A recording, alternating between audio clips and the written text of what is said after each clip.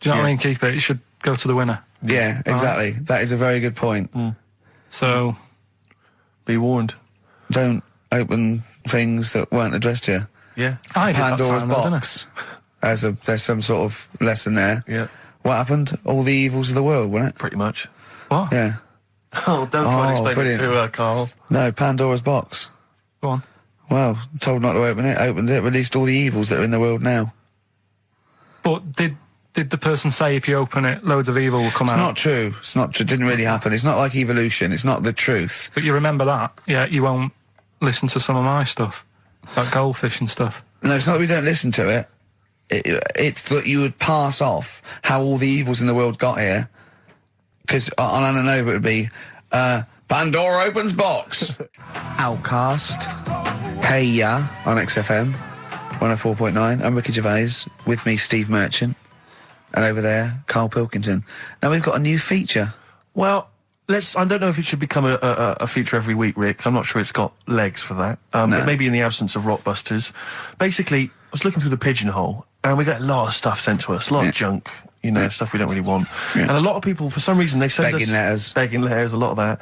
We get sent a lot of CDs by people, bands, artists, who have not yet been signed. Maybe they've knocked something together in their bedroom. They got a band... And they just, for some reason, they want our feedback. They want us to sort of give them some thoughts on what they think, where they're going wrong, stuff like that. And I just thought, I was having a clear out, and I thought, why not just give them a little chance, Yeah. Just throw them a bone, Rick. Honest critique? Honest critique of some of the artists that sent us stuff. Okay, go on. These are bands that have not been, they've not got a record contract. This is exciting. Okay, name the 3 bands first. Well, we'll go through them individually, and I'll hear a little snatch, and then I'll get your opinions, both from you, Rick. I know you've been in the music business, you've got a good general knowledge of music, you've got good taste. Big time, and also big time. Karl Pilkington's views as well. Yeah. We know what to think of them. So this first band is called Kellerton Road. I'm sure they're very excited. As I said their name then, they probably can't believe it. They're phoning each other now. They're getting so excited. All friends are phoning them now. Yeah, Turn your phone off. They can't people in this band. You don't want to... Yeah. Well, okay, then Kellerton Road. Kellerton Road. Play a track from them. So that's Kellerton Road. I think that's a track called Secretly. And looking on the back here, there's 6 of them in the band. They all pretty much look the same. They've got the long hair, the usual sort of look. What do you make of them, Rick? All right. Yeah? Quite like that? Good, yeah.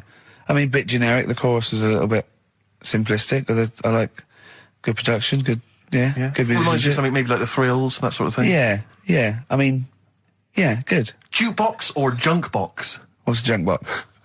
I'm just trying to make it sound snappy. Jukebox or junk box? Don't, because you haven't got it. Don't ever stick to what you're good at. Okay. What, being sexy? Just sort of watching Doctor Who and stuff. You like that, don't you? Yeah, I love it. Okay, then, right, what's the next one? So, well, let's just ask Karl Pilkington's opinion. Karl, what were your thoughts? Yeah, it's all right. Yeah? Yeah. That's it, is it? Yep. Is that why you no longer write for the enemy? Go on. So what's this next one you've got for us? I just got to make the little outfit. You and your merry men. She's got me like 2 yards of green felt. Sure, yeah. And I've just got to find a tailor. tree house. Someone who can make me a lovely little natty outfit. Yeah. Why is she what you're about? You live in central London, so where are you going to be using We've got this? a garden. I did it yesterday. I've got my finger though because I'm meant to put protector, so it's just it goes so fast, isn't it? I didn't understand that sentence. I'm here in the studio. I saw you point to your finger, so I'm guessing from that maybe you injured your finger. Yeah. For the listener, again, what exactly were you talking about then? No, because when you put it back, it's... Okay. So... And do you have a target? What do you use as a target? I've got a big cardboard box flat on it, down the tree. Right. I go, it's brilliant. Sure. I'm getting a bit excited thinking about it. Yeah, no, indeed. Because when I make that outfit, I'm going to be running round. Yeah. Yeah. So, and do you have a picture, like a face maybe on the target, like Osama bin Laden, something like that? Yeah. Sure. No, it just says this way up, fragile. Right, okay. I forget what came in it. But, it's good fun, isn't it, Karl? Bow and arrow, isn't it? Brilliant.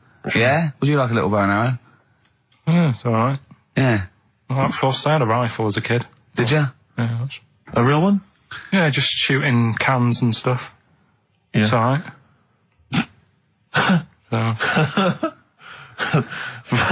Well, a wonderful anecdote. Well, I went out with a drink with Karl in the week, and we went to a restaurant, didn't we, Karl? It's a good night. And we sat there, and next to me, when Karl came, next to me was, what's his name? Ross Kemp. And he was sitting there, and I saw Karl, and I tapped him on the shoulder, Ross Kemp on the shoulder, and I pointed to Karl and him, and I said, it's nice to see you two back together again. Nice. And Karl was horrified. But Karl didn't know that I'd already spoken to him before Karl arrived. Yeah, so I thought it was okay. I thought I could break the ice because I'd met him before. Sure. So he just thought I was insulting him. And in the week we were talking about his little head, weren't we, Karl? And Karl suddenly stopped the conversation and said, if I had hair, what would we be talking about now? I think he had enough of everyone talking about it. And he looked good though. It's a special little do. He had it sort of, cropped a little bit more. I like it when he's just freshly had it done. Mm. Do you like? Yeah. Has that ever happened to you, Steve? If you're somewhere, say if you sat somewhere, does someone sort of, is he anyone else who you look like, or would you say you're a bit of a one-off? I love these two. But to be fair, to be fair, he seems to be having to go at me an awful lot more than I do at him now. I mean, he just starts it. He starts it out of nowhere. I think his is sort of a get back for the way you treat him as a producer, not. But he's not a producer. If he produced the show, I wouldn't have a reason to criticise. But I think this is it. Oh, but seriously, I mean, it really winds me though, because it started as a joke, but now it's abuse. Yeah.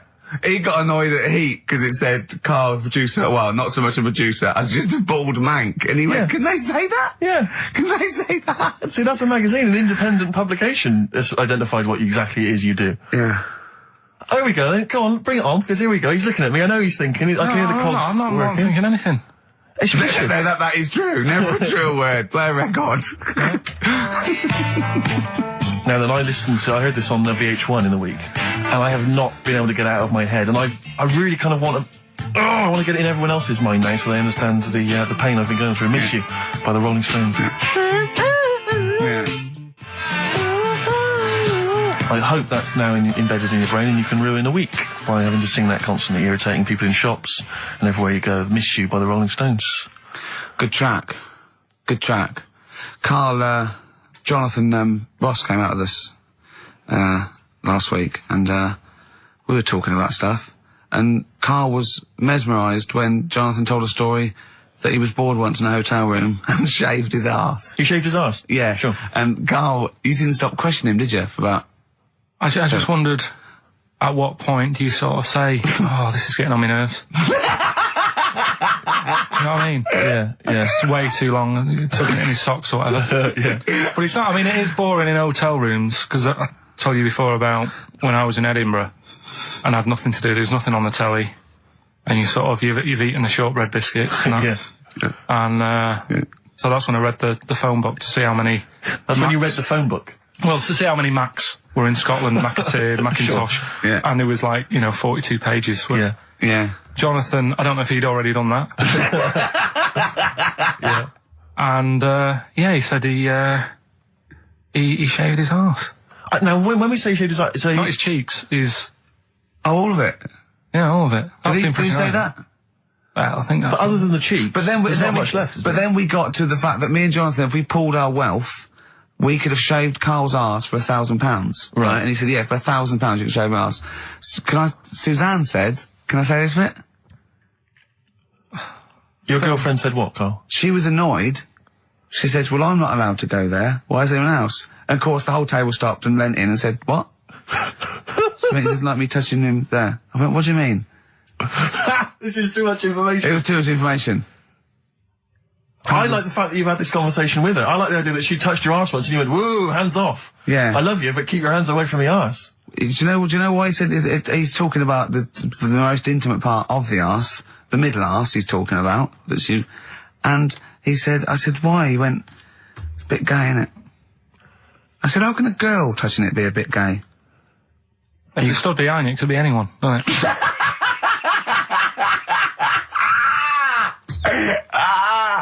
Oh, God. And it seemed, I mean, you can imagine the conversations we were having, right? And it's that thing that the waitress heard something every time she came over. She heard the word, cock or... Jonathan Ross saying I shaved my arse. Yeah. And, oh, dear. But it was, it was a good night, wasn't it? So, it's £1,000 now, isn't it? But presumably you give Suzanne half anyway, so everyone will be happy. You've used the arse to best effect. She's got half out of it, so she's made as much out of your arse as you have, in a sense. Me and Jonathan are happy. Yeah, but to be fair, it's his arse on the line. So... I know, but I mean, it's not like she's getting a bum deal. Well, she's getting 500 you know, quid. No, I understand that. But, do you reckon? Just thinking of some more. Play a record. Can I just ask, before you play a record, if we were to shave your ass, let's say we did it for charity or something, got sponsorship, how would we do it? Would we use one of those big kind of old-fashioned razors? No, I'd use a Bic Safety. I'd just straight away. And would you use a gel or a foam? No, first of all, I think I just, lather it up. Right, so you lather up his ass first? I do the outside bits, just goes straight down, big broad strokes, clean, right? Then I'd have to go in the crevices, and I'd need an assistant. I'd pop it apart, and just very gently go in there. I might even use electronic equipment, just so there was no sort of, like, nicks. Okay. So an electric razor? Or I might wax the internal middle arse.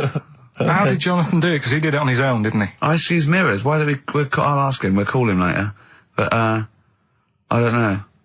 Well, perhaps you listening have once shaved your arse, maybe during an exam or something. What I think, this is conjecture, but I think he was probably there, he'd had a shower, he'd shaved his face, right, I thought, well, he was naked, looks down and goes, oh, what a hairy arse. Well, hold on, I've got the razor in this hand, I've got the mirror there, you know, I'm not on stage for a good 10 minutes. Yeah. There's one thing I don't like going on stage with, is a hairy arse. Bang, drink, wallop, done. On stage, thanks, see you later. See you next week. Yeah? What are you thinking, Carl?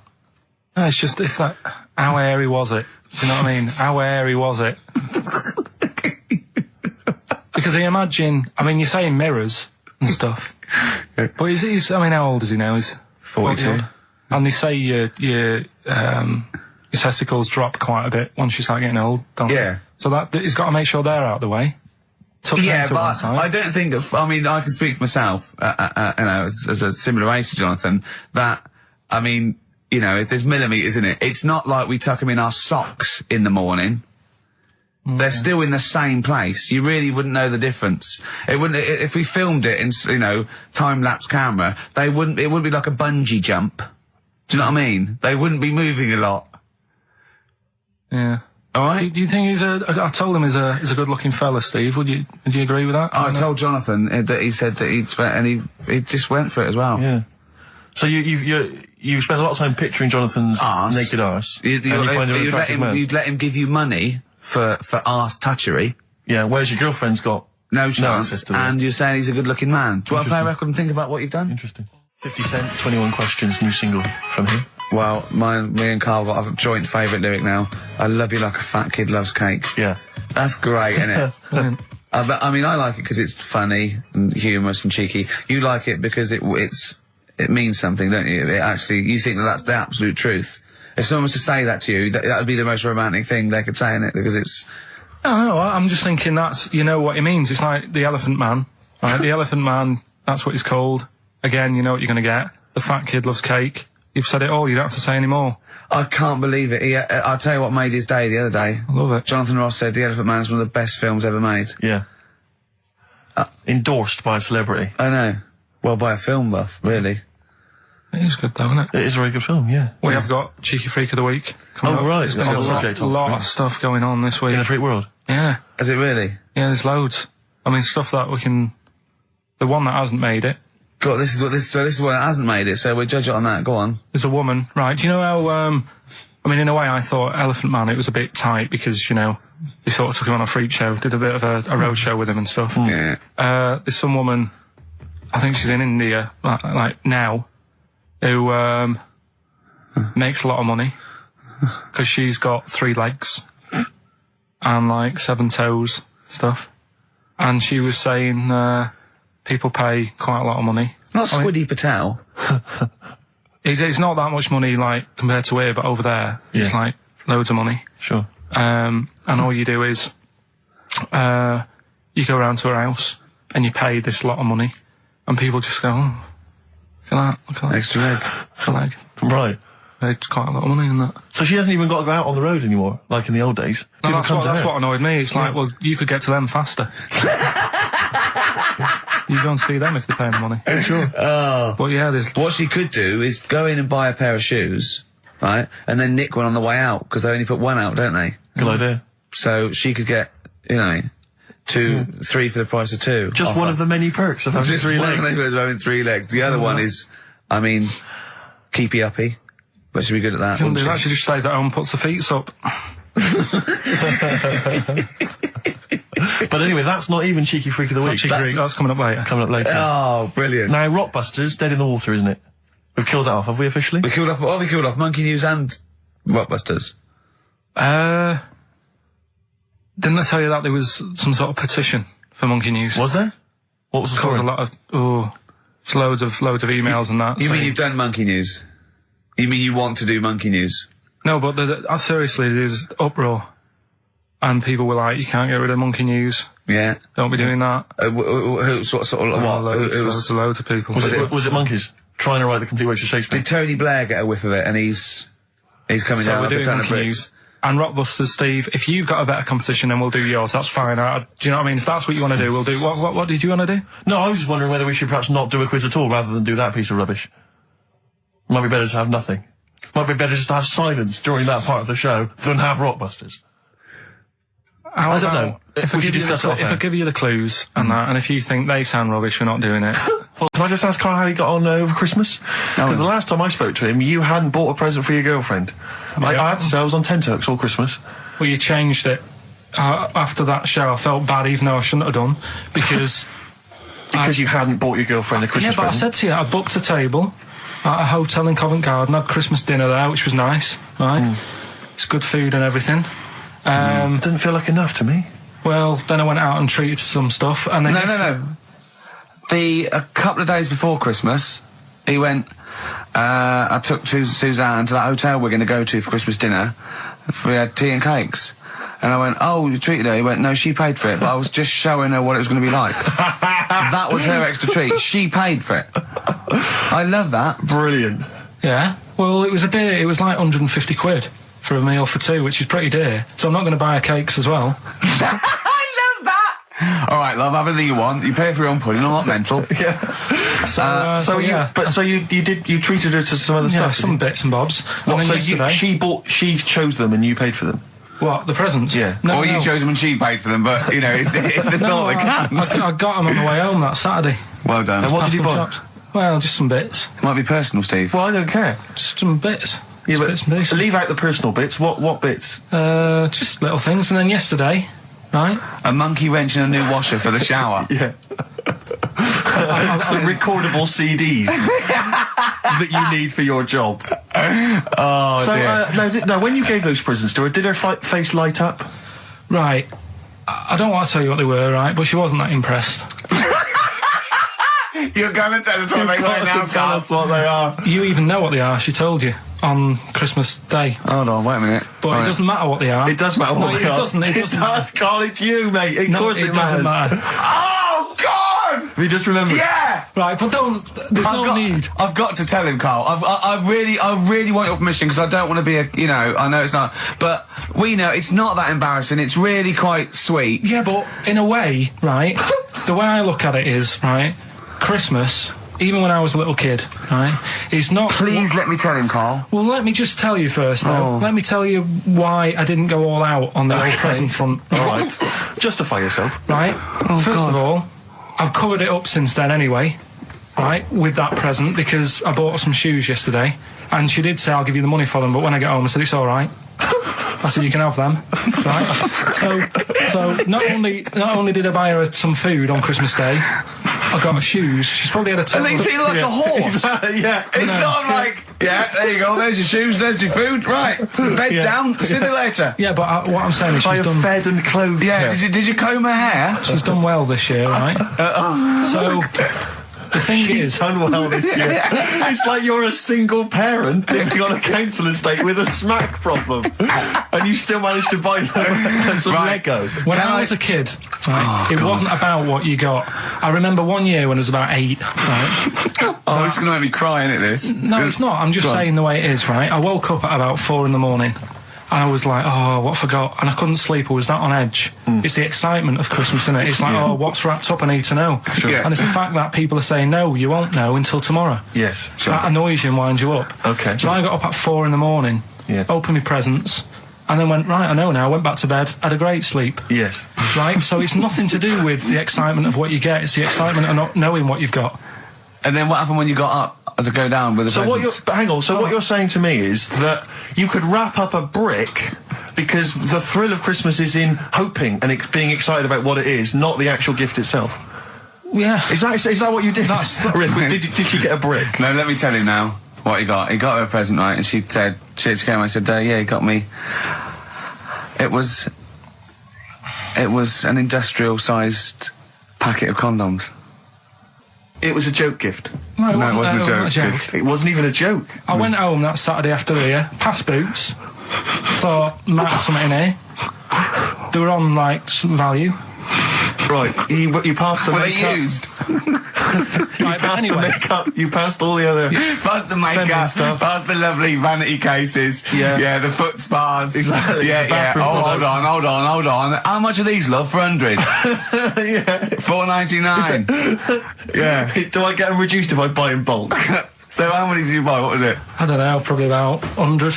Right, okay. And is she allowed to use those with anyone? Did you wrap them? Can she just go out and have a wild time? Well, you don't need to wrap. They're already wrapped, aren't they? Oh. And then what did she say when she opened them? No, wait. Carl, what did she say? Right, play a record and we'll come back to this. Oh, you're worse than my father. That's genius. Made famous, of course, by Jimi Hendrix. Yeah. That's All Along the Watchtower, as originally done by Mr. Bob Dylan. On XFM 104.9. So, Carl, just take us through the moment where you gave this gift. Firstly, you went into Boots, right? You thought, all right, 100 condoms, brilliant. Okay, did you wrap it I up? don't know if it was 100, probably 80. Right, okay, yeah. Right. You don't want to go mad, do you? Wrap them up. I'm just resting easy knowing that he's not trying to breed. Right? No. Yeah. So, I got her them. I got her Grease on DVD, because she's always watching that. Yeah. Right? Yeah. So just think of when her mum said, what did Carl get you? Some condoms and grease. I was going to say, I'm glad he said on DVD. And, she was surprised anyway, right? Because yeah, I bet she was. no, when she got she was thinking like jewellery. no, So right? that showed her. That surprised you, hasn't it? All right. So hang on, wait a minute. You thought it was a holiday, didn't you? Yeah. Look at your face. You don't know me at all. So hang on. So did you give these on Christmas Day? Right. What happened is she got in from work that Saturday, right? And I said, look under the tree. Knackered. At least it's Christmas. Yeah. At least I'm going to get a little bit. I said, look, you got some stuff under the tree, right? So did you give her a sugar lump? Right, she was really chuffed with that. But she said she was a bit puzzled because I didn't know we had any wrapping paper, right? So I ended up using wallpaper. You didn't take it off the wall though. You had some. No, it was some left over, right? So she said, why have you used wallpaper? I said, well, I didn't have any paper and you were getting in a bit and I wanted you to have a surprise. So she said, can I have a feel of them? I said, no. Presents. She thought, right, I've got the right thing. Yeah. Right. And then Christmas Day, I said, no, don't get carried away. It's nothing really good. You know, we said we weren't going to buy each other much. So there you go, open them. Yeah, go on. And Can I just ask, had you received your present from her yet? yeah. So what had you received? What did he have? Had some shoes, Nice. right? Getaway game for PlayStation. Nice. I'm just totting up the value of this. those, Go on, yeah. And just also think about how much fun and pleasure you get from them. Yeah. Although, of course, condoms, I can see the See the appeal. Well, okay. So I think but I can. also add to that bit 150 quid for a meal. If you're going to start totting up, 150 quid for a meal. I bought some shoes, 72 quid. Yeah, that was after the event, though. Doesn't matter. All right, so you received these, dare I say it, thoughtful and nice gifts. You handed over the box of condoms. They were wrapped up. She unwrapped them. Yeah. Go on, take us through it. Walk us through it. Well, it's not something you play with on Christmas morning. Oh God! Oh, right. But when she opened What them, did she say? What did she say? Well, I wrapped them twice as well, so she thought it was something really good. Extra Like, protection. Right. And So she thought it was something really good. and then So the disappointment would be doubled. Yeah, go on, yeah. then she just opened it and went, oh yeah, so what's on the telly? And that was that. Ungrateful. What an ungrateful woman that is. Well, Fancy not wanting I told her a box of economy condoms from Boots. I said to her about the thing about, you know, it's all about the surprise and that, innit? Yeah. You explained that to her? Yeah. What, after she'd unwrapped it? Yeah. And she was alright about it. Yeah. She understood. Rick, you know I suggested to him that he buy his girlfriend a gift. I'm worried I've done more damage to the relationship by suggesting that than if he had just forgotten. Next time you've got to go shopping for her yourself, Steve. I think I might do. You've better go shopping for her yourself. I'm glad it's all over though. It's mental. Yeah. It annoys me. The whole thing annoys me, and she knows that as well. Yeah. She should know. What? She still insists on having Christmas once a year. Well. Wow. I'm you know. No, but well, anyway, what did you get? I can't think what you bring to the relationship, Carl. I don't know what it is she's getting from you in this relationship. It's like she's doing all the work. Well, yeah. 80 times. Oh God, God! I love it. You're brilliant. I know what she's getting. He's the. What? No, he's not thoughtful. No, but he's thoughtful. He's the best he can do with the brain he's got. Do you know what I mean? Right. He's doing his best. He's absolutely doing his best. There's no. He's working at the limits of his powers. Do you know what I mean? Though he's done as well as he can with what he was given. Sure. Yeah, and that's admirable. Yeah. It's like, I think he's done better than you'd expect. I bet his teachers didn't even think he'd get this far. Do you know what I mean? What, find a girl? No, well, yeah, a job, a girl. Yeah. Do you know what I mean? Clothe himself. He's done really well. What do you think, Carl? You think you've done well? I think I've done alright compared to some of my mates. What are they doing now? Probably not that much. Do you know what I mean? Mrs. Matthews said I wouldn't be an high flyer. I think I'm doing alright. Yeah. Do you know what I mean? I have a holiday every year. Got somewhere to live and that. Yeah. Got a new flat, haven't you? Yeah, so where are they then, the condoms? Did she show them to her family and friends? No. Take them into work? Look what Carl I'm surprised she told Ricky, actually. I was a bit disappointed in that. Yeah. Because I didn't go shouting around. Well, she was so excited, Carl, clearly. She was just so pleased and proud. Yeah. All right, play records, we come back to it. No, that's it now. Streets, don't mug yourself. XFM 104.9. Ricky Gervais, Steve Merchant, Karl Pilkington, a regular Santa Claus. I'll leave it. Oh dear. Right, listen. Right. Yeah, New Year and all that. He's great, isn't he? Rockbusters is on the way. We're getting some good stuff coming in. I have to say, I'm amazed. Every answer I've had so far has been correct. I listened to the clues. I've got no idea. And I know you, Carl. I've spent time with you. Have you seen the XFM listeners? Well, of course they're the same as Carl. Sure. Of course they've got the same mindset. Yeah. Yeah. Oh. Right. Your time off at school. Why did you have time off? Because it was windy? Were you windy, or was it windy outside? No, it was like when Your auntie wasn't out the window, was she? when the winds were bad in the 70s, and my mum said, "Oh." What? I remember space operas and flares. I don't remember the winds being bad in the 70s.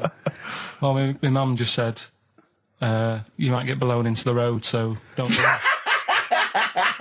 She had so much faith in you, didn't she? As a human being. Is that why she got fired from the pie shop? I'm not coming in today. I might get blown into the road. Oh God! The funny thing it was, right, Steve.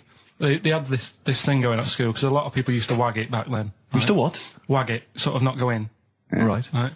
And they sort of tried to make it interesting for you by giving you an education, a certificate if you did a full week. Reward for the rest of your life with achievement. That sort of carrot. And also like let you go home at 3 o'clock on a Friday, right? If you'd done a full week and that. Yeah.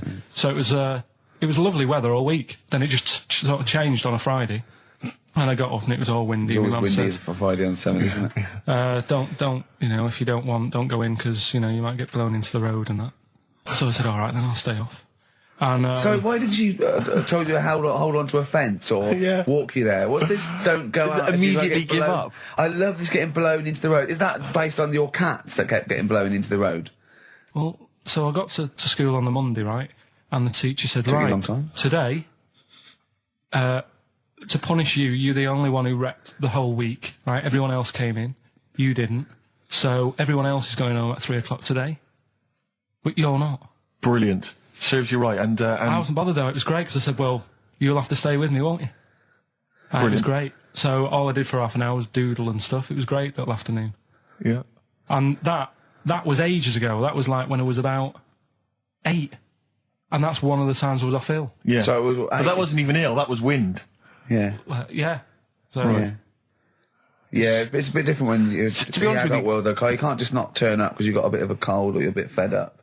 I mean, we had an appointment 4 o'clock Thursday, wasn't it? And he had to call it because I cancelled it. Meeting went on a bit late. Time management. Get things done. If it was important, you'd get it done. Play a record, Carl. Pull your finger out, please. When I was a kid, right, and it's all right for you to go into women's toilets when you're a kid. It's like, oh, it's a bit cute, right? As long as you're not, like, over 15 or something, right? Right. But when I was a kid, I went into a toilet, and women, when they use their little cubicles, they don't shut the door. Some of them just sit down on the toilet, right? And you see everything. And, no, seriously, that's probably one of the first times I saw, like, a woman. Yeah. That, right? And my Auntie Nora when she was staying over. What happened with your Auntie Nora?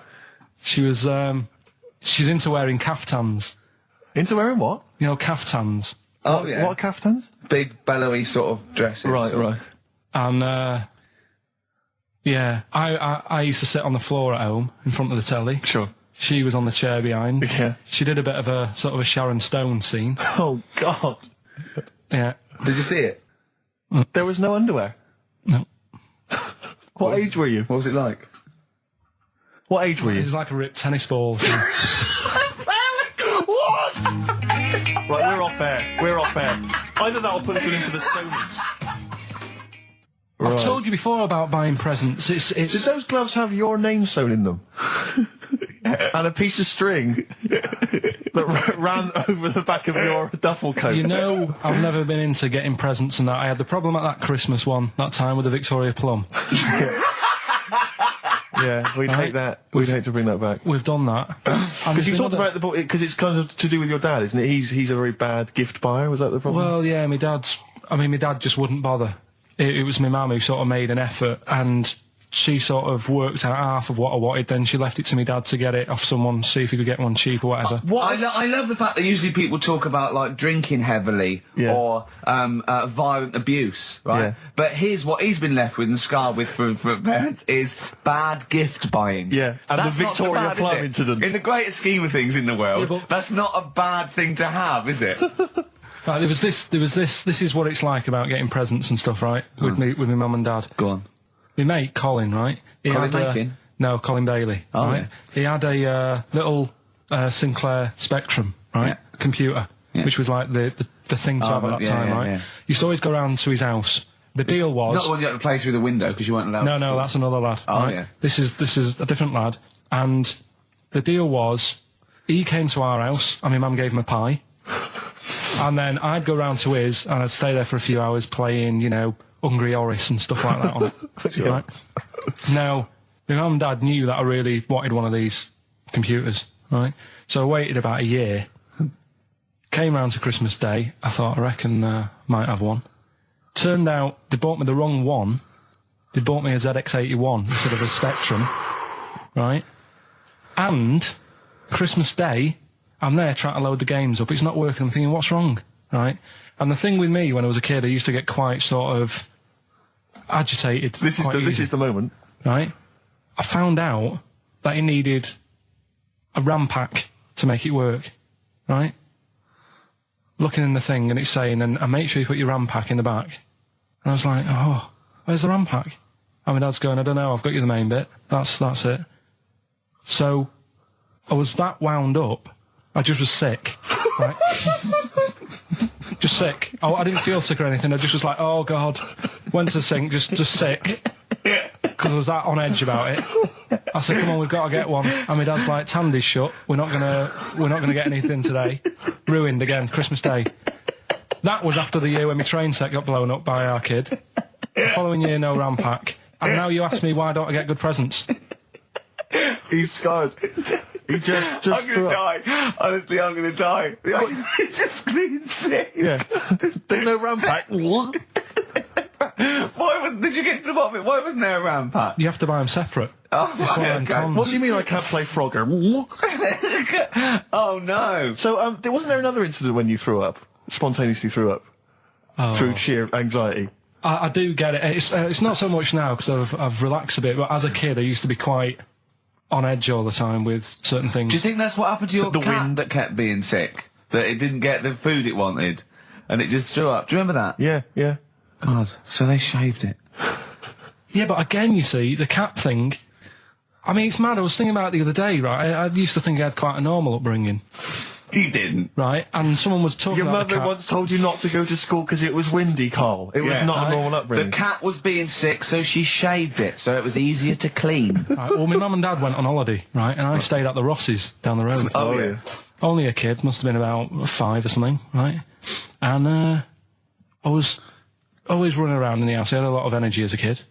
What the Rosses did, they had this cat that was dead violent, the most violent sort of angry cat I have ever witnessed. A tiger. It was honestly, Steve, if it was bigger, it would have been, because it was just always having a go at you.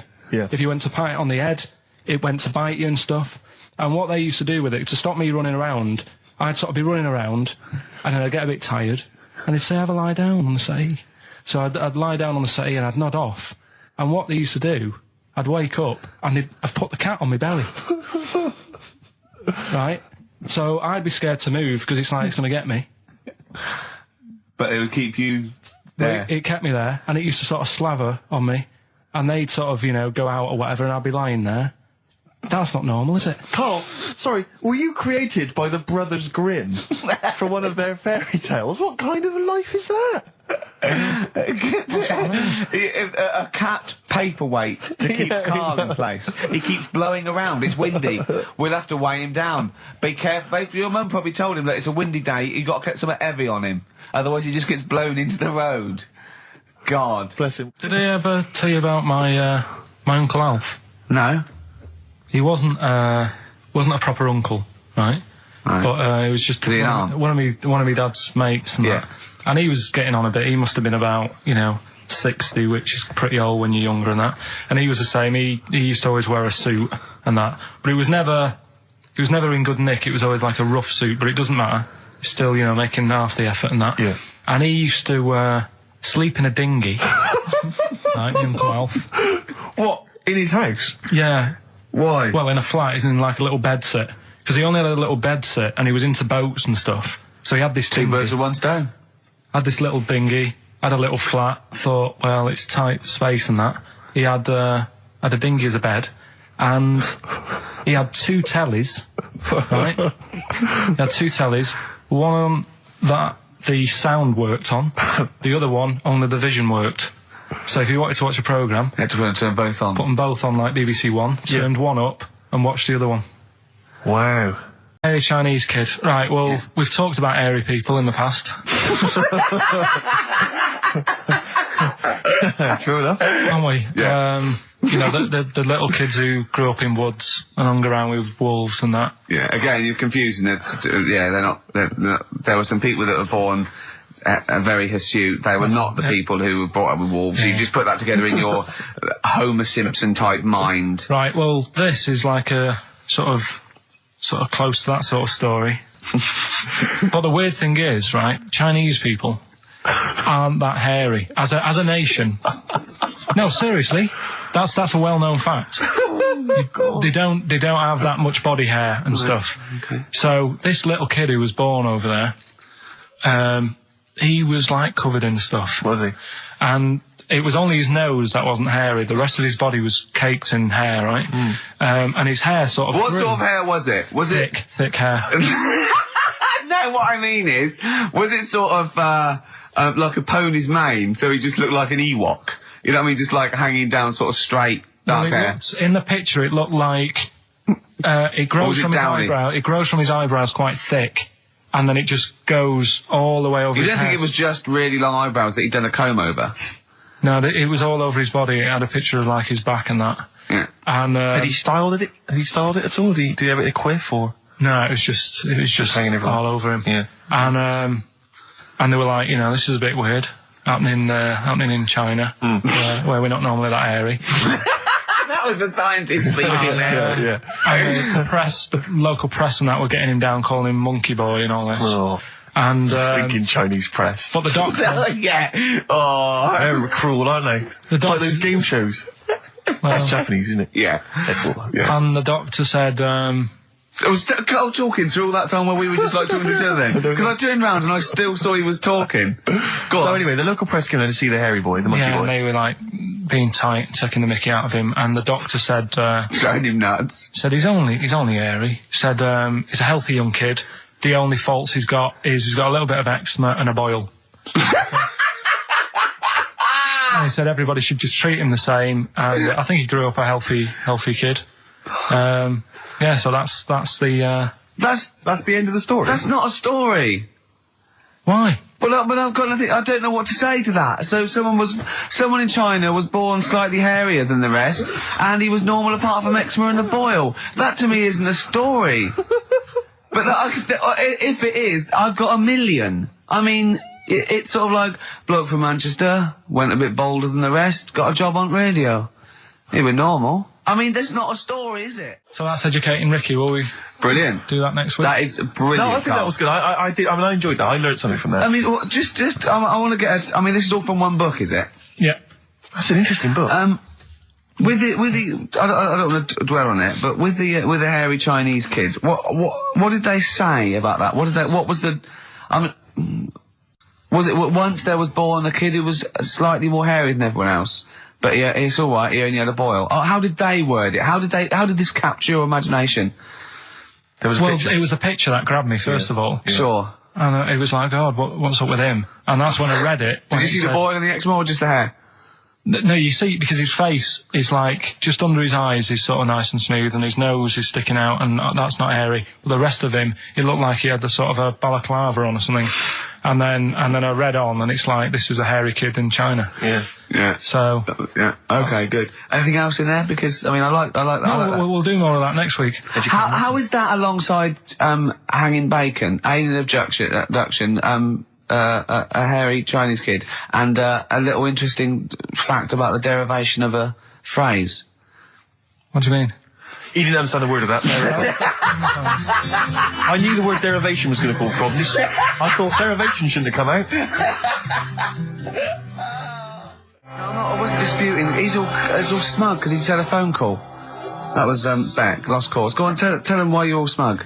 Because Adrian just called up. Yeah. After hearing the story about the Chinese kid. Yeah. And he said, yeah, that's true. He said that there was a TV programme on it. Yeah. He had a chromosome defect. Yeah.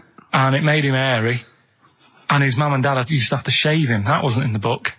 But thinking about it, that's not a good move anyway, is it? Because they say that for women, if you get a few hairs on your top lip, don't shave it because it'll grow back thicker and faster. So they should just let him. They should have just said, well, let's see how bad it gets. But if they went in there straight away if he came out as a baby and a little bit hairy, they should have left it for a little bit. But Adrian called up and said, yeah, he was hairy. He was all right. We weren't disputing there was a Chinese kid born slightly hairier than the rest. We were disputing the fact that you didn't actually tell us a story. You just told us. And what we are disputing is that man was abducted by aliens for 3 days and grew a beard. Yeah. That's definitely not true. No. We don't know about chewing the fat, but it sounds quite viable. Yeah. You see, the difference is between me and Steve and you is that what we believe isn't random. Oh. Well, anyway, listen, a good friend of ours, Ross Noble, he's given me this picture, Carl, which he's got from a magazine. He loves you. And I have to say, I think this... I just looked at it then. Obviously, it's not going to mean much to the listener. Oh, this is but it is currently available. I think it's in the current edition of Bizarre magazine, so you might want to buy that. It's not horrible, though, is it? There's a certain grotesqueness about it. Oh, it's a deformed person, isn't it? Well, to a degree, but I think what it's going to do for Carl is give him, I think for you and I, Rick, we're going to see his face. Light up. Brighten up, like opening a wonderful Christmas gift. Oh, you know what? I think I've seen this. Is this the one with the kid with the big head?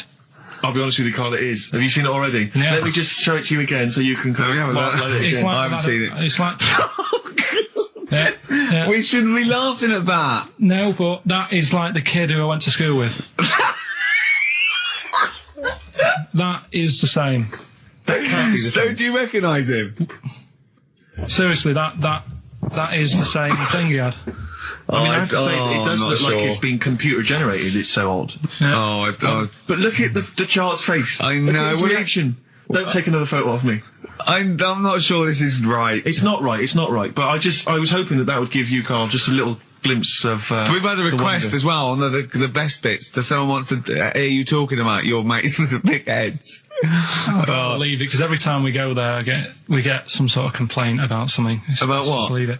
Well, that for some reason that always goes from the story with my dad going to Blackpool for taking those kids there. And what kids? And, leave it. No, what? No, I don't know. There's people that know what you're talking about. I'll tell you when we put a song on. No, well, I know what it is, but you can't just say that. Well, Is it when? Email Is it okay? Is it when your dad put a kid in the wheelie bin because he was getting it home? Yeah. So we're going to. We can't go through it again. It's too controversial. And it's in one of her magazines, and there's this article, right, about these identical twins, brothers, right, and one of them meets this girl, right, and it turns out she's got an identical... I've heard this is true. Right. They get married. She's got an identical sister. Right. So they both go out. So two identical twins, male, going out with two identical twin sisters. Yeah. So I was looking at it going, oh, that's weird, because you see them, like, they're always wearing the same cardigans and that, and that's like... But then, but if you're an identical twin, then you probably would fancy the same sort of person, wouldn't you? But then, I was asking, she was going, it's getting near the, the plot, the murderer. If they had a kid, would they look the same? Yeah. Not necessarily, because it depends on what genes are passed over. Even though they've got the same exact sets of genes, that you don't pass on all the genes, do you? It's 50-50, but you don't pass on exactly the same genes in each sperm, let alone with an identical twin. Yeah, but even though you don't do that, like my brother and sister don't look like me, but you know they were related. Because they share 50% of your father's genes. Gobbledygook. Yeah. No, you share 50% of your father's genes and 50% of your mother's, but not the same 50% on two occasions. I think you completely lost it. When you brought in the word genes, I thought you were thinking, what was no, they wouldn't necessarily. They wouldn't necessarily, no. They could do by Did Suzanne chance. Look at you like Oliver Hardy looks at Stan Laurel when he's just like nailed his hand to a wall or something? She went, ask Ricky tomorrow. And then turned up John Nettles. And then turned it up. Yeah. That is... He's given me this picture, Carl, which he's got from a magazine. He loves you. I think this... I just looked at it then. Obviously, it's not going to mean much to the listener. Oh, this is self-indulgent. It is currently available. I think it's in the current edition of Bizarre magazine, so you might want to buy that. It's not horrible, though, is it? There's a certain grotesqueness about it. Oh, it's a deformed person, isn't it? Well, to a degree, but I think what it's going to do for Carl is give him, I think for you and I, Rick, we're going to see his face. Lighten up, like opening a wonderful Christmas gift. Oh, you know what? I think I've seen this. Is this the one with the kid with the big head? I'll be honest with you, Carl, it is. Have you seen it already? Yeah. Let me just show it to you again so you can I haven't seen it. It's like...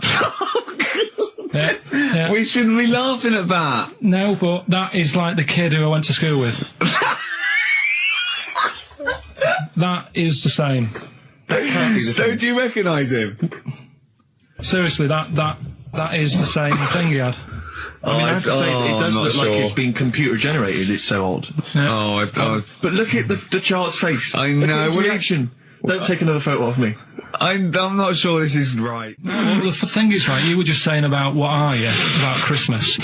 That's the funny thing, right, because in our house there's no one who's religious, right? No. My dad got annoyed when I went to church that day. He was like, what are you doing that for? Of course. I went to see a gig in Liverpool. Remember the band The Christians? Yeah. He thought I'd join some club. Yeah. I said, I've been to see The Christians. He was saying to me, man, what's he doing going out with them? Yeah, yeah. And then the other thing is, because I'm not christened or anything, my mum used to say to me, don't tell anyone that, because there's witches and stuff. I want to go back and see his upbringing. I just want to go back and see him at 7. One day in the life of Carl, age 7. Just to have 3 ghosts visit him tonight. And take him back through time. But we could go with him. We could be some of the ghosts. Yeah, the ghosts of Christmas past. Remember this? That's incredible. Because the witches don't tell you what. Just she thought. So she wasn't Christian, but she thought maybe someone could take your soul because you weren't christened. It's like there's cults and that, isn't there? And if they find out you're not christened, then right. I don't think they care. I don't think a lot of cults care. Well, but what can they do if you're not Christian? I don't know. I just said all right, because then through that time there must have been a time when. But hold on, now they know. Yeah, but I'm older now, so I'm all right. She used to worry about me playing out on the street. Oh, she was worried about whether you were naive and stupid and easily led. Well, yeah. No, good point. No, you're all right now, yeah. So, yeah, good. Rockbusters. Rockbusters. Well, tell the prizes, Steve. Yeah, tell we them have got Christmas some, gift. This is Christmas gifts. I don't know if you'll receive them in time to actually pass them off as gifts. I wonder if I can tell that Ross Noble story that he told us. I don't know. We'll have to discuss that when the record's playing. Okay, all right. Okay, so you heard a track from it just then. This is the XFM Christmas album. I think that's been knocking around here in the office for years, hasn't it, Carl? Or is it new this year? It was brought out about 2 years ago, Okay. but Christmas songs are Christmas songs. Yeah, it's not bad. There's Scott bands on there, like the Dandy Warhols, the Webb Brothers are on there, Drugstore, Bell and Sebastian, Flaming Lips, all sorts. So we've got that to give away. We've also got this Smashing Pumpkins compilation, which we seem, again, that seems to be knocking around for weeks. Another one of those 50 years of the greatest hit singles. I don't know, Culture Club's on there, Queen, obviously, I've just seen the cult film. Yeah, the cult film we'll come back to shortly. This, I think, is one of the most exciting gifts. If you have a video player and you want to get trim, then surely Big Brother 3 champion Kate Lawler and her cardio combat video, in which I think she uses kind of, I don't know, military kickboxing training to get you trim and taut. And looking as good as her, then you can get that as well. We've also got a exclusive 7-inch single from the White Stripes, a kind of Christmas single. Is that from them? Yeah. That must be quite rare. That's probably the only thing. That is rare. That is worth something. And the current Badly Drawn Boy album, Have You Fed the Fish, which I think is slightly mediocre. They've gone up, actually. I think that the level of prizes there has gone up. Not a bad selection, but here is the big movie. And actually, I have to say, this is not a bad one. It's not. Again, it's not terrible at all. It could be worse. It's James Caan in the original Rollerball, not the disastrous remake that came out recently, but the DVD version of Rollerball. So that's there as well. So something fairly interesting. That's worth winning. Right, come on then. Let's do Rockbuster. Well, will we play a song to give people time to get a pen and paper and that? Yeah. So we're doing it next. Yeah. Vines was Jackson on XFM 104.9. Ricky Gervais with me, Steve Merchant, and Karl Pilkington, the man of the moment, with his Rockbusters coming your way with all those great prizes. Yeah. Right, we're doing it now? Yes, sir. I noticed Heat magazine sort of put a bit of a spanner in the works. Why? Because they were saying, ever. So I said, yeah, bring one in. Now, you've got one at home. Yeah, I've got a But couple. you couldn't be bothered carrying that in today, so I had to go out of the pub that I was at. Yeah. Nip into Borders. Yeah. Buy a Guinness Book of Records. Yeah. Out of my own money, $18.99. Yeah. Bring it back, and then you said, I don't know if I want to do this feature. So it cost me 20 quid for that. I had to buy a video for Silence of the Lambs film clip. I'm actually out of pocket at the end of this. But do you want to work with me is the thing. If you want to work with... people would pay that sort of money to work with me, Carl. You're a lucky bloke. Think how many people think, Carl, he gets to drink and sit. Yeah. You making a cup of tea and I surprised, didn't I? Little surprises. Steve, you know, last night, do you know when I left the pub in a bit of a mood because I was just fed up with not getting anything done? Yeah. Walking down the road, I was thinking, how can I get out of this? How can I stop having to work with them? I'm thinking, I wonder if I leave, I wonder if they'll be funny and they'll go, and then my boss will be giving me stick. And I'm thinking, how much notice have I got to give out? And all this is going through my mind. I'm walking home and I got in, said to Suzanne, I'm sick of it. She's going, you need to do it when I get a new kitchen. And I was like, yeah, but how big does the kitchen need to be? I was saying, do we need a big kitchen? Can we get a small one? Have we got enough for a small kitchen? Do we need so many cupboards? Can we just have wood instead of steel? All this, trying to get out of doing this. Yeah. It's always I always feel like, because I like to think that I'm not perhaps as bad as him. Yeah, no. You annoy me in different ways. Like what? How does he annoy you? Well, stuff that, I come up with ideas, say Cheap as Chimps. Yeah. Rockbusters springs to mind. Yeah. 15 Taiwan. 15 Taiwan. Let's just remind people what 15 Taiwan was. It was a little feature that I wanted to give a run, give it a little run, see if people like it. The premise being? No, there's no premise, it's just a title. No, we were going to get 15 sort of ornaments, you'd explain them, and then people would call up and say, that one's from Taiwan. See, Carl, you just explained why I didn't think that was a good idea.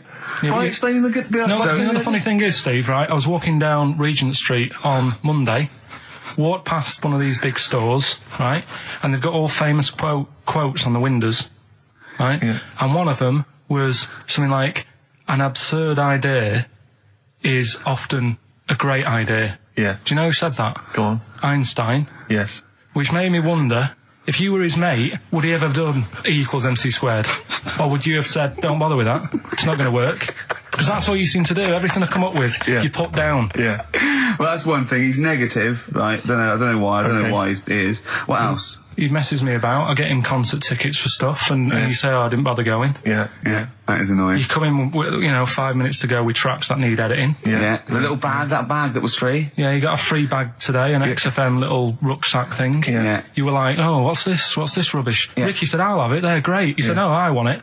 Yeah. Well, it was free. I needed. I give that as a gift or something. So, I mean, I think on reflection, Steve is probably a little bit more annoying than me. I won't go that far. You are annoying. If I had to go away for a week somewhere, if it was a quiet place... Well, you are again, aren't you? That's 2 holidays you had this year, I mean. If it was a busy place, I'd probably go with you, because people, do you know what I mean, staring at me all the time and that if I'm walking around with Steve. No, I'm just... Can I draw up a list of reasons I don't like you, Carl? Just being honest. What? I'll tell you, because the list of reasons I don't like you is incredibly long and getting longer. Just saying. Do you want another slap? Kings of Leon, Molly's Chambers on XFM 104.9. Thanks to Lauren Laverne there for the last few hours. Coming up, we have got some great music, Steve. We've got Kings of Leon, as you heard. We've got Alba, we've got The Darks, we've got Coldplay, Coral, Rolling Stones, we've got some Springsteen, The Smiths. Do you know what I mean? Do you need any more? And with all that, we've still got Pete Skinner with his wacky weather report. I'd say, well, I'll stay at home. Yeah. And that's the point I'm getting at. Yeah. Right? If you can't do anything for them, let them enjoy their life. Yeah, a Rubik's Cube. Right. Well, me and Carl went out, right? With me and Jane, Carl and Johnny and Gigi, wasn't it? Gigi, Is it important who went? No. Okay. But we're walking down the street. Carl was there, though, and he can back me up on this. We had a curry. We were walking back, and this little funny homeless fella, didn't he? He, I got to tell you before I go, didn't he? Yes. He came up to me, right? And he recognised it. And he came up to me and he went, he said, I've just nicked 5 of your DVDs from HMV. And he shook my hand. He was so happy with it. And I went, right, excellent. He went, all I do is I just swing the bag over the top. Like that when I'm going out, and he had a bag full of DVDs, didn't he? And he was so pleased to tell me that he'd stolen. That great. He said they're going like hotcakes. Yeah, he said they're going up. Of course they are. Yeah, you're nicking them. I know. We get paid for them, though, don't we? So not the stolen ones. Don't we? No. What do you mean? Did you sign them for him? I know you were, you idiot. What? So he just nicked 5. Yeah. Well, yeah. You say he was homeless, was he? Well, I don't know. Maybe. No. Surely, how would he have seen the show? He'd just walked past Curry's one Dixon's. morning. Yeah, that's any idea. Seen a trailer for it. I thought, interesting. I don't know if he was homeless. I didn't go into his home life. He shook his hand though, but he made Carl look smart. Do you know what I mean? So, how does he sell them? Where does he sell them? Does he go to people and go, "Do you want an Office DVD?" They're not nicked. Yeah, £4. Yeah, exactly. Are these stolen? No. They've still got the tags on them. Well, it's like those people who, those cab drivers that you'll meet at sort of 3 a.m. who've just got a car, and just went out with a car, and just I'll pick people up and charge them. Yeah. I got in one once. I said to him, the guy just pulled up. I said, he said I was in like East London. I'm going back to North London. I said, going to Swiss Cottage. He went, sure, hop in. We set off. He went, do you know the way? I said, well, not really, no. I thought you know the way. You're in a cabbie. And he went, no, don't really know the way there. I said, have you got an A to Z? He went, no. I thought, well, if you're going to go out just on the, just winging it as a cab driver, 2 things. Take a map and a torch. He didn't have either. He said, well, I'll probably get to Camden. I said, right, I'll direct you from there. Drove on for about 5 minutes, making conversation. About 5 minutes later, he went, do you know the way to Camden? I thought you knew the way to Camden. I don't really know the way. I thought I did. Oh. It was loot. I mean, let me out. £4. Exactly. And that's, I don't know who's got that sort of time on their hands that they just think it's 3 a.m. I'm at a loose end. I think I'll go out doing a bit of cabbing. Wow. Yeah. Because your dad was a cabbie, wasn't he? Yeah, he was, Couldn't stand it, but it's good money. He was he wasn't like a chancer, though. What was he doing when he put that little Forrest Gump in a weedy bin? That was part of the cab company thing. They had to do like a charity event once a year, and he did it one year. Never asked him again. Tell the story again. I'd rather not, because we got a few sort of complaints about it. Why? Why did you get complaints about it? Because he put a kid in a bin, and it's not the thing to do. So But we could use it as a sort of sobering lesson for people. Yeah, tell it like a, you know, you shouldn't do it. No, yeah, but that's how I did it last time, but people still didn't like it. All the stuff I tell you, we don't take the mickey out of people on purpose. No. It's real life, isn't it? And that goes on in life. Yeah. My dad was saying that in hospital, though. Do you know I was in hospital? Yeah. You know, he did some jokes about old people and that. And he said, at the end of the day, if something makes you laugh, it's funny. And if it makes you laugh, you can't help laughing, can you? Do you know what I mean? So, what are you meant to do? And laughing's good for you. Yeah. So... But being laughed at isn't as good for you, is it? No, but there's probably more people laughing at one person, so if you balance it out, there's only one person who's upset and there's a bunch of people laughing. So it's genius. Give me an example of that. Give me an example. Well, for instance, Karl Pilkington as he talks and the people listening. Yeah. No, give me an example of like, so, you know. I can't because, again, that's what I'm saying. I can't tell you the story because there might be someone out there who... This person might even be listening and think, I forgot about that and you brought it all back to me. So I prefer to leave it, but I think people know... Why did he put him in the bin in the first place? Because he was getting out of hand. What was he doing, though? You see, I can't explain. You can, don't be silly. I prefer to leave it, honestly. What was he doing? Was he annoying him? He was annoying my dad and the other people in the cab. Right. And he thought, how can I deal with this before it gets too out of hand? Yeah. He pulled over and put the lad in a wheelie bin. I'm going to burst. So we'll leave that. Some people emailed in the songs with stories in it. One of them was Babushka. And he went, what's that? And I went, no, it's Katie Bush. I went, what is it? I said, it's about a woman who dresses up as another woman to introduce her husband. He went, they wouldn't work. Just dismissed it like that. Why do you think it would work? Because you'd know. I mean, say like, right, Suzanne, right, who I go out with, right? She can see me from, say, if I'm coming down the high street. Yeah. She knows it's me by the way I walk. Right. So just the fact that this woman went and put a wig on, there is no... You haven't even heard the song! I know, but you're saying that she put a disguise on and he's like, oh, I fancy her, and he takes her out and he doesn't know it's his missus. You're not buying it. I mean, I'm controlling this. Whereas the flea with your brain going to Glasgow, perfect sense. Yeah, Babushka, rabbit. Hold on this show, don't Indeed, we'd like to mix it up. I'd like to play to the Smiths from their debut album, I Don't Owe You Anything. I Don't Owe You Anything. The lads from Carl's hometown there. Indeed. The Smiths. Brilliant, that one. Wow, I went to Manchester, didn't I, the other day? Went up to Manchester for a little corporate. It was all right. Yeah. He went, wait till you get out. You see Piccadilly, it's better than Euston. Right. It was. It was nicer. I went outside and there was a ridiculous queue, and sort of one cab. Right. Yeah. So, horse-drawn. Yeah. And so I walked, and it was okay. It was only down the road. It was a bit dark. It was wet and raining. Obviously, it's the north. I know, yeah. The hotel was very nice, but no minibar. I've never seen that before. I've travelled all over the world seeing a hotel without a minibar. So I don't know what's going on then. I don't know what's going on there. And then I did this corporate gig in Old Trafford. Pitch was up. I don't know what they were doing, but very impressive, big impressive. I think they're the richest football club, aren't they, Carl? Yeah. You did a gig at where? Old Trafford. It was in a function room. Oh, there, well, I thought it was the stadium. No, I'm not that big yet. No. But I mean, I can't really comment on Manchester. I do know that Liverpool was voted most important music city via poll. True enough. Carl, you're making noises while I'm talking. Yeah, but you do this all the time trying to wind me up. And I'm not saying Manchester's the best place in the world, but what I'm saying is there's bits of it that I really miss. Yeah. Like last Sunday, right? When I'd met up with Ricky, we had spaghetti bolognese, which was all right. And then I said to him, I need some soil. Damn, I wish you'd invited me. It sounds amazing. So I need some soil. What do you think? You need some what? Soil? Soil, yeah. I need to repot a plant, right? Yeah. So you need to repot a plant? Yeah. Fair enough.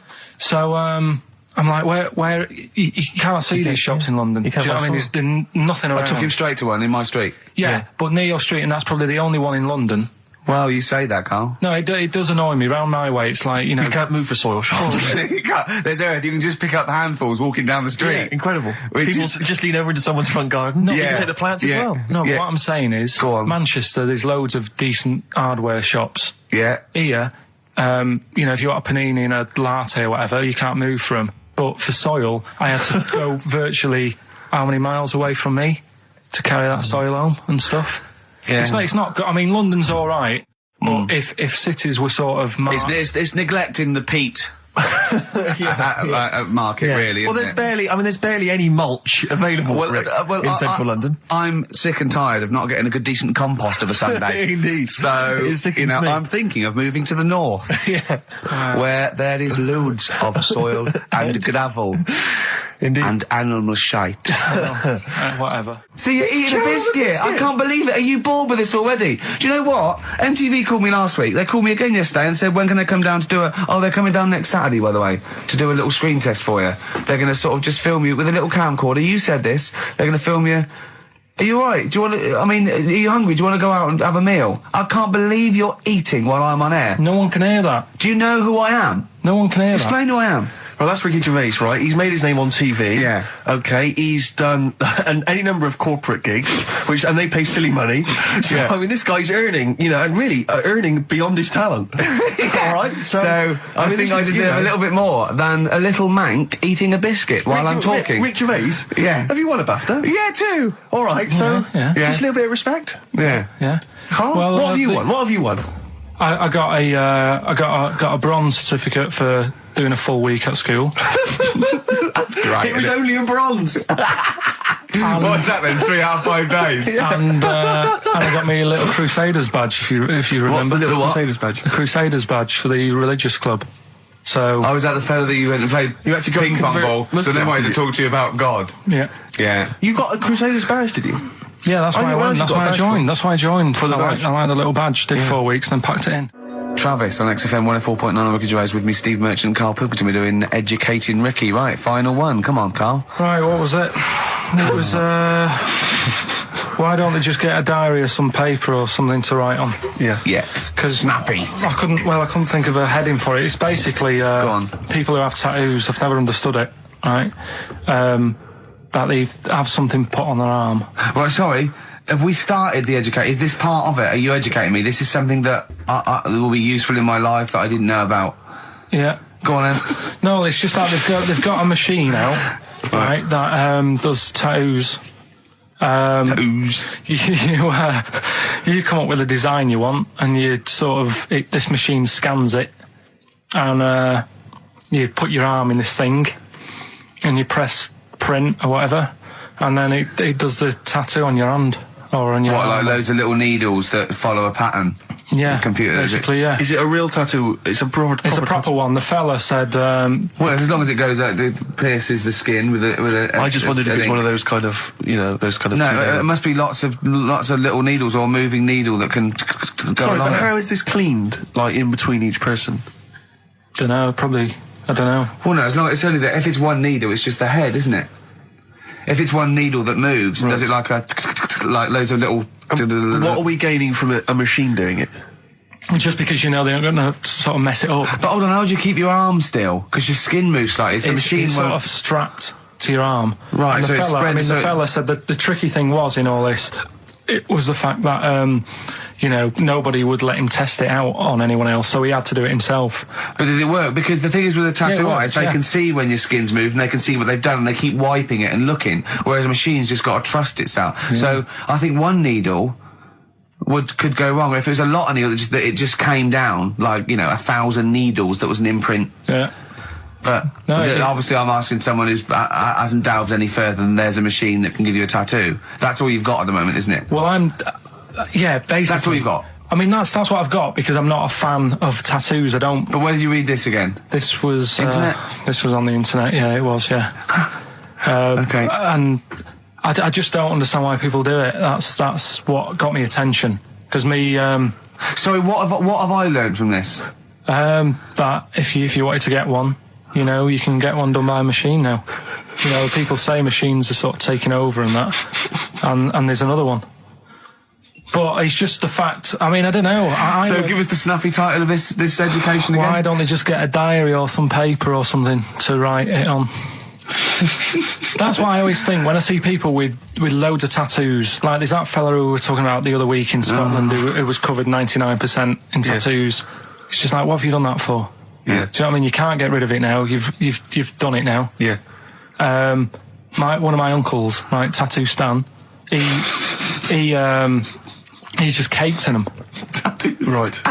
I don't think he's my proper uncle, but it's just like my dad's got. Tattoo Stan. No, my dad's got. That's a province in Russia, isn't it? My dad's got loads of mates who. When you like, say he's not your names. proper uncle, Do you know how, like when Just a bloke someone who used to comes hang around around, with the all school? right, Uncle Stan. Yeah. Do you know what I mean?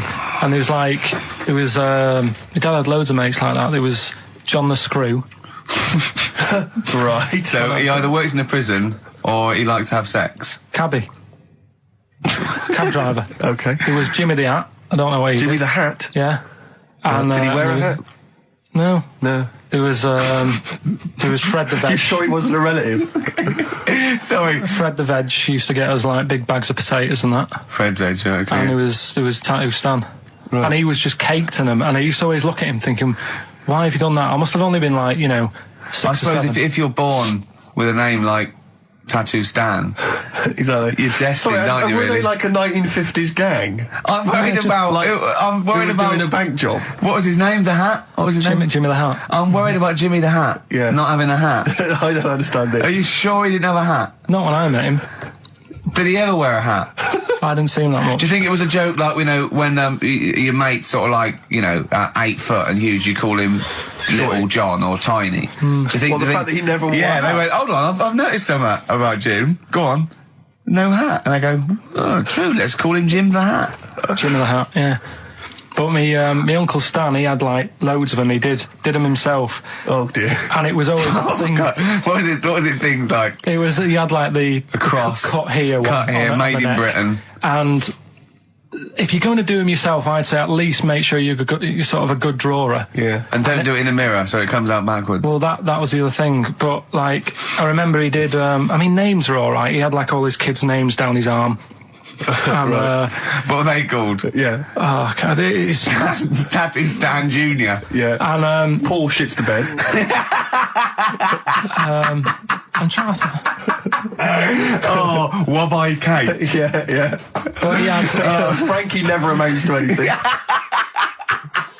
Oh, God. So he had like. That was an episode of Lassie. What's the moral? What's the moral there, Carl? What's that telling? What's that explaining through analogy?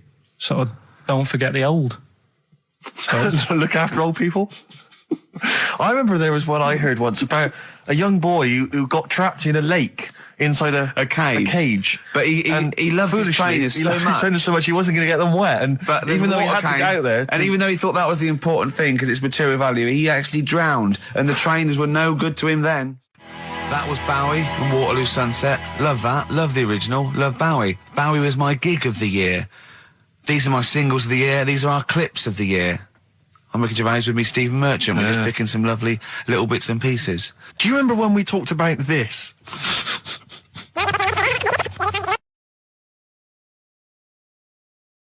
So we just had a text here that says, and I don't know what truth there is in this, as ever, but John says there is apparently a nude bike ride today in Hyde Park. Now, I can't believe that's the case, because I don't think it's allowed, is it? You can't ride around with your veg, can you? I don't know. Why would you want to? Well, good point. On a bike. On a bike, I like the fact that that's what disgusts him. I want. Do you know what? If we did appeal for a nudist to call in, I'd want a very specific sort. I want a German nudist, a middle-aged man called Helmut. Okay. If there is any, or the closest one to it. So I want a middle-aged man from Germany. If your name is Helmut, you're in. But I'll accept Hans. Carl would be good, wouldn't it? All right. Yeah. I think I'm wondering if the age might. Maybe we could we broaden that Okay, just a German nudist bloke. Right. Can he at least be fat? Can I find a fat German fella? If your name's Helmut, we're going to give you a big prize. Yeah. But any fat German fella who likes to get his sausage out. Sure. Okay. It's sauerkraut. Yeah. What's the phone number? 0871 222 1049. It'd be good just to get an email or a text with a contact, wouldn't it? And then I can just call them up in the week. Sure. And 83936 is the text number. I don't know what our audience demographic pans out like, Rick, but I'm suspecting that's probably a fairly small fraction of our listenership. I know, but there must be someone out there. If you know a fat German who likes to get his tackle out, phones are going. Straight away. Just answer it, Carl. Just answer it. Just pot that. It could be anything. Well, just see what it is. To be fair, it could be a nutter. But just say hello. Just tell your turn. It's not straight away. He'll stay there, won't he? He'll stay there. Well, answer it. Answer it. Leave it. Answer it. Oh, you see this? It's gone. It's gone. There you go. He bottled it. So, just as well. Well, you took too long to answer it. There's a vicar in Australia who's started sort of doing his services and all that in nude. Hot, isn't it, out there? Yeah, where'd you get the churches? Churches are pretty cold. It was on some website. Of course it was. Yep. Just saying about a vicar and that who's there's a lot of nudists and that who want to get married. Do it, don't mess about with the wedding dress and that. Just snip up. Cheaper, isn't it? Well, I suppose it's so. I suppose if you believe in God, you believe that that's the way to be, innit? Because Adam and Eve and that. Yeah, but then in Adam and Eve, the shame made us dress up, didn't it? Yeah. Eating the apple and things. Yeah, but God didn't want that, did he? No, he wanted to see it all. He was loving it. He was having a whale of a time getting a life full of all of that, and then the snake said, cover yourself up. Stitched him right up. What exactly is there then? Is it just a kind of moon-like kind of surround with just kind of dust and rock? That's exactly what you see. I was there when the Mars thing went wrong. Yeah. I would have just sent a camera crew there, filmed a bit of that, right, and say, here we are, this is it. Yeah. Ignore the little coffee shop in the background. Yeah. Right? This is Mars, because that's where it's like just loads of dust. Yeah. Holes everywhere. Tidy it up. Little round-headed aliens complaining. Whinging. Just like Mars. Yeah. So is there what's the best bit about the holiday? Come on, pretend you're Judith Chalmers. I have been doing. I would have done all. I would have said that. Don't bother. Right. I mean, the hotel was good. Yeah? That was all right. What was that like? It's all right. Just, clean. That's all you want, isn't it? See, that's not quite what Judith Chalmers does. She doesn't go, what's the hotel like? All right, yeah, clean, isn't it? All right. What was it like? What was it? 3-star, 4-star? Did it have a swimming pool? What was the room like? Yeah, had a swimming pool and that. Yeah? Yeah, it's good. I think it was one of the better ones on the island. Okay. Nightlife? Wasn't really. And there was a bar, there was some bands playing. Yeah. Not very good. Food got a bit boring. Yeah. It was always the same food every night, but they sort of themed it and made out as if it was different. So, like, on Mexican night, it'd be chicken with a nacho on it.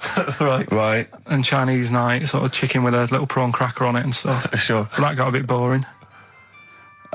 That's me just turning on my phone, because I want to read to you a text that I got from Karl. I think you sort of sum up the holiday in this text, don't you? Do you remember it? I can't remember. Let's have a look. Let's have a little look. Instantly, what did Suzanne, your girlfriend, make of it? Similar view to you, that they should fill in the holes? Yeah, it's just that thing. You see, I went on a coach trip, right? And you go and see the volcanoes. Like I say, there's 36 of them. Yeah. Which, how many do you need? And when we're on the coach going round all these volcanoes, the fella on the front's going and look out your left window at the moment, and there's a volcano. And if you quickly look out at the right-hand side there, there's another one. Right. And on the left, he's just like, all right, we've seen it. Sure. Do you know what I mean? Yeah. And that trip, we'll talk about that trip in a bit. Right, this is the text I got from Karl, right? All right. Been up to a volcano. Been in some dead artist's house who built his house in the lava. They said they would show me science with volcanoes, but all they did was chuck some water in a hole and it shot up in the air.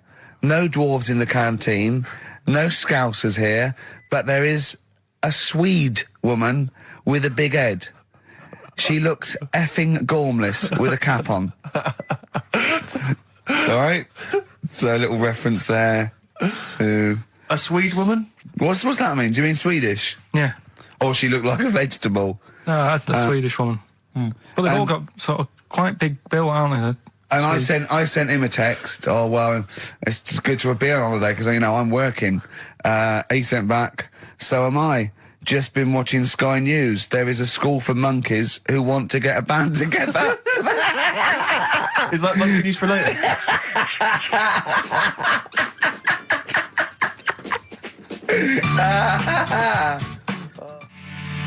Oh My Corazon by Tim Burgess. I can't get enough of that. I love that chorus on XFM 104.9. Ricky Gervais, Steve Merchant and little Karl Pilkington. But it was a nice holiday. Yeah, it's all right. It's just, I went there to relax and that. Exactly. Did a little bit of that. Trying to think of some new, features and stuff. Sure, always working. 3 holidays a year, Jesus. Oh, not really 3. Oh, two. It's all holidays, really. one big sort of like work thing to me and Steve. 2 holidays, isn't it? Work hard, you need the holidays. So, yeah, the things that annoyed me was like, you get bored, sat around the pool after a couple of days. I'd read my book. Yeah. There wasn't much going on the... Not even any crabs to throw sand at, was there? No crabs or anything. They wouldn't bother with Lanzarote, right? So, decided to go on a little trip. That's when I saw the volcanoes and that, 36 of them. So, we go on the trip, and the thing that annoys me, it does happen every holiday that you go on. If you go on a sort of a package thing, they have these trips, right? And you pay about 40-odd quid, and they give you some wine, so it make it feel like you're getting your money's worth. But how many of these trips have you been on then? Loads. Probably about 12. More holidays than I've had. Go on. So anyway, so you're on the coach, right? And they take you for the volcanoes. They took us in the middle of nowhere. Yeah. Right. There's nothing else round there. Sure. It's like I say, it's like Mars, but with holes in the ground. Yeah. Right. And they sort of drop you off, and they go, right, everybody, see you back here in an hour. There's loads of volcanoes for you to look at, and a coffee shop over there. And for a fact, right, you don't need an hour there. You could just say, well, just keep the engine running because I'll have a look in this hole, we'll get back on, give us 5 minutes. Don't need an hour. Absolutely. But that they've got something going. It's a backhander, definitely. What, with the coffee shop? Definitely, yeah. They go there. And they get everyone to have an ice cream and a coffee, and they sit down, have a fag, talking to the bloke. Yeah, and it's like, cousin. Yeah. How much was the coffee? Was it probably about 3 each euros? So I think it was $3.50. Sure. Yeah. Which is I don't know what that's about 2.5 quid. Yeah, they've stitched you up. Go on. Talking about this the other day. What was it now? Listen, the fella. No, listen. Do you want, all right, no, come on. All right, he's got it now. Go on. This fella goes to the doctors, right? Oh, right, okay. Right, if this isn't any way apocryphal, stupid, illogical, impossible, right, you are never, ever speaking again on radio. So make sure this is at least possible. I'll tell you what, I'll even give you improbable but possible. So if anything that breaks the laws of the universe or logic, okay, that's all you have to avoid. On you go. Right, so this fella, right, he goes to the doctors because he's got earache. Right. Okay, if a chimp's living in his brain... Go on. So he's got earache, he's sat in the waiting room and his ear's all bunged up and it's hurting a lot and what have you. So the doctor comes out and he goes, right? And because his ear's all bunged up, he doesn't hear it that well, right? So he thinks it must have been me, right? So he wanders in. Keep going. I'm Anyway, going to hate this. I can just feel it in my bones. Steve, I'm going to let you take over. Okay, let's hear it. So the doctor says, sit yourself down there, right? So he sits himself down. He goes, right, take your pants off, right? So he's thinking that's a bit odd. Anyway, he heard that though.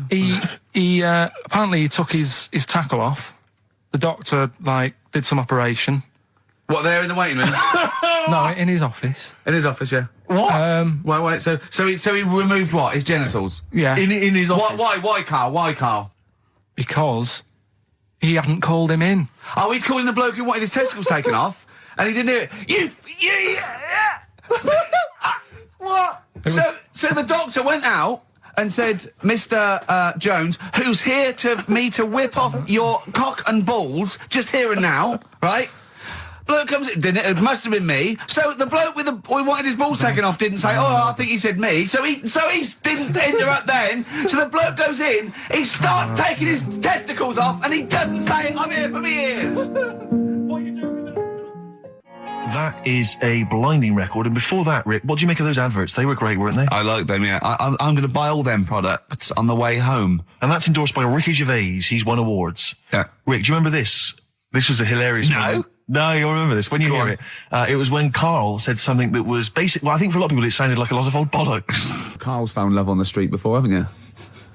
How's it going with your bird, Karl? Are you married? No. How long have you been out with her? Been out with her? 7 years. Because, I mean, you're quite a simple man. Yeah. You're sort of a simple in a nice way. I mean, you're like Helen from Big Brother. Yeah, you're sort of nice enough, but I look normal. Well, yeah, you sort of do. But you could be one of those that just suddenly go mental with a pen. Yeah, do you know just what I mean? Stab people through the eyes. Yeah, you sort of look normal. But if I wouldn't really want to wind you up to a point of frenzy. How did you meet your girlfriend? Through work. What, through her work? What, you found out and said We worked at the same place. Oh, you're right. Yeah. You're quite an enigma, aren't you? Could you give us more on that? At work, you met her at work. What, she came in selling sandwiches? She was going through the bins outside. Rick, you may remember that last week we opened with some quality knob news. Knob news, yeah. It was Hitler's knob. Hitler's knob was one of them. That just sparked off into a whole bunch of other kind of knob-related discussions. Yeah. And I'm pleased so far to see that we're almost at the halfway mark for this first hour. And so far we've only talked about nudity and/or todgers. Yeah. So excellent work from us. Well done, lads. Yeah. I'm looking forward to Dr. Fox and the rest of the Sony award committee listening to this one. Yeah. But more knob news. I don't know if there's a jingle for that, maybe. You nearly had the eye out. Knob news. Knob news, excellent. This is an extraordinary story. A woman tried to sue her bosses for £210,000 after finding a cooked penis in a canteen stew. Hospital cleaner Sophie, something, I can't pronounce that name, was eating goulash for lunch and could not cut one of the lumps of meat. You can see where it's going. I've got so many questions already. I know. She picked it up and tried to chew it, but it was too tough. Then she inspected it with workmates, who all agreed it was a penis. Imagine that discussion. Yeah. Miss McLata said she vomited for the rest of the day, instantly became a vegetarian, and had to have psychiatric help. It's not known whether the organ was from a human. The case continues. Well, it can be found out, so that's one thing. Obviously, the doctors aren't confused. They're not going, I don't know, I've never seen one like it. Yeah. Also, why is she eating goulash? I know. I mean, that's my first question. Why? Yeah. You got lunch. Oh, what do you want? I don't know, I fancy some goulash. Yeah. Oh, some gooly lash. Gooly lash, Thanks very like much it. Indeed. Lancashire cockpot. Oh, is on the menu. Brilliant. Only £5.50. Wangers and mash. I'd love some wangers and mash, please. Coq au vin. Coq au vin. It's already done for There's you. there's wangers and mash, coq au vin, Lancashire cockpot. That's just off the top of our brains. Yeah. So if you've got any of your own, keep them to yourself. We're not interested. What do you make of that knob news? And it's in a hospital. Oh, yes, it was. No, hospital cleaner. You're right. Oh, cleaner. God. I know how your mind's thinking already. There's been a mix-up. That's been a mix-up. What kind of mix-up? I love that. What, some bloke's gone in, some lesbian's gone in, wanting a sex change. She's got a carrot for a cock. Bit of stew and steak. Carpe diem, whatever it is, seize the day and all that. Okay. If you want the rainbow, you've got to put up with the rain. Yeah, of course. Yeah, rough with the smooth. You know, it's not all plain sailing, but, you know, rainbow's beautiful, but it comes because of the rain, which you might not like, so make the most of everything and, good. Cat food doesn't smell good, but if you don't put up with it, then the little kitten will die. Right, no, Karl, that is a good effort. Now, that one's yours. I mean, obviously, right?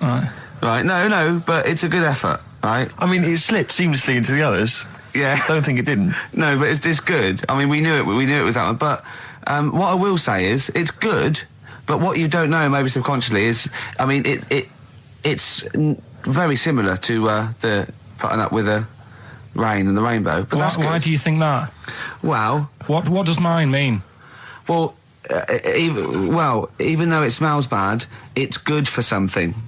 Right, I didn't look at it like that. What do you look at? I kind of thought... Was yours more specifically about cat food, generally? Because, normally it's an analogy. Yeah, or a metaphor for something, Well, no, the way I mean, Dolly Parton, who I think did the rainbow rain thing, she wasn't specifically concerned about weather conditions. No. It was a sort of general idea. It's all about life. Yeah. Well, that's what I've done. Go on. Okay. I've used an everyday thing. Yeah. And put it with today's problems, right? Go on. So, my girlfriend, she might like to go shopping for clothes. I hate it. Right. But because I love her, I put up with it. Ah, that's nice. Yeah? Yeah. So, you love that little kitten. You can't stand the smell of the stuff you got to feed it. But because you love it, you go, well, I'll put up with this just for a few minutes, and then I can, squeeze its head later and give it a little... Sorry! Squeeze its little head. No, yeah, well, that's just the thing that I do with cats. Put it in a bag and drown it in a lake. I can feed it and then I can throw it against the wall. Exactly. So you didn't see it like that, did you? No, that's very good. So it's about love, is it? It's about putting up with the bad things for something you love. Yeah. Well, that's nice. But Carl, you seem now to be convinced and rather smug that you've tricked us and that you've fooled us and that we didn't understand it. Well, I say that's your fault, not ours. No, it's not, though. I mean, look, that man in Forrest Gump, he was a bit of a nutter. And he came up with the life is a box of chocolates thing. Yeah. Now, if that was in this book, you say, oh, yeah, brilliant, good bit of work. But if he was sat here doing the show with you, you'd be taking the mickey out of him. Sometimes I feel he is. No, but Carl, I could. In fact, if people are out there, we're too lazy. Could you write down everything Carl's ever said? Because I think we could publish that. Yeah. He said one today. He saw my salamander. It's not a euphemism. He saw my salamander, and it's just sitting there in the tank. Your exotic pet. Yeah, and he's worried about there not being a lid on. And he said, I went, what are we worried about? He said, wow. He said it sits there for 24 hours a day, obviously planning to get out. Well, he's got nothing else on its mind, and it's the daft thing is he has actually got the lid ripped up a little bit. And he'll be looking up there, and it's going to get out. But what's the worst that could happen? What's it thinking? What do you think it's thinking, this salamander? It's got its eye on the DVD player. I can have Ian be down the market. Right. Okay. Right. The results of We ain't got a winner for the first time. Yes, we have. We've got loads. We've got loads of winners. No, we haven't. We've done this feature for 3 weeks. This is the first time I've managed to sort of. Well, let's go through them then. What have they got wrong? The first one. The first one. What was the first one? Well, hang on. Let's do them in reverse order first. So what's the last one? The last one. The clue was that bloke does sport on the telly, and he's got a little kid. What's that? That's Destiny's Child. Des, who does ITV Sport, has got a Tiny's Child, right? No, that's fine. They got that. Destiny's Child. What's the middle one? Well, the middle one. Right. Child. The second one was he doesn't like women. Yeah, he's got a couple of kids. That's a bit weird. Yeah. Right. That was PD. That was Puff Daddy. That is offensive. Go on. But it's not Puff Daddy. It's Puff Daddy. And he's not even called that anymore. He's called P Diddy. Well. Okay, fair enough. But they got that one. Yeah. And if I'm being tight, these lot are as well. Yeah. Yeah. Tight means something in Manchester. Go on. Right. And the first one that they're having problems with, I don't think them birds should be allowed in this area. Got it. Boyzone. It's not Boyzone. What's the clue again? I don't think them birds should be allowed in this area. That is perfect. A boy zone. No birds. No women. No women, yeah, birds, right? A boy zone. Sorry, Carl. If that isn't the answer, their clue is better than yours. That is brilliant. What was yours? Boy zone. It works perfectly. What's your answer then? Bangles. I have no idea what that means. Like seagulls. So you don't want them in this area, so you're banning them. Bangles.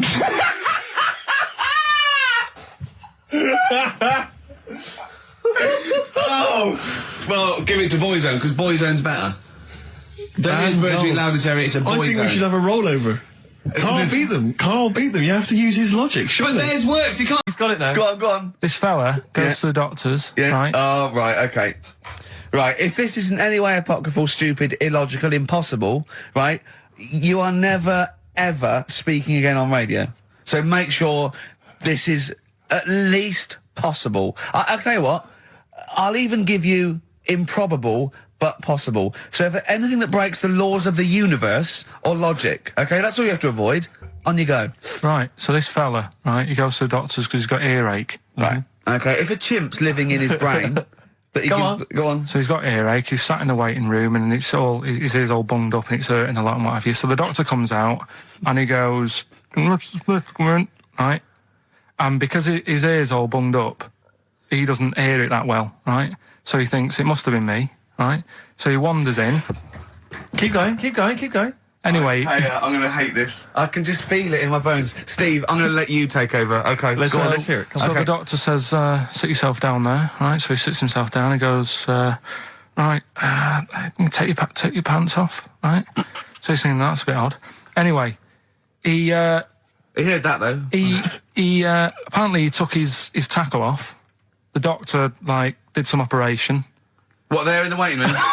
No, in his office. In his office, yeah. What? Wait. So he removed what? His genitals? Yeah. In his office. Why, Carl? Why, Carl? Because he hadn't called him in. Oh, he'd called in the bloke who wanted his testicles taken off, and he didn't do it.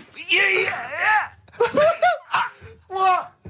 So the doctor went out and said, Mr. Jones, who's here to whip off your cock and balls, just here and now, right?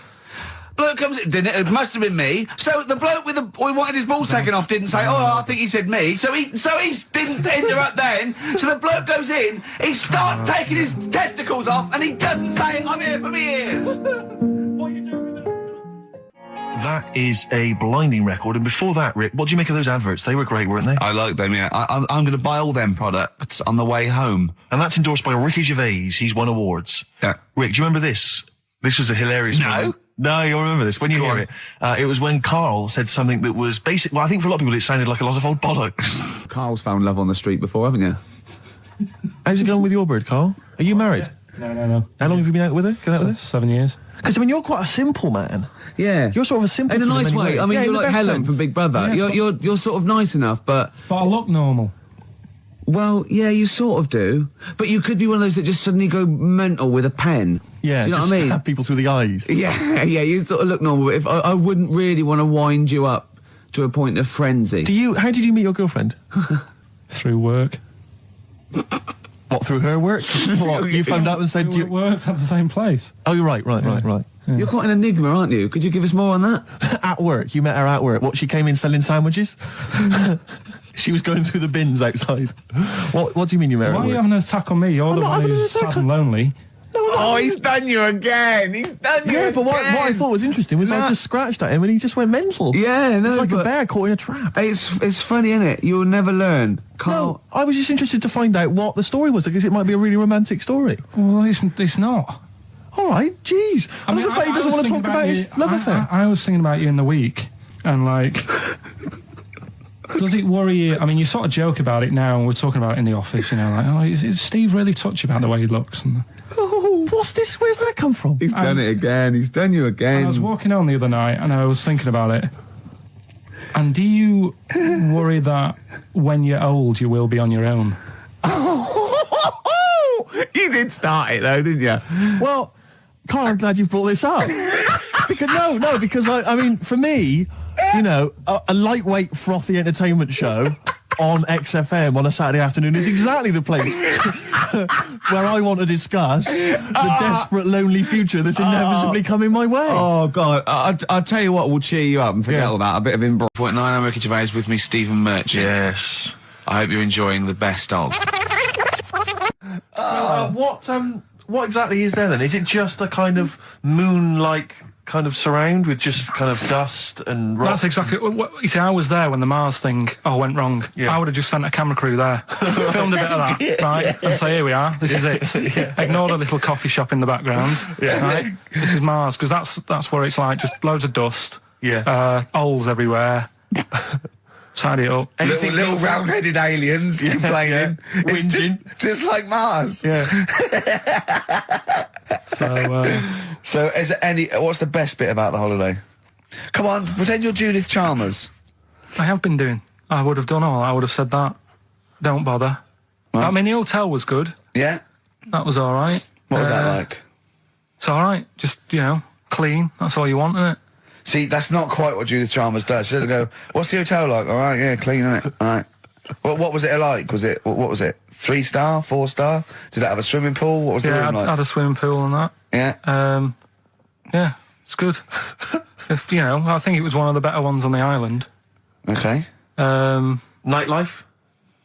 Wasn't really. And there was a bar. There was some bands playing. Yeah. Not very good. Food got a bit boring. Yeah.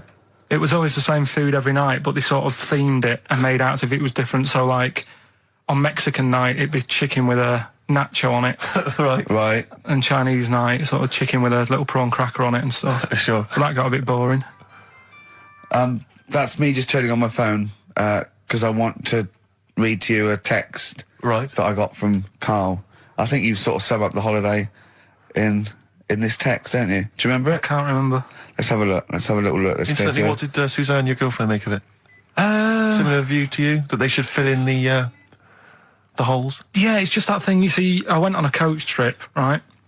And you go and see the volcanoes. Like I say, there's 36 of them. Yeah. Which, how many do you need? And when we're on the coach going round all these volcanoes, the fella on the front's going and look out your left window at the moment, and there's a volcano. And if you quickly look out at the right-hand side there, there's another one. Right. And on the left, it's just like, all right, we've seen it. Sure. Do you know what I mean? Yeah. And that trip, we'll talk about that trip in a bit. Right, this is the text I got from Karl, right? All right. Been up to a volcano. Been in some dead artist's house who built his house in the lava. They said they would show me science with volcanoes, but all they did was chuck some water in a hole and it shot up in the air. No dwarves in the canteen, no scousers here, but there is a Swede woman with a big head. She looks effing gormless with a cap on. All right? So a little reference there to... A Swede woman? What's that mean? Do you mean Swedish? Yeah. Or she looked like a vegetable? No, a Swedish woman. But they've all got sort of quite big bill, aren't they? And I sent him a text. Oh, well, it's just good to be on holiday because, I'm working. He sent back, so am I. Just been watching Sky News. There is a school for monkeys who want to get a band together. Is that monkey news for later?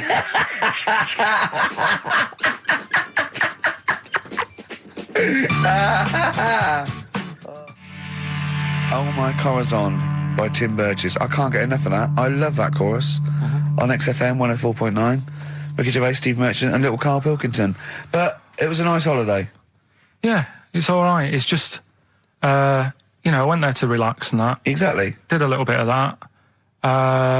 Trying to think of some new, features and stuff. Sure, always working. 3 holidays a year, Jesus. Oh, not really 3. Oh, 2. It's all one big sort of like work thing to me and Steve. 2 holidays, isn't it? Work hard, you need the holidays. So, yeah, the things that annoyed me was like, you get bored sat around the pool after a couple of days. I'd read my book. Yeah. There wasn't much going on the... Not even any crabs to throw sand at, was there? No crabs or anything. They wouldn't bother with Lanzarote, right? So, decided to go on a little trip. That's when I saw the volcanoes and that, 36 of them. So, we go on the trip, and the thing that annoys me, it does happen every holiday that you go on. If you go on a sort of package thing, they have these trips, right? And you pay about 40-odd quid, and they give you some wine, so it make it feel like you're getting your money's worth. But how many of these trips have you been on then? Loads. Probably about 12. More holidays than I've had. Go on. So anyway, so you're on the coach, right? And they take you for the volcanoes. They took us in the middle of nowhere. Yeah. Right. There's nothing else round there. Sure. It's like I say, it's like Mars, but with holes in the ground. Yeah. Right. And they sort of drop you off, and they go, right, everybody, see you back here in an hour. There's loads of volcanoes for you to look at, and a coffee shop over there. And for a fact, right, you don't need an hour there. You could just say, well, just keep the engine running because I'll have a look in this hole, we'll get back on, give us 5 minutes. Don't need an hour. Absolutely. But you know that they've got something going. It's a backhander, definitely. What, with the coffee shop? Definitely, yeah. They go there and they get everyone to have an ice cream and a coffee, and they sit down, have a fag, talking to the bloke. Yeah, and it's like, cousin. Yeah. How much was the coffee? Was it probably about €3 each euro? So I think it was £3.50. Sure. Yeah. Which is, I don't know what, that's about £2.50. Yeah, they've stitched you up. Well, it's like those people who, those cab drivers that you'll meet at sort of 3 a.m. who've just got a car. Yeah. And just went out with a car. Yeah. And just, I'll pick people up and charge them. Yeah. I got in one once. I said to him, the guy just pulled up. He said, I was in like East London. I'm going back to North London. I said, going to Swiss Cottage. He went, sure, hop in. We set off. He went, do you know the way? I said, well, not really, no. I thought you'd know the way. You're in a cabbie. And he went, no, don't really know the way there. I said, have you got an A to Z? He went, no. I thought, well, if you're going to go out just on the, just winging it as a cab driver, 2 things. Take a map and a torch. He didn't have either. He said, well, I'll probably get to Camden. I said, right, I'll direct you from there. Drove on for about 5 minutes, making conversation. About 5 minutes later, he went, do you know the way to Camden? I thought you knew the way to Camden. I don't really know the way. I thought I did.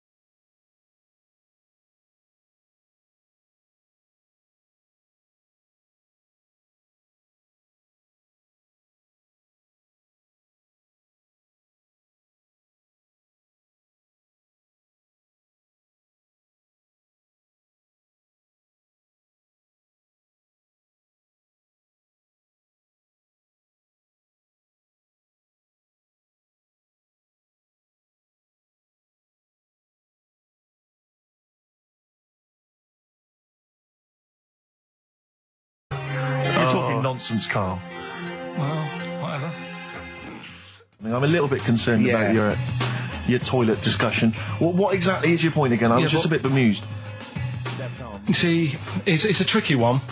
All I'm saying is, right, there I was at the pub quiz. I go to the toilet, not thinking about anything. I try to go, right? There's a little gay fella next to me. I love this little gay fella. Now, the weird thing is, there's nothing stopping him having a little glance, right? Because he's allowed in the fella's toilet. Yeah. Now, I'm not allowed to go into the woman's toilet and have a little look round. Right.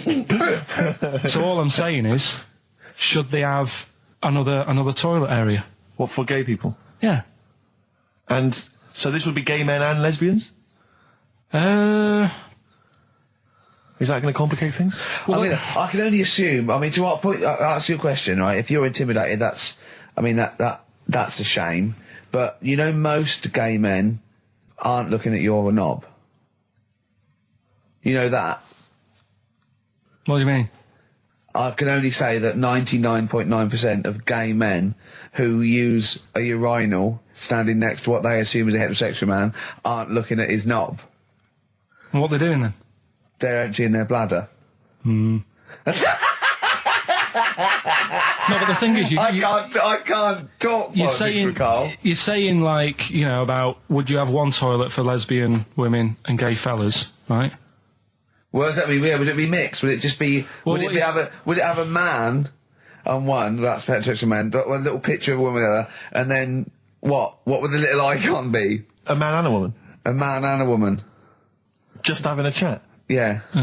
In pink and dot lines. But you couldn't mix them, because then what would happen is you'd get people who are going, I'll play up to this a bit. What, pretend to be gay? And sort of grow a moustache and shave their head. And pretend to be a lesbian. Right. Yeah. So I see. So people pretending to be gay so they could go in and have a look at the lesbians. Yeah. Right. So that would mean that we need 4 cubicles now, wouldn't we? Yeah, no, this is fine. 4 cubicles. So every pub How many toilets do we need at Every the pub's moment? now got 4 toilets. Oh, Carl, bisexuals. Yeah. Now, interesting. Bisexuals. How many toilets do we need now? Call the council. Do you use any? Huh? No. No, because they're interested in everything, aren't they? Because a little bisexual fella will be looking at your knob. Right, with them, what you do, you just have a door, you open it, and there's one urinal there, so you can't get a queue. They have to sort of wait. I just thought that, well, why can't there just be a thing between the urinals so no one can look at anyone else's knob? Wait a minute. Just to go back to Ricky's point, what stops, even if we've got the toilet for gay men, what stops the gay men who want to have a look at your willy going in the regular toilet and pretending that they're straight? Most men don't wear gay across their No, head. exactly. They don't have a tattoo. There's no branding yet in the British house where they have to declare. So we're going to have to expand this. So we've all got to carry identity. Do you know cards. you can see a gay, can you? Coming a mile off. No? No, I'll just hold it in next time. No. Can you tell gay men? Do you know a gay man? I'd say probably if you did if you lined some people up and said point them out, I reckon I'd get. But hold on, we're not talking about people dressed in leather with the arse cut out and an handlebar moustache. Yeah. We're talking about the everyday non-seen. Of course. Yeah, but I mean, suppose I put you in a room and there was 10 naked men, right? Yeah. And there's 5 gay men and 5 hetero. Could you walk along that line looking at those gay... Am I naked? No, you don't have to be naked. Why would you have to be naked? To catch them out. How would you catch them out? Well, we've had calls confirming that there was indeed a fetus or a stillborn child. A pickled baby. A pickled baby. No wonder it died. Born without a brain. But everyone has, pointed out that it wasn't a little fella. It certainly wasn't a little fella. No. But because it had been in the jar for a long time, I think it had aged a bit. What are you basing that on? You do carry on growing, yeah. Well, your ears and your nose. Your ears and your nose. And your eyes don't grow, so you could probably, I'll dig it out for you. Yeah. Imagine if there was an experiment where they were raising a child just based on the information that we said on the radio. What kind of a person it was like would they download, be? yeah. And What kind of information would they have? And it took everything literally. Exactly. And I think, there's no irony or, it was just... everything we said they assumed was fact. Everything that Karl said. And any question it had about the world, it could only ask Karl. Exactly. And it would now, this worries me because without wishing to be disrespectful in any way, Karl, I think you're the best man on earth. When you have a child, we could be in a situation a bit like that. Is it a concern for you, do you think, that when your son's growing up or your daughter and they're asking you questions, you're conscious, I mean, you yourself have admitted that you have a sphere of knowledge which you are an expert on. Ask your mother. You'd say ask your mother. That's good. That's great, fair enough. That's good. And I'd play with it. I think I'd be a good dad. Yeah, I think you would. But I wouldn't be the one who's shouting at it. No. Who would you get to shout at it? Probably Windsor Davis. He'd be good, wouldn't he? You horrible little man.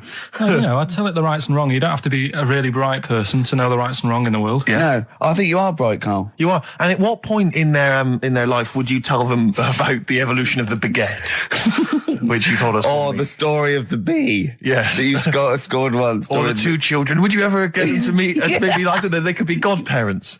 The friends you had at school. Yeah. Webbed hands. The big heads and webbed hands. They weren't my friends. That weren't friends. I wish we could track them down. Oh, that'd be great. I imagine they're in a zoo.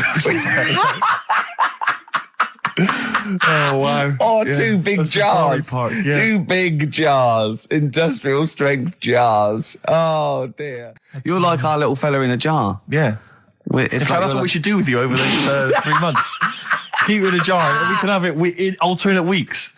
Like step parents or whatever. Yeah, that'd be great, wouldn't it? Brilliant. Just you can. Me and Steve will fight for custody. Yeah, it'll be a big jar though. You can put stuff in there. You can have it. Won't be like full of water or vinegar or whatever they do. Or you won't become pickled Karl. No. It'd be like an big air chamber, and you're sat there, and it'd be like a little. What would it be, an armchair or something? It'd be in an armchair, and we'd have stuff in there, and we'd bring your girlfriend like once a week, and she'd go. And we put a blanket over the top so we wouldn't, see anything. But like the Big Brother household. Exactly. Yeah. Now that's a hell of a documentary. Oh, that'd be amazing, wouldn't it? Karl in a jar. But anyway, you're starting to think that we're getting melancholy now that you're just going to sit at home. What are you going to do every Saturday? Dunno. Go shopping. Let's sort out a jar. We've got to do the balloons before then as well. You've got to send you up in a balloon. Maybe we can send you up in a balloon and you come straight down into a big jar. Yeah. And they put a giant cork in straight away.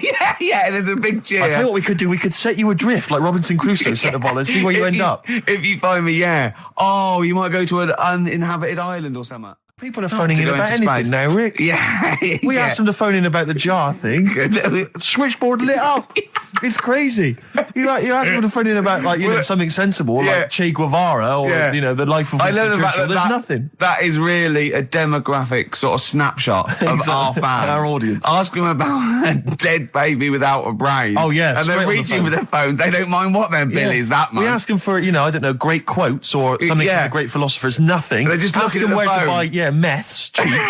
Straight on the phone. Oh, you know. Someone just called in and said it's about putting. He went, hello. Karl answers the phones. And I said, hello. He went, hello. He said, yeah, about putting Karl in a big jar. And Karl went, go on.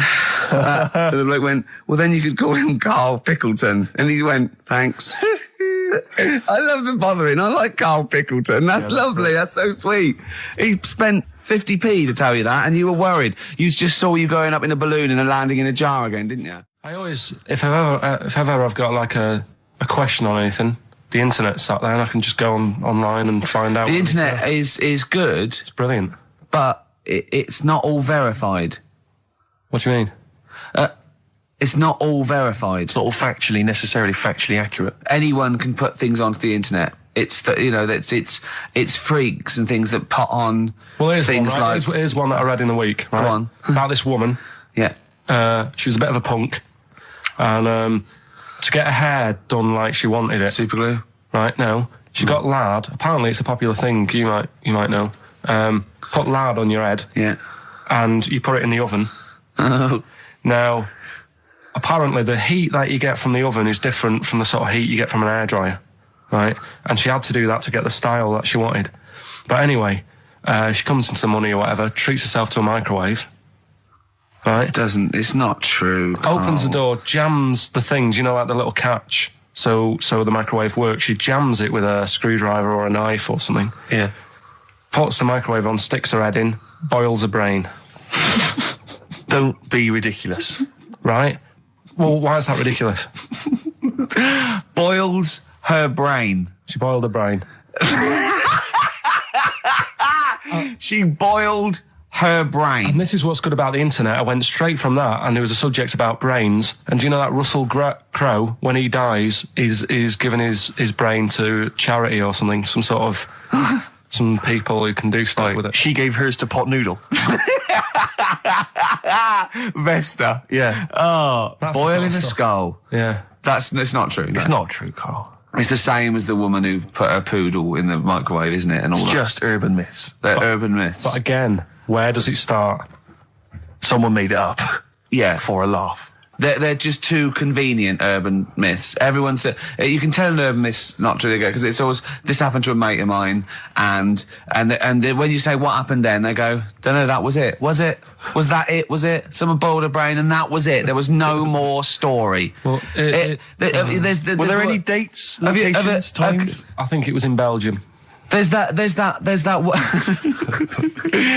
one that a bloke, right, was going to get a phone call at 4:00 to find out if his business was, okay, right? And if he didn't get the phone call, he knew he was broke, destitute. So dead on 4:00, the phone didn't ring. So he went up to the roof, his office, and he jumped off to commit suicide. And as he was passing his window, the phone was ringing. Oh no. Karl, it didn't happen. Didn't happen. Think it through. Think it through. Who told that story? Who told that story? As he hit the pavement at 120 miles an hour. He's the only person who could have known that series of incidents. Also, why didn't he wait? Dead. As his life's at stake, why didn't he wait till 5:00? I'm going to give it 5 minutes just in case. In case the lines are busy. Yeah. And what sort of bloke goes out? I'll call you at 4. Okay, if your business. Well, call me anyway. No. If I don't call exactly 4, then you commit suicide. Commit suicide. I would, because if I don't call at 4, that's the end of it. Well, call me anyway. No, that's not the way I work. Why can't you just call me and tell me the other way? Well, I'm telling you how I do it. If you're bust, I don't call. Can't you just call to verify in case something goes wrong? What if it's engaged? It won't be engaged. Just commit suicide at 4, please. It didn't happen, Carl. The other one, right? A bloke, right? He's on a train station, and I'll tell you how I heard it. He's waiting for a cruise station, whatever, and he shits himself. As you do. And so he goes, oh, my train's in 5 minutes, So he runs across to Millets and goes, quick, Levi's, 36. The bloke just puts it in a bag, he runs onto the train, he goes into the toilet, takes his trousers and pants off. He's soiled. Yes. Throws them out of the window. I won't be needing those again. Cleans himself off, open the bags, it's a jacket. Oh. No, it didn't happen, Carl. At what point did he go into it and go, quick, Levi's 36? And the bloke went, sorry, Levi's 36, what, a pair? No, shall I wrap them? Them? It? Shall I wrap? Just wrap whatever it is. Do you want to look? No, I'm not looking when you're putting it in the bag, please. Right? 36 waist joints. Don't say anything. I've told you 36 Levi's. They put it in a bag and charged me for it. Yeah. I don't want to discuss it further. Yeah. There was one. Here we go.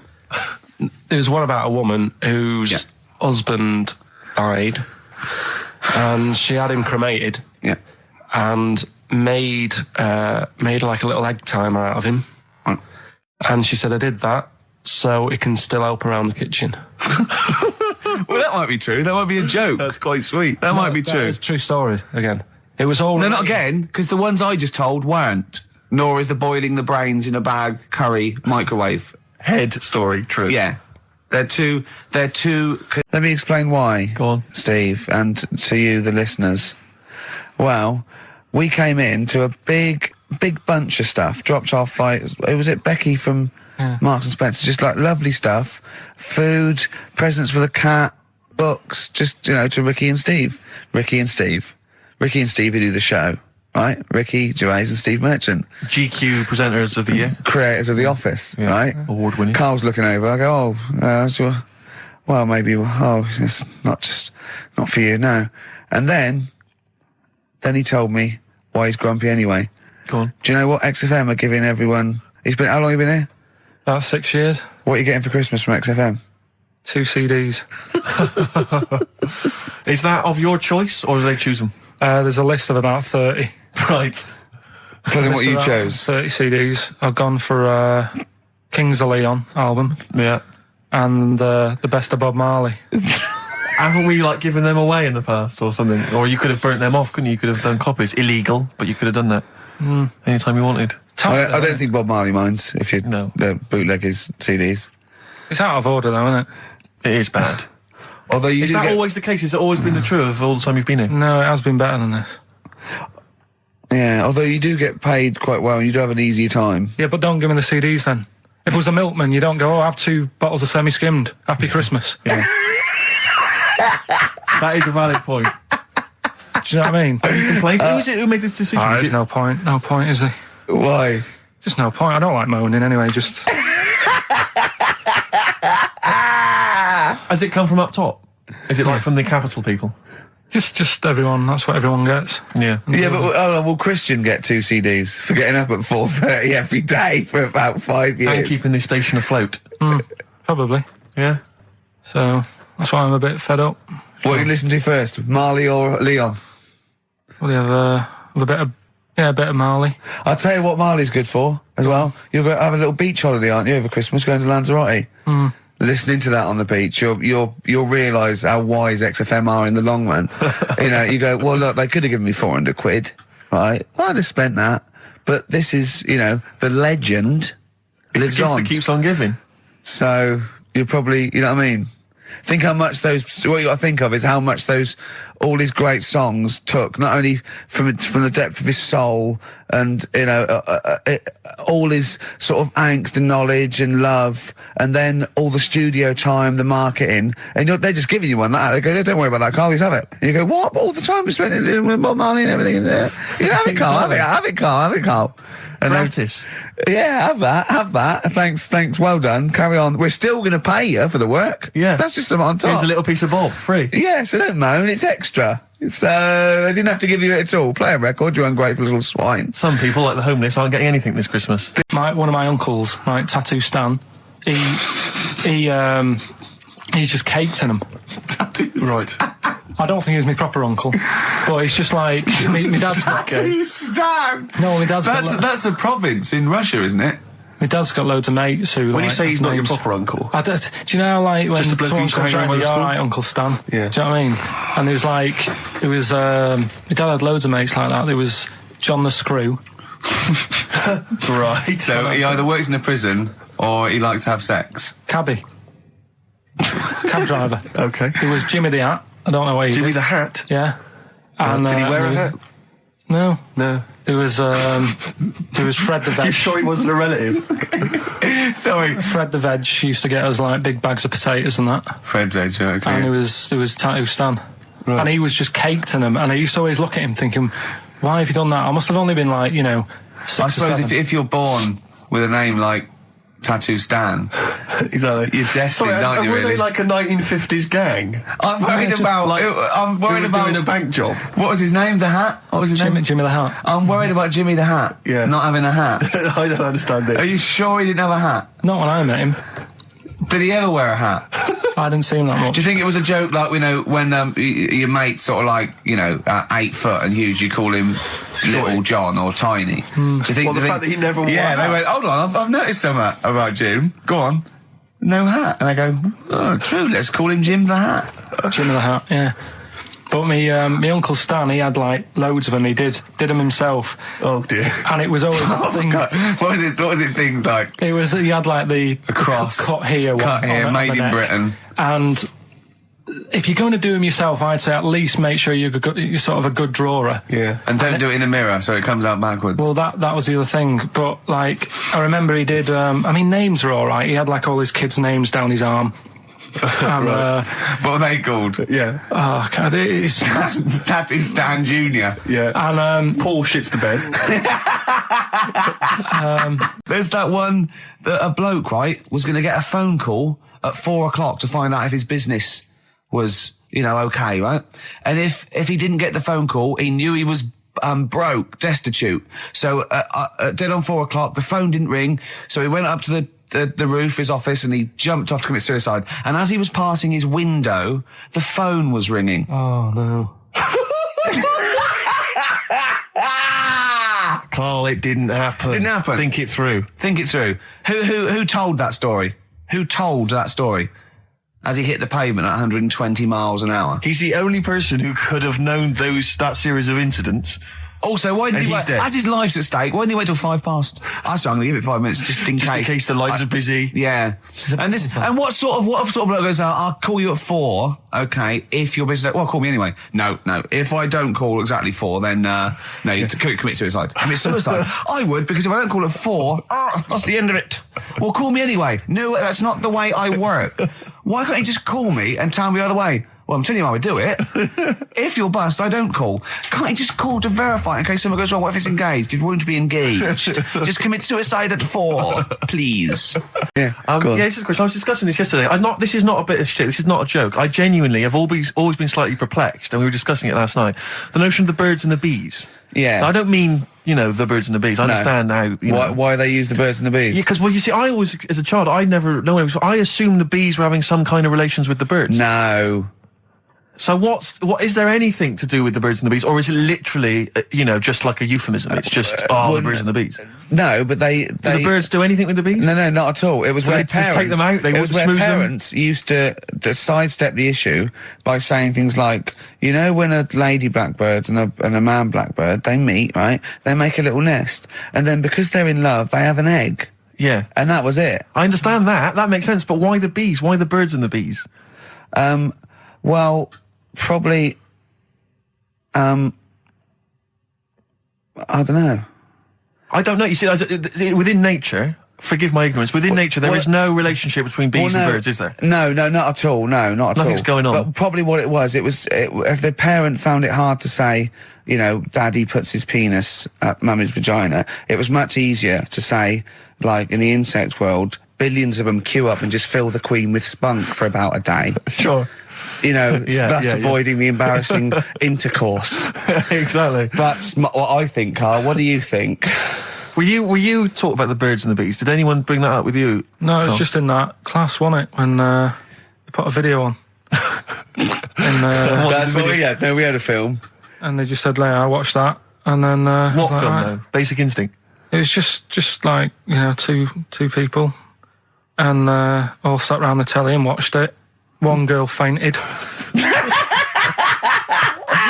And they said, right, that's that. Next week, you know, prisms or whatever.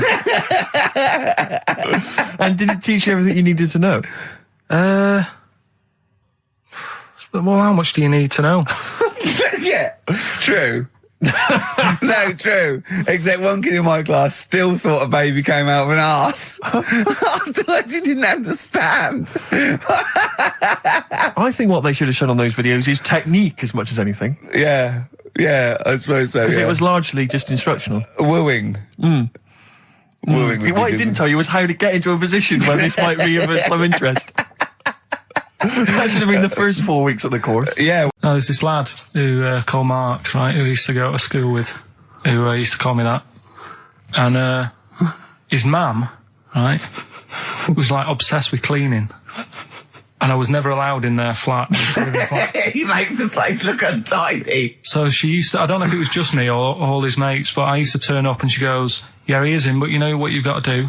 And I used to have to go round the side of his flat, and he had a computer, right, which he used to play. I didn't have one at that point, but he had one.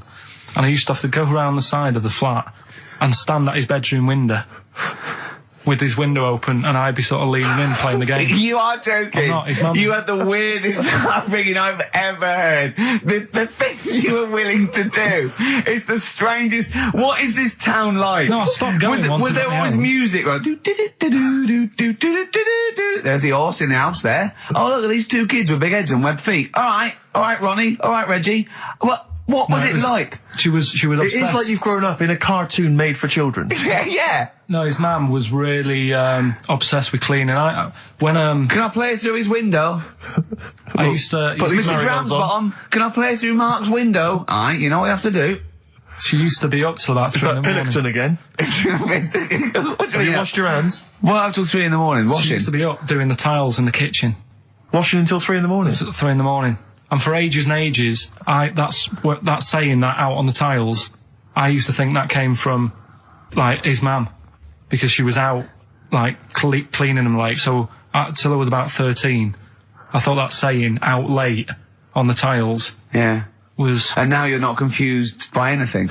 Well... There's no misunderstandings in your life now, is there? So he was allowed to walk in and out of the house, was he? Oh, he was alright, and he used to come round to ours a lot, and my mum used to get these pies from Hagenbach's, right?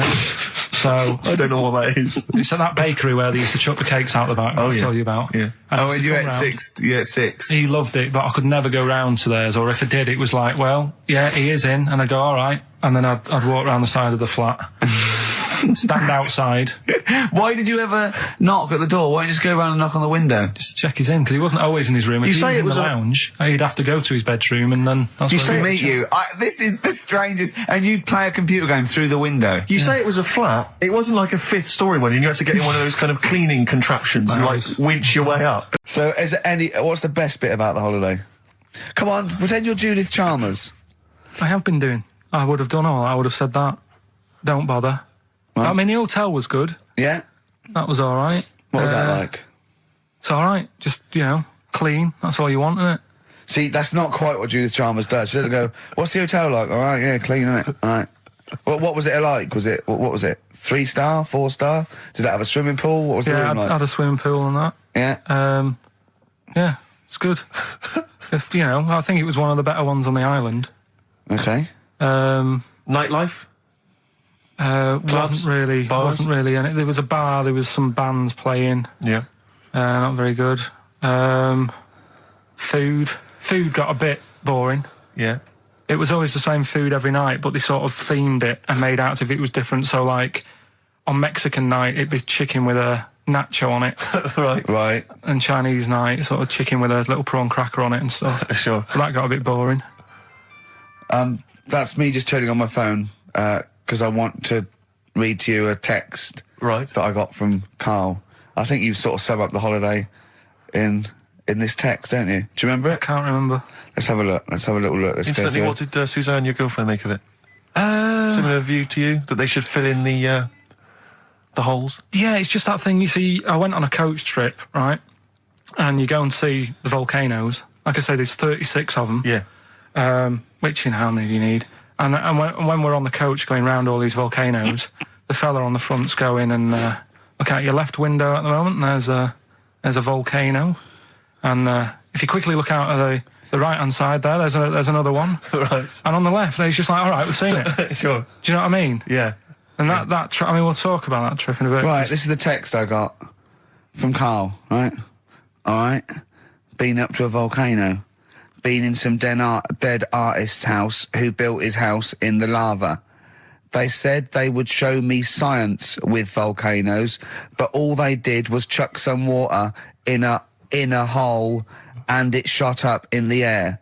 No dwarves in the canteen, no scousers here, but there is a Swede woman with a big head. She looks effing gormless with a cap on. All right? So a little reference there to... A Swede woman? What's that mean? Do you mean Swedish? Yeah. Or she looked like a vegetable? No, a Swedish woman. But they've all got sort of quite big bill, aren't they? All right? Now, whilst I was in Cornwall, I wasn't online. Right? I didn't have the internet, so it was like, oh, what am I going to do? And I didn't come back till yesterday. I thought there's loads going on that I don't know about in the monkey world and stuff.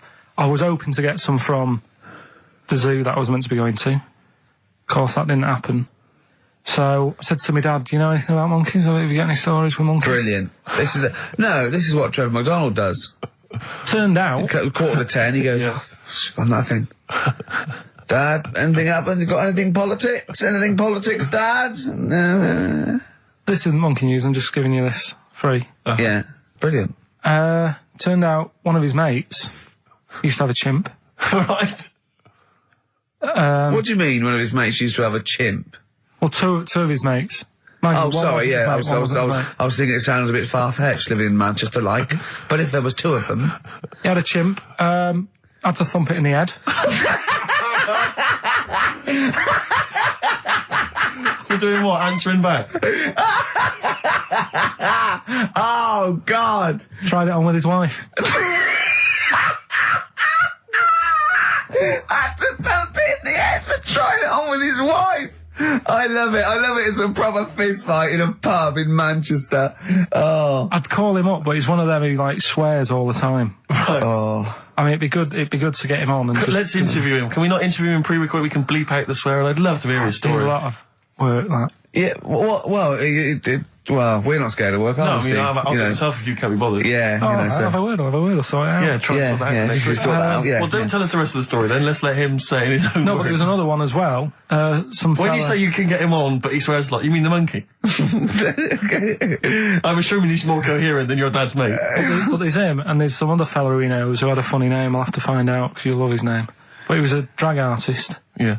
And, I think he said my dad went round one day, I don't know why, right? Went around there, knocked on the door, chimp answered. Carl, I don't know what you're doing, mate.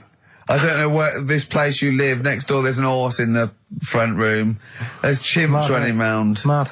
Anyway, chimpanzee! Is that it? Is that the end of the story? There's a chimpanzee in the door and that's the end. You sure it wasn't the drag artist before he'd shaved? No, I'm sure it wasn't your gran. Because I like the really airy ones that decide they can be female impersonators. Yeah, your gran.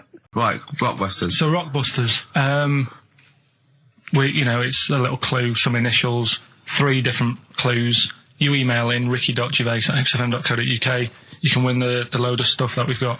So, first one, here's the clue. Stop throwing that fruit about. Oh. Oh. Yeah. What's the initial? That's CB. CB. Stop throwing that fruit about. Yeah. All right. Is Anders listening? Has he emailed us in yet? Anders, not had any response from Anders. I'll keep. I hope he hasn't stopped listening. Because he doesn't like the show. He's gone off. I hope he hasn't gone off the show. So the second one, that Scottish fella has made an error. That Scottish fella has made an error. Yeah, interesting. That's M. M. Right. That Scottish fella has made an error. Right. Okay. And the last one, God, you can make a right load of toast with them. You can make a right load of toast with them? Yeah. All right. What's the initial there? That's G. G. I was thinking it might be bread for a minute, but no.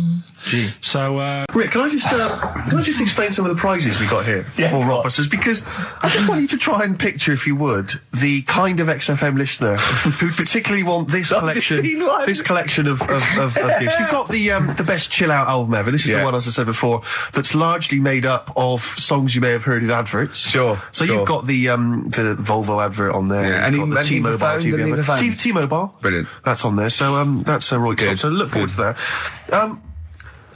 Again, just imagine which XFM listener is particularly looking forward to Top of the Morning with Terry Wogan. His 2-disc set there. You got it starts with we've got the Bangles on there. We've got Billy Joel, River of Dreams, Shine On by Mr. Christopher. So just look forward to that. Oh dear. We got the Only Fools and Horses last year's Christmas special. We gave one of those away last week, but still more to shift.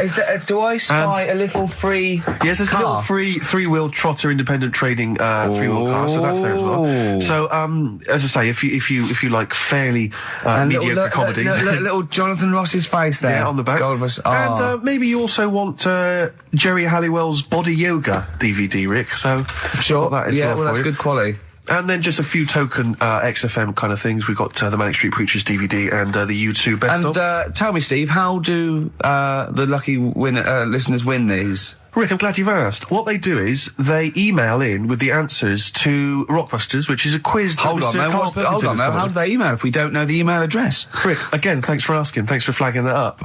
Ricky.Gervais at xfm.co.uk. That'll be coming up shortly. Try and get into the mindset of Karl Pilkington. A lot of people have been trying to email in answers, trying to think through kind of logically, or maybe based on the rules that they've picked up over the years. Or when he says it a cryptic clue, they believed him. Exactly. Yeah. So you've just got to think more like a mentalist to try and get winning. First of all, right, the prizes that I source every week. Explain yourself. What I said to you we're doing between now and Christmas, because there's just a few weeks till Christmas. Right. I thought I'd make up sort of family packs. Okay. That the winner can have something, say like there's a nice U2 album in there, right? Yep. So the winner might want to keep that, but they can get rid of the Jerry Yoga thing. They can give Only Fools Nurses to Uncle. To the dad. To the dad, yeah. I think the mum would love the Terry Wogan. Yeah. The thing. yoga for your sister. Right. Yeah. And all that. So that's what you thought through, was it? Or was it that there was a load of junk in the office? Or did you scoop them up with 2 arms and it's as much as you could carry down the corridor? Yeah. A little bit of that. But that's me workings on why you've got all that. Okay. Brilliant. That's excellent. That makes a lot of sense, yeah. That's coming up.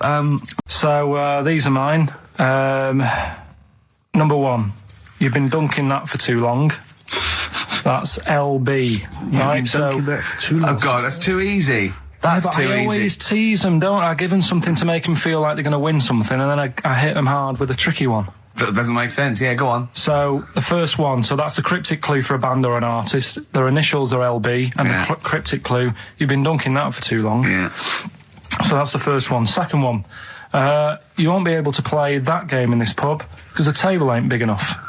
Right? Could be an old artist, could be a new one, could be a band. What's the initials? FD. Alright? FD. You won't be able to play that game in this pub. The table ain't big enough. And the final one, well, I've had a rubbish day, so I'm happy it's over. Right? That's the third cryptic clue. The initials being GK. Right? Yeah. Well, I've had a rubbish day, so I'm happy it's over. They're the 3 clues. All you got to do is email in Ricky.Gervais. That's great. That's genius. Which one? The last one. All right. That is genius. That's the best one you've ever done. All right. Ricky.Gervais. That's great. XFM.co.uk. Okay. Email in them 3 answers. You win the stuff. Well, cheers for that, Oliver. Olivia. Don't see your email coming up with the Rockbusters answers. So you better give us the answers. Let's give them out. The first one was you've been dunking that for too long. That was LB. Limp Bizkit. Yeah, got that one. The third one, we'll jump to that one because you've got it. Well, I've had a rubbish day, so I'm happy it's all over. That was GK. That's a great one. That's Glad It's Night. Glad It's Night. That is brilliant, Carl. And the one that you're both having a problem with, you won't be able to play that game in this pub. The table ain't big enough. FD. Go on. Fats Domino. Yeah? What? The dominoes, you play dominoes in a pub. The dominoes fat. Pub tables are quite small. You won't be able to play that game in this pub. Fats Domino. Rubbish. So, do you want to pick a winner? Rubbish. Well, you say it's rubbish, but plenty of people got the right answer. Rubbish. Who do you want to go with? The bunch of slightly rubbish prizes is going to Elliot K from Chigwell in Essex. Well done to Elliot. Have you to do the prizes for the prizes? Okay. Right, are we doing it now? Yes, sir. I noticed Heat magazine sort of put a bit of a spanner in the works. Why? Because they were saying, maybe it'll be a Christmas edition of Rockbusters. And I'd already sorted them out. I wouldn't worry, Carl. Well, what I've done, I've cleverly tweaked them to make them Christmassy. So the Christmas bit in it has got nothing to do with it whatsoever, but I just thought... So you mean that clues have a Christmas element? Well, yeah. But it's nothing to do with the answer. It's nothing to do with the answer. Right. So why don't you just ask the normal ones and I'll ring a bell. I'll shake some bells. Well, it's the equivalent of that, but in sort of speech. Right. Brilliant. So the first one, there's a load of letters there asking for advice. Put them on Claire's desk. Oh, and have a good Christmas.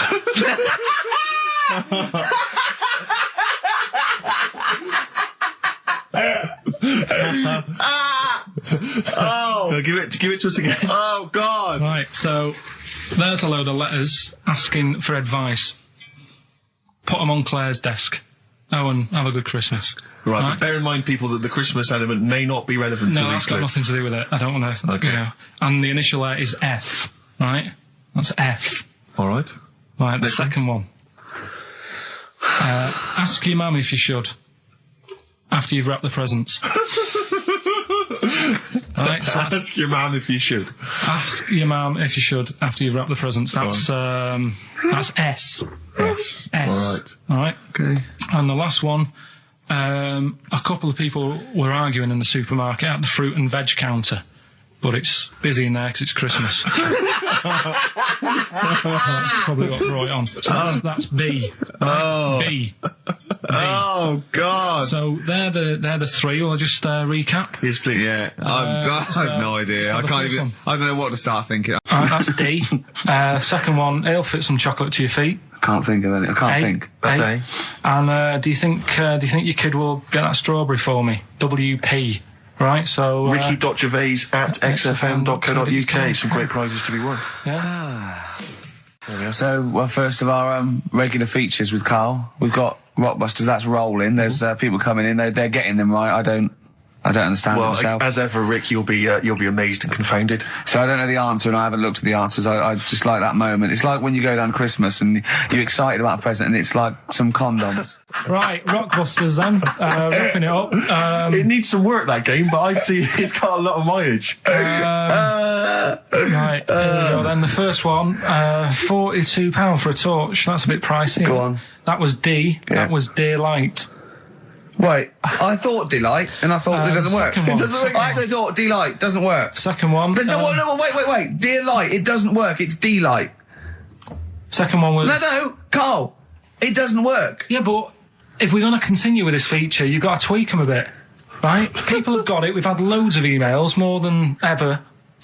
So, do you know what I mean? Let them decide. If they don't like it, they won't email in, but they're loving it. They've Right? all come from the same institution. Go on. He'll fit some chocolate to your feet. That was A. That was Aerosmith. Right? Aerosmith. You've heard of a blacksmith? But a smith is just a workman. It doesn't necessarily... No, you can have anything. You can have a locksmith. A smith doesn't just mean it does shoes. Right. Do you think... Aero Cobbler would have worked. Unfortunately, there isn't a band called Aero Cobbler. Get ready with a winner. Do you think your kid will get that strawberry for me? That's Wilson Pickett. Wilson Pickett. Pickett. I'll give you that. I have to say that I don't know if these guys have won in the past, but they were the first people to email in. I mean, normally I just give it to anyone, but these guys, literally, you've given the clues, Carl. I'm amazed. Everyone seemed to get Aerosmith. How? Everyone got D-Light. Everyone got Wilson Pickett. I'm absolutely stunned. You know, they deserve it. They deserve the junk prizes, right? So we'll give it to Jonathan and Louise, who, as I say, may have won in the past, but as I say, they were very, very quick. You've got to be them if you want to win. And they're from Wrexham. Brilliant. So good luck to them. So that's they enjoy Jerry's yoga diet. Back next week then. Yeah. See you later. See ya. Cheers. Carl, what have you got lined up for us as the producer? Right, well, Rockbusters. Been off this week again. Has he? Yeah. Another week off? Another week off, yeah. Yeah. No, I didn't have a full week off. I had 3 days off because I was working all over Christmas. Yeah. And still didn't stop working, preparing stuff. You've got a nice load of prizes there that I've sorted out. I had to come in especially to sort that out. Yeah. Rockbusters. Did you rifle through the drawers at Capital Gold instead of Daisy? Yeah. Rockbusters, we're still doing that. Yeah, you're bigging it up. Yeah. He's bigging it up. Yeah, still doing that. We've got that. Well, it's coming up to 1:30, and so it's time for Rockbusters. It's a structured show. It's a new leaf. This show in the new year is going to be structured. Set pieces, hitting our marks. Do you know what I mean? There'll be time checks, weather checks, quick hold out. If you're driving, careful on that. So do the prizes. Check for traffic, if it's bad. Yeah. Okay, well, again, an arbitrary selection of goodies. What are those politicians doing? Was that XFM News? Yeah. Right, what have we got? So we've got, for those that are a fan of the movie Donnie Darko, which a lot of people rave about this year, a sort of weird teenage movie, then there's a sort of sweatshirt there. It's actually quite nice. It's not bad at all. It's medium, so if you're a bit of a bloater, don't bother to apply unless you've got a friend already. We've also got here a Graham Norton video. Certificate 18. So please don't phone up don't email in unless you're above the age of 18. Yeah. And that's, I think, the best of his TV show. Yeah. Look forward to that. It's a big stiff video, that, isn't it? It's a big stiff cock of a video. Thanks very much. I meant you meant the bird. Yeah.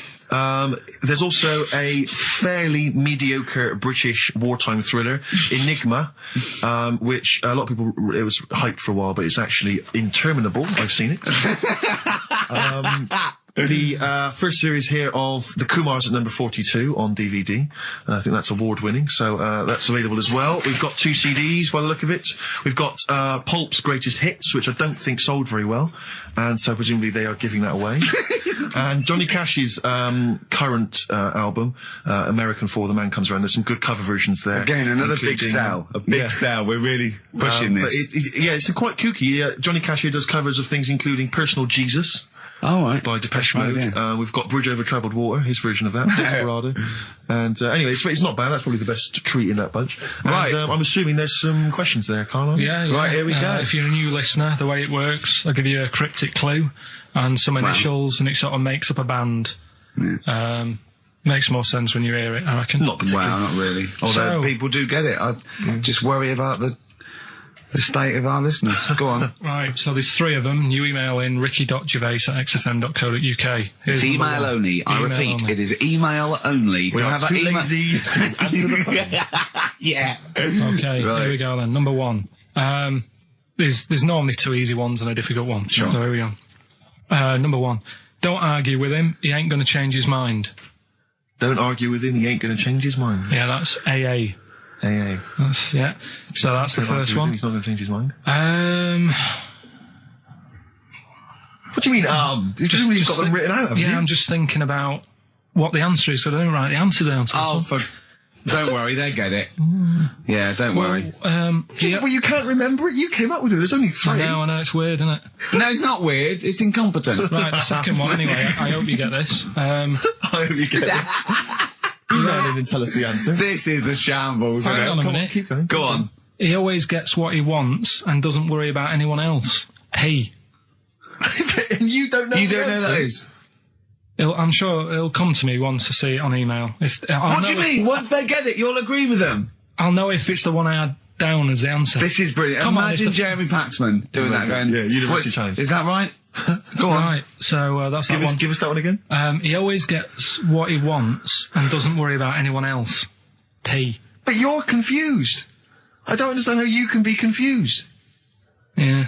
What's the final one? The third one, I'll have to put that woman in the oven. And that's AB. All right, quickly give us them again. Right, so the first one, don't argue with him. He ain't going to change his mind. That's AA. He always gets what he wants and doesn't worry about anyone else. That's P. And I'll have to put that woman in the oven. AB.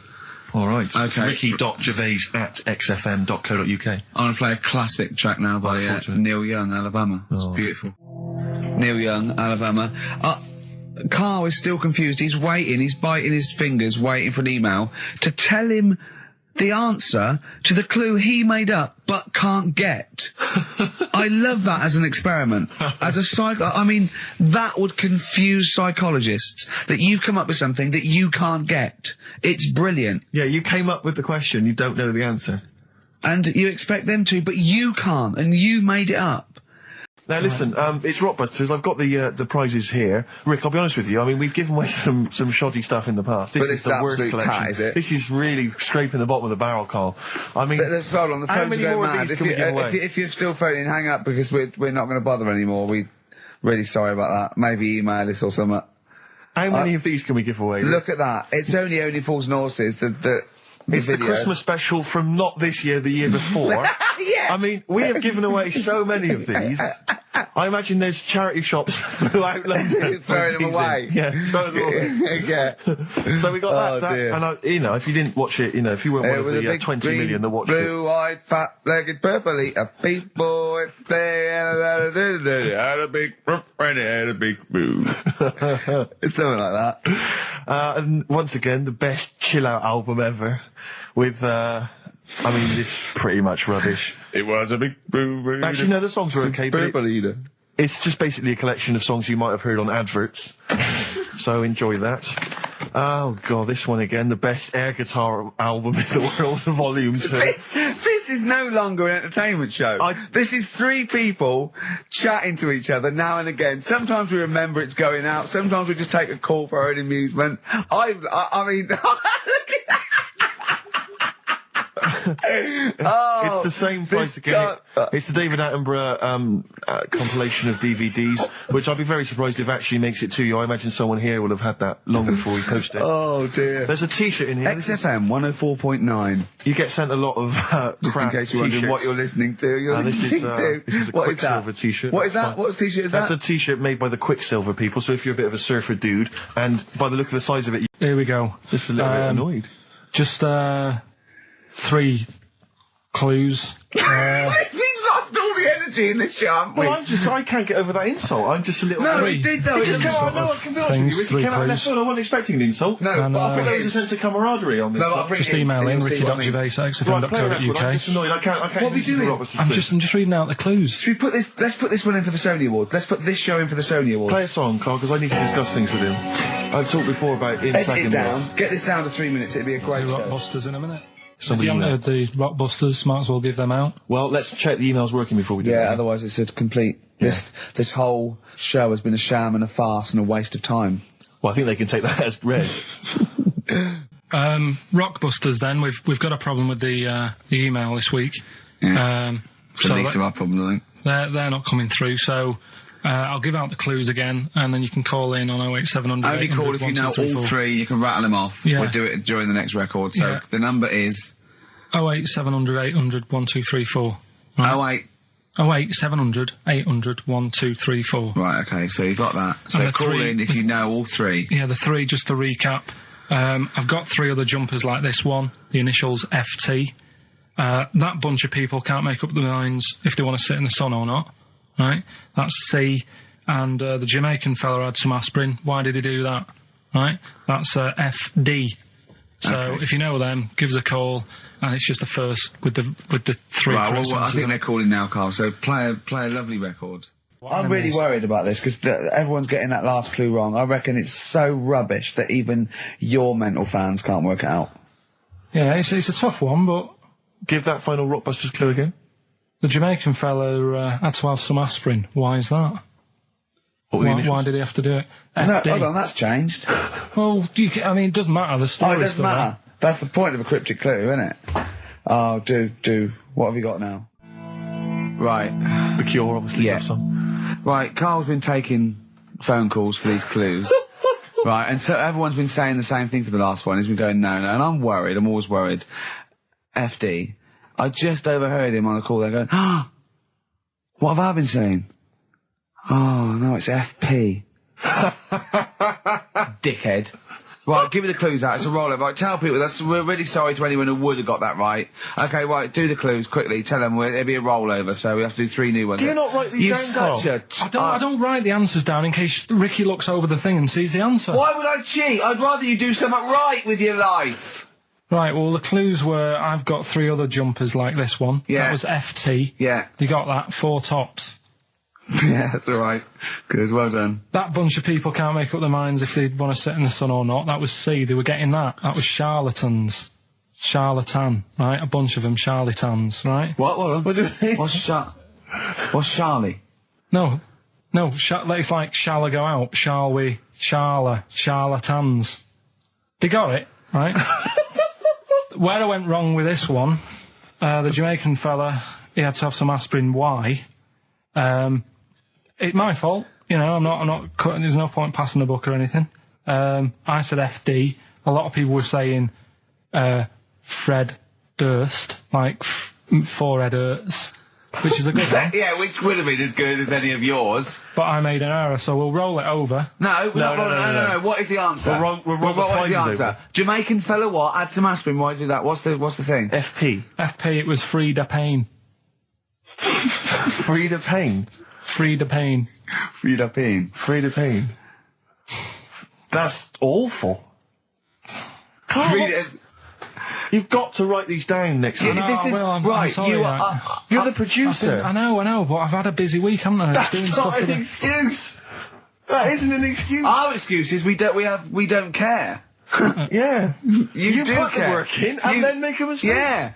It's better not to try than try your hardest and be rubbish. Do you see what the point? We don't care. But you've got standards. Yeah. And you're not meeting them. Think of that. You're not even reaching your standards. God. Right, well, that's that, I guess. Well, the prizes will be giving those away next week. Again. Just completely... Song for the ladies to end the show with. It's from Nick Cave's new album, Nocturama. This is a track called He Wants You. Back next week. Remember, Frida Payne. Right. I'm committed to this treatment. Yeah. Is one of them. I've got to go for that one. Yeah? Yeah. Or the other one is the police are causing a bit of a stir. He still says it like it's the best thing he's ever come up with, which the way it is. It could be. Right, go on then. I'm committed to this treatment. Right. Do you know the saying... Is it just sayings now? Are they all sayings this week? No, they're not. Okay. No, the other one isn't.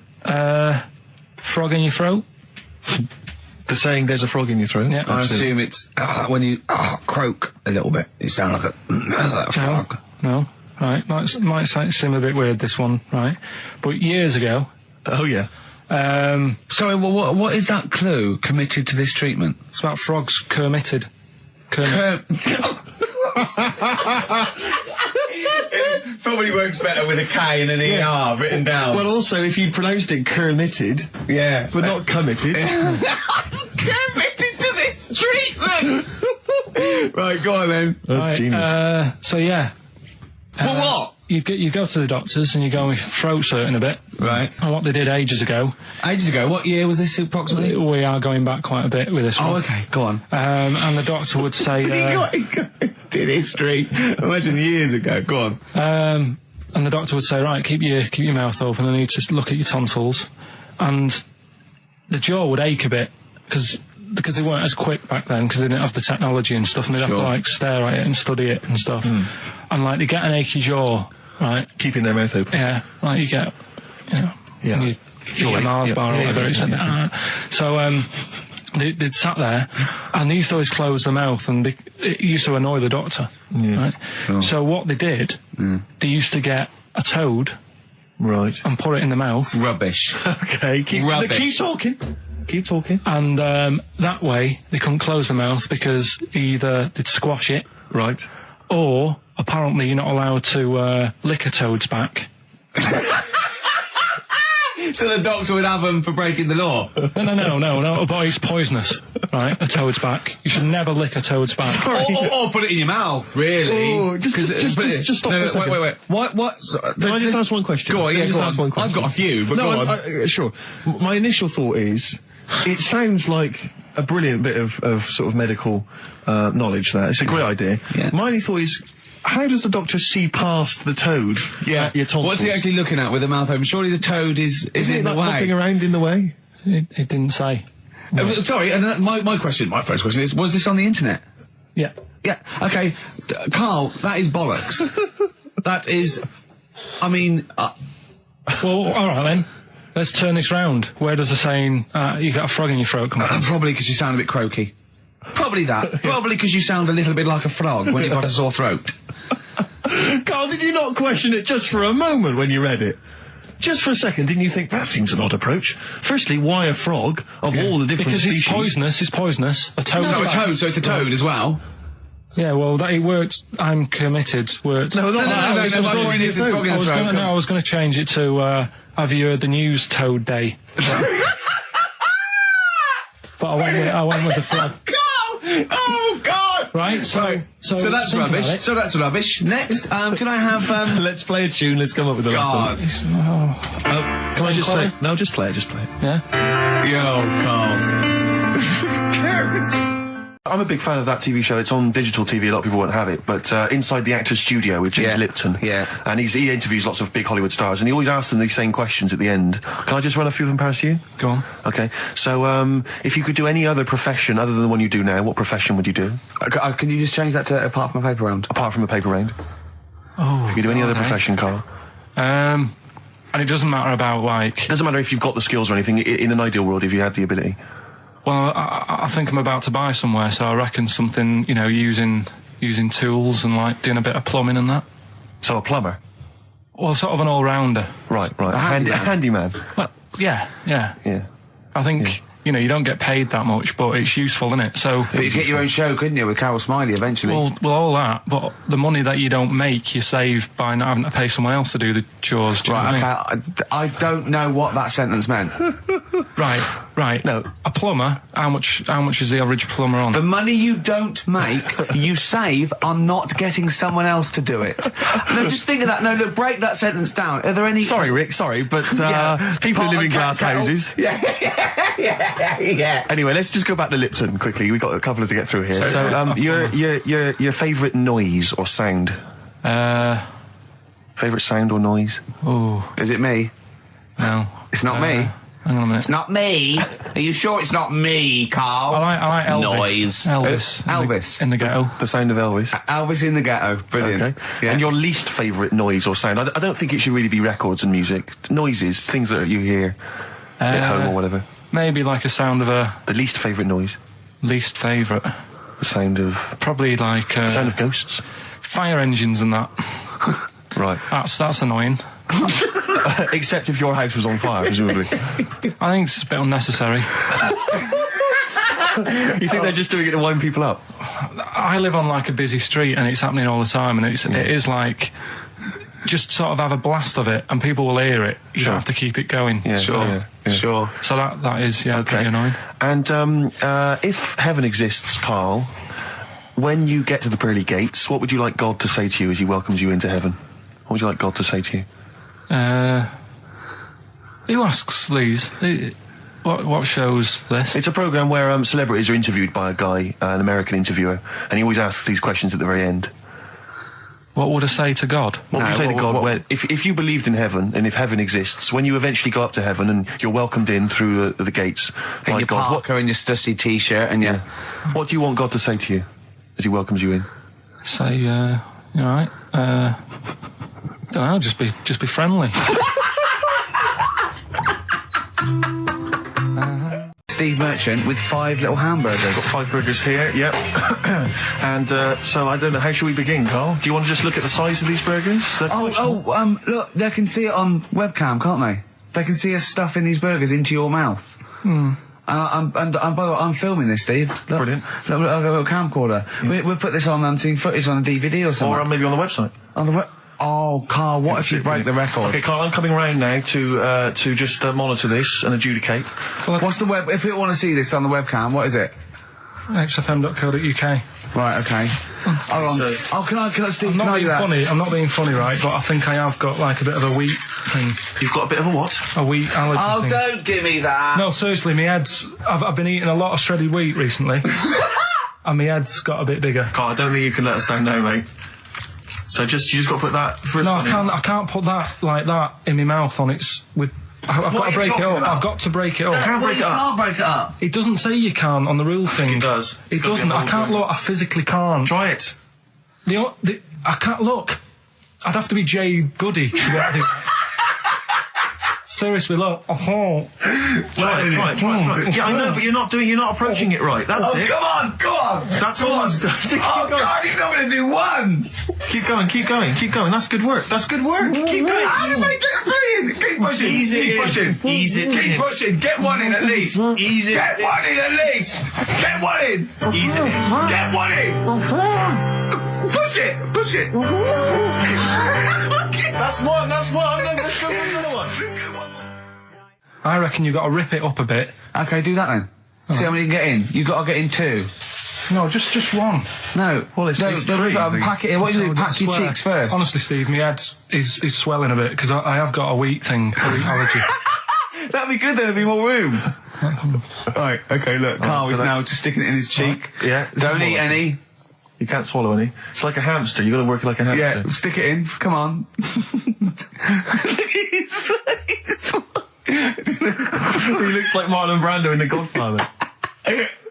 Come on. Don't lose any yet. Right. Pack it in, then use your fingers to pack it in. Come on. Wedge it in. Like you're grating the bath. I can't do this either.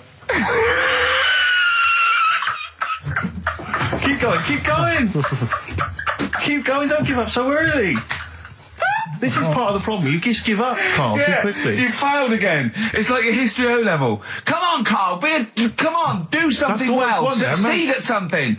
Push it in. You've got nearly half a burger there. Oh, I'll come round there. You're chewing. Don't chew. I've got a bit of food. I don't know what he said, but... Is that a whole one? No, it's not. I can see bits left. Come on, Carl. Come on, keep working at it. Keep working at it. Look, there's so much space in your mouth, I can see it. He's going red. Okay, we'll do another one. We'll do another one. That one then. We're doing a... Oh, are you alright? Are you going to be sick? Are you alright? Alright. Oh God, should we play a record? He's making my eyes water now. I'll find a different one for you. Find a different one for What him. about most grapes eaten in 3 minutes? I'll go. Do you want to do that? Grapes are easy, aren't they? That's easy. Great. Come on, grapes are easy. Come on, don't make him laugh. He's choking. He's choking. Oh, Carl. Quick! Keep going, Carl. Come on! What happened? Did you just throw up? No! Don't make him laugh! Oh, Come on! we can make wine. Come on, Carl. You're doing so well, Carl. mate. I want to go. Come on. Only... Why are you making him laugh? That was a world record attempt. Come on. He's over the... Keep going. Come on! You got 25 seconds. Come on. Oh, I think that was a shame actually, because you were doing well, but something went wrong. I know, and I think those are bigger grapes than the ones I've seen before. They're quite big grapes. Look at his face, he looks so despondent. Come on, Carl, 8 seconds. Just a few more. 5. Come on, what's the matter? 2, 1. It's all over, Carl. It's all over. Better count how many you did. You can get good at this. We can get good at this over the weeks. I think that was a fairly pitiful attempt, actually. I really thought you had a... It's interesting, actually. These are harder records than you might think. Yeah, I know. 6, 8, 10. How do you feel after that record-breaking attempt? I'm not happy with that. What are you not happy about? The fella who did it, was he in hospital and just had loads of grapes? I was bored. I'm sure he wasn't producing a radio programme, that's for sure. Well, to be fair, neither are you. What was tricky about it? What did you find hard? I think having Ricky standing over me, sort of shouting, "Go on!" isn't normal. No. But that wasn't... He hasn't eaten any! Hold on, that's 50 left. That's quite a poor attempt then, by the seam of it. Would you think about trying to maybe do that again in a couple of weeks? Would you do some practice and try that again? No, leave it to the experts. And I noticed a tricky point, maybe sort of when you had about 50 seconds to go, you seemed to be spewing things into the bin. What was that? Again, mainly Ricky standing over me. 88. He's got 88 left. Okay, so what's the mental arithmetic there? Because we put how many in? It was 150 in the thing, wasn't it? What did I say? What did I say I had left? Well, I'm not doing it again, 88. so... You had 88 left. So 62. God, you're only at 62. What's the matter with you, Carl? There's people start you at 62. That is rubbish. That's disappointment. Let's leave that. So you failed on 2 world record attempts there. 62, and the record's that is rubbish. What were you doing? Oh yeah, but like I said, I've got a small throat. I can't drink a drink quick. Ever since the Mr. Freeze Pops when I was 6, that I nearly choked on, I nearly died on. I can't go back. It'd be like asking, I don't know, someone who got run over to play Frogger or something. Badly Drawn Boy on XFM 104.9. I'm Ricky Gervais, with me Steve Merchant and Karl Pilkington. I'll tell you what, the Stoney's then. Oh! This Thursday at the Grosvenor House Hotel. Yeah. Everyone in Radio's Anyone has entered their show in different categories, saying, they get it down to, winners this year included the brilliant Dominic Mohan, former showbiz editor of The Sun. Lots of people won. Lots of people won gold. Lots of people won silver. Lots of people won bronze. We didn't get a sausage. Nothing. This show was deemed not worthy of anything. I mean, not a look in. The panel looked at it and said, well, no, definitely not. Radio. Didn't get a vote. See, that annoys me on so many levels. Let me tell you. One, right? I've never complained about losing an award. Okay, ever. Yeah, mainly in TV. I know we've won a lot, but we've been beaten by Peter Kay. Good luck to him. He's brilliant. Beaten by Phoenix Nights, the sitcom. A lot of people like that more than the Oscars, vice versa. Right? No qualms. But the shoddy shite that I heard that night beating us, I was furious. I don't understand. There's people regional. It sounds like hospital radio, right? I shouldn't even be on XFM. I thought, it's beneath me. Yeah. And I thought, well, I'll give them a hand, right? Let's show them. And I want to know who the panel was as well. I do not believe it. How can they I was looking back over some of the shows, right, before I go, Carl, and I've just done a little excerpt of, a trailer of what we do, what we're about, and I don't know how the panel could overlook this. Play a bit, Carl, please. Shaking her muff, minge and tits around does not make her a hoe, then what does? These kids at school with big heads. Carl, what are you talking about? Shut! Oh, well, my name is Holy Fuck. Right, there's this monkey that was on a train station. Right. What if you mean cock to mean penis? It was my Down syndrome son. Oh, chimpanzee, that monkey news. So we've still got monkey news coming up. You're an idiot! You know what I mean? That's, to me, quality broadcasting. I don't know how they can say that isn't worthy. That's what we sent in to the Sony people. They listened to that. How they didn't think that was dynamite stuff. It doesn't make sense. Actually, I've been thinking about this since Thursday, because I've been a little bit down in the dumps. Yeah. What I think it is that with the TV show, the TV stuff we've done, Rick, we put a lot of work into that. Yeah. We get the script, we got the script, we spend a lot of time on it. What this show is about, it's very much about spontaneity, it's about our personalities, and I don't think we're ever going to win an award for our personalities. I think that's where we're going wrong. Do you know what I think? I think that when we're together, we're the auteurs of The Office, and, and we're strong on it, and we're just two, we write it, we direct it, we cast it, we even worry about the font and stuff on the, we do everything. There's a weak link in our midst, I think. On the radio show? Yeah. Right, well, I'm just trying to think what the common factor is, because on the award-winning TV show, Spliss You and I... Yeah, I don't know. Well, I'll tell you what, can we play a record and let me think about this, because there must be something... There's got to be a factor. ...that isn't in The Office that's in this, that means that The Office is award-winning, and this is a pile of shite. It's interesting. I mean, I don't think our number one fan, Dickie Anderson, Richard Anders, was on the panel, although he here has emailed in. He's got a couple of thoughts as to maybe why we... What is Dickers doing, man? Dickers says, commiserations on not winning a Sony. I can't believe you didn't win, naturally. I mean, apart from your show's obvious lack of quality and effort, having a monkey for a producer, offering the biggest load of tat as competition prizes, saying hairy Chinese kid 48 times every show, Rockbusters, not bothering to turn up for weeks on end, only having 3 listeners, introducing the comedy characters Camp David, Harry Fook, which I think he spelt wrong there, Stephen Merchant. I'm not a character. Apart from insulting every race, religion and sexual orientation, bickering like schoolgirls... We haven't done everyone yet. We have not insulted everyone yet. There's loads to go. Despite the fact you generally bring misery into the lives of anyone who listens, I thought you were surefire winners. Better luck next year. Well... I mean, a couple of constructive, criticisms there, but generally, I still can't nail it. Was he on the panel? Well, I don't think so. Well, he's a fan, so... Yeah. Well, no, he's clearly a fan. I mean, he obviously loves the show. He has hit the nail on the head. Oh. Which... Yeah. But, what should we do? Should we give up or should we try harder? That's always my dilemma in life. Sure, yeah. I mean, I've always gone for the first one. Give up? Yeah, why bother? Yeah. If they can't see, just give us the award.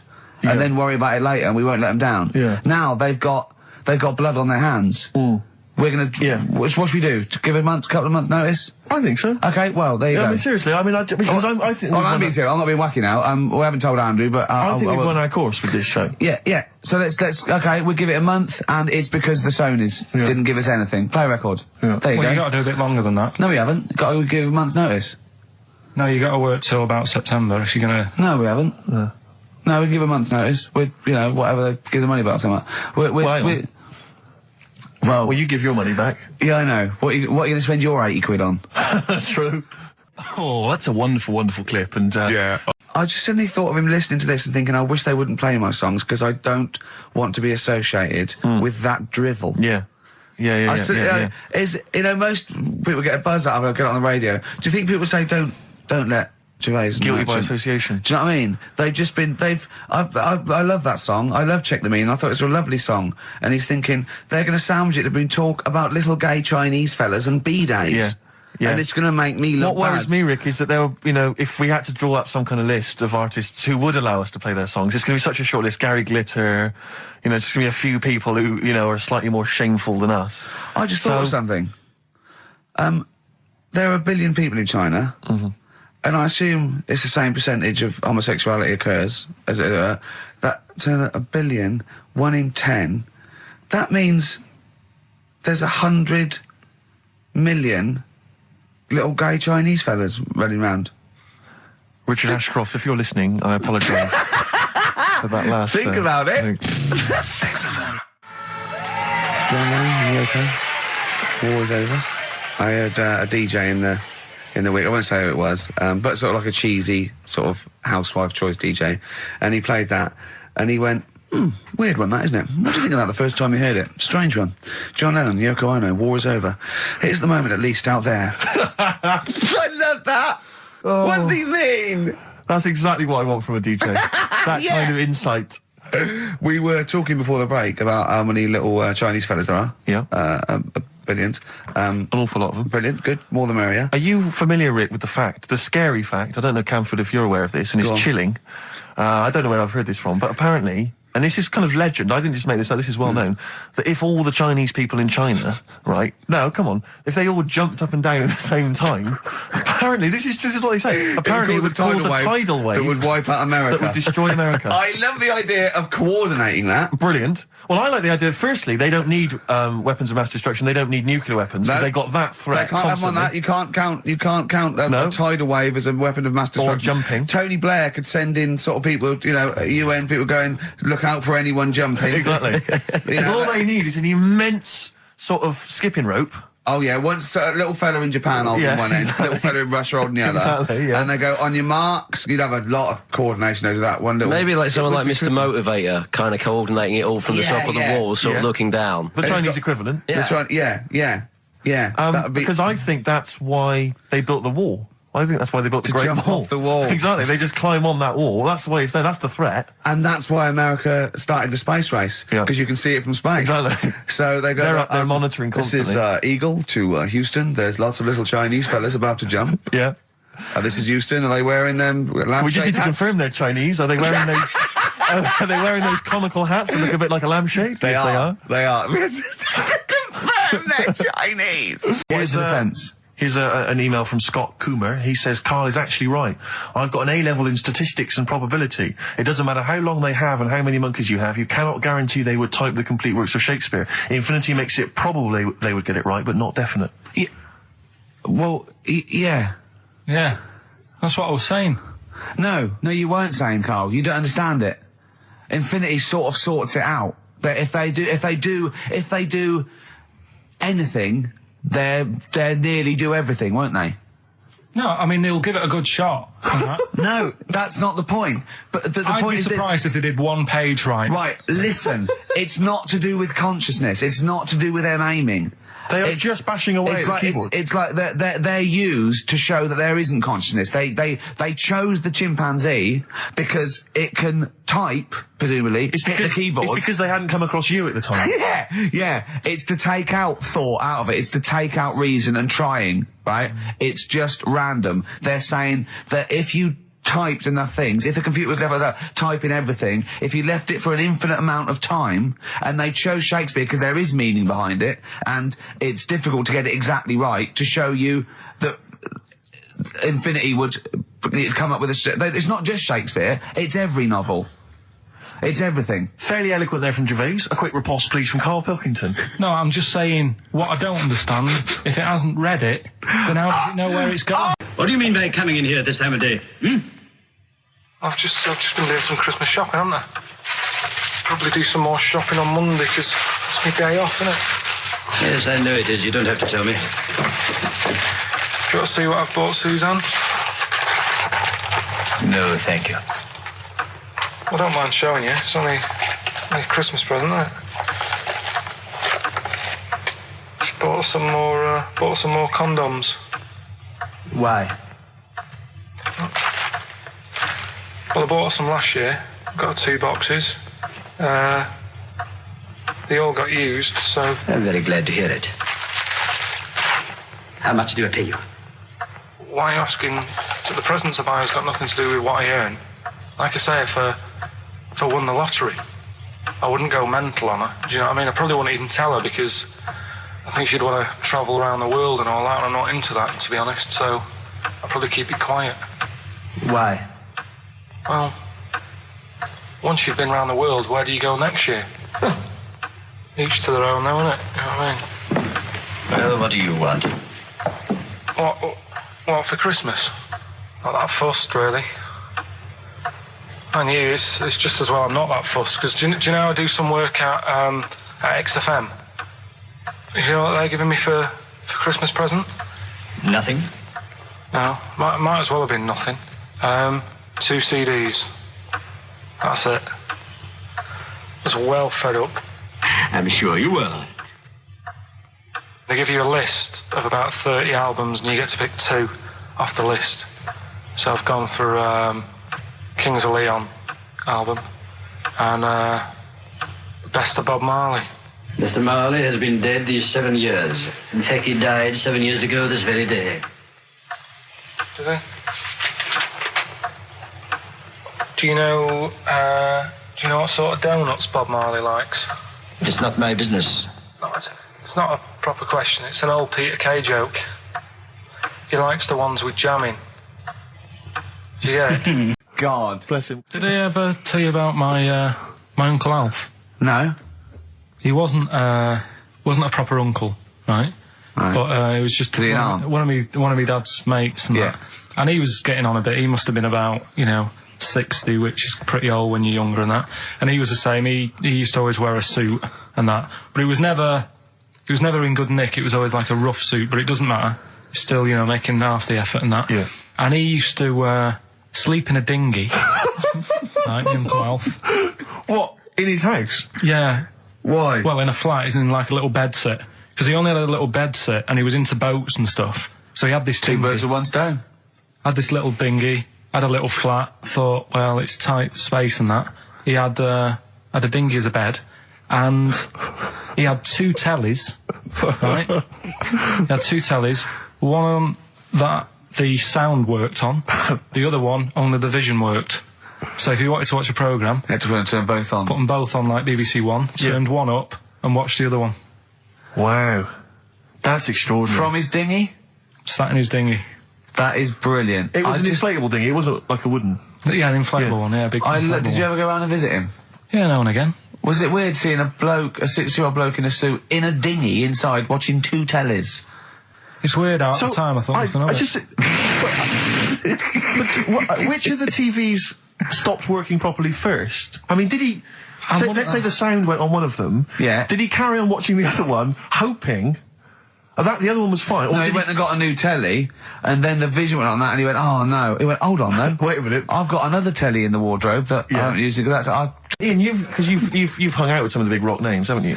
Yeah. No, I'm not going anywhere with this. I'm intrigued. Tell me some of the people you've hung out with. You've hung out with Maiden, have you? I've hung out with love Maiden. don't you? I've been flying with Bruce Dickinson. Yeah.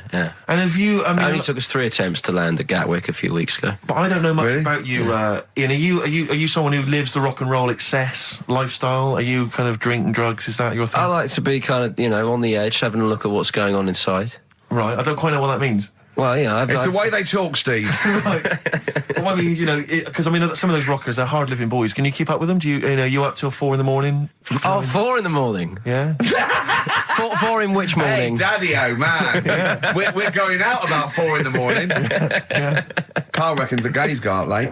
Yeah. His favourite song is The Killing of Georgie, right? And he went, yeah, but would it have happened if he'd have been, going out a bit earlier? Yeah, well, no, fair point. Yeah. Is that song time specific then? No, but he reckons he probably got because he was out late. Oh, right, okay. He said there's one that works here. Sometimes he doesn't go out till midnight. But I imagine you a little bit like that little boy in the film Almost Famous.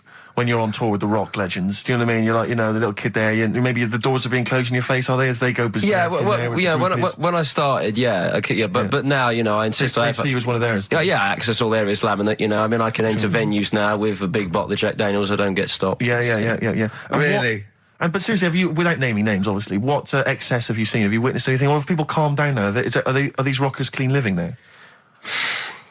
Depends who you're talking about. Sure. Yeah. Is there anything going on like the days of Ozzy and Motley Crue? I haven't seen. I haven't seen any red snappers like with Jimmy Page. Do you know that story? No. I can't talk about it. Then let's forget about that. Yeah. Oh, is it disgusting? Yeah, well, yeah. But is it worse than talking about B-days and Ricky's farts? Kind of. Right, okay. Yeah. Right. Yeah, I know. You wouldn't want the instruction manual as to what happened with the red snapper, like you do with the B-days. Sure. God. But don't, as I say, don't name names. Obviously, there's a sort of client, doctor confidentiality or whatever that you... Yeah, well, I saw... We know there's no one listening, yeah, so it won't go further than the studio. I saw a member of a very big band play the Astoria recently, and they turned up at the Astoria about 15 minutes before they were going on stage, right? And someone said to them, is it good to be playing the Astoria? To which he turned around and went, oh, right, are we in London? There's 2 things that my mum does, right? It's that, if there's sex scene on the telly, she'll go, anything on the other side, love? And the other thing she always says, if ever there's anything on the telly with Elvis in it, she goes, oh, I like him, right? And we all know, we sat there, we know what she's going to say next. Yeah. So you don't even bother saying why, right? And she goes, he likes fat, ugly people. He what? He liked fat, ugly people. He didn't always go for, like, the good-looking fans in the crowd. What Elvis did? Yeah. Right. That was always the thing. And I'm sorry, now, hold on. I don't know what we're doing now with our lives, Steve. Wait a minute, right. So your mum says 2 things, right? She either says... Is there anything else on the other side? Or, I like Elvis. There's a pause, because you know what she's going to say next. She says, he liked fat, ugly people. How often does this occur? Well, because they've got, like, you know, Sky, there's a lot of those channels on. They're like the music channels. So Elvis always comes on. There's either an Elvis film, there's, like, you know, a classic hit by him on... And she'll go, I like Elvis, he likes fat, ugly people. And what do you mean he liked fat, ugly people? Is she a fat, ugly person? Because there's a bloke lying on the floor, right? He's cut his head, blood's coming out of his head, and all his mates come running up, and they're all stood round him. Yeah. And they don't take their hats off as a mark of respect. That is outrageous. Why didn't they take their hats off? I'm laughing, but it's probably as good as the real absolutely. ones. A bloke's fallen with his... Yeah. He's lying on the floor. Yeah. He's dead. Yeah. His mates come running up. Was it important that his head was cut? I don't know. I mean, Would it have been okay if he'd been wearing a hat? He wouldn't have been dead if he was wearing a hat. What's your answer? No, you're meant to answer a question. You don't just go, what's your answer? You say, where's the turn? So you go, no, and I have to guess. It's obviously like sort of motorcycle stunt team or a parachute. Why didn't they take their hats off? Because they're probably still on the motorbikes or something, or... Well, yeah, but if you mark a respect to someone, you could take your helmet off. I'm getting angry. What? They're parachutists. Why couldn't they take their helmets off? Because they're coming down from the sky. But he's on the floor dead. Well, yeah, but they can look down and see him on the floor. Are they on the floor, Carl? They're on the floor as well. They're walking, are they? Yeah, well, they sort of stood there looking at him. They're stood there. Yeah. They're stood on the floor looking They're at him. soldiers. Why? But why? If because it might be in a battle zone. They might have their helmets on, and he's been shot in the head. No. Well, that does work. You see, this is my point. That one works. That one works. Unless you give us a piece of information where that doesn't work. What's the difference? Why is yours different to he's been shot in the head in the trenches, and they're looking at him and they keep their helmets on? I just don't think it matters as much. If they're in the trench, they're already guarded a little bit, so they could take their hats off. It's the best mate, for God's sake. Okay, he's dwelling on this. Are they normal hats? What kind of hats are they? The answer. No, don't get ratty. What kind of hats are they? Baseball hats? If I told you what sort of hats they are, you'd have the answer. Wow. Okay, I've got to guess what sort of a hat it is then, have I? Right. Is it a trilby? No. Is it a bowler? I know what it is. What? They're spacemen. No. Oh, that's a good one. That one works as well. This is my point. I like that one a lot. It works. He's fallen on the moon, and not that the moon happened, it was set up, wasn't it, in the studio? We know that, yeah. Okay, Carl, what's your answer? Builders on a building site. Why is that different to soldiers? Because bricks don't fall in wars. But bullets fly! Right. Let's play a record and we'll come back to it, Carl, while you think about what you've done. Oh, yeah. You've embarrassed Let's play yourself. some classic Suede. Yeah, and this is for David and Kieran, I think, you wanted a bit of Butler. This is a bit easier, but I still think it's a good one. So this is, we should explain what this is if you just tuned in. It's one of those stupid lateral thinking problems. That Karl himself has created. Yeah, that was his homework. Right, this one. It's a fella. He has a normal day doing stuff. Nothing wrong with him, right?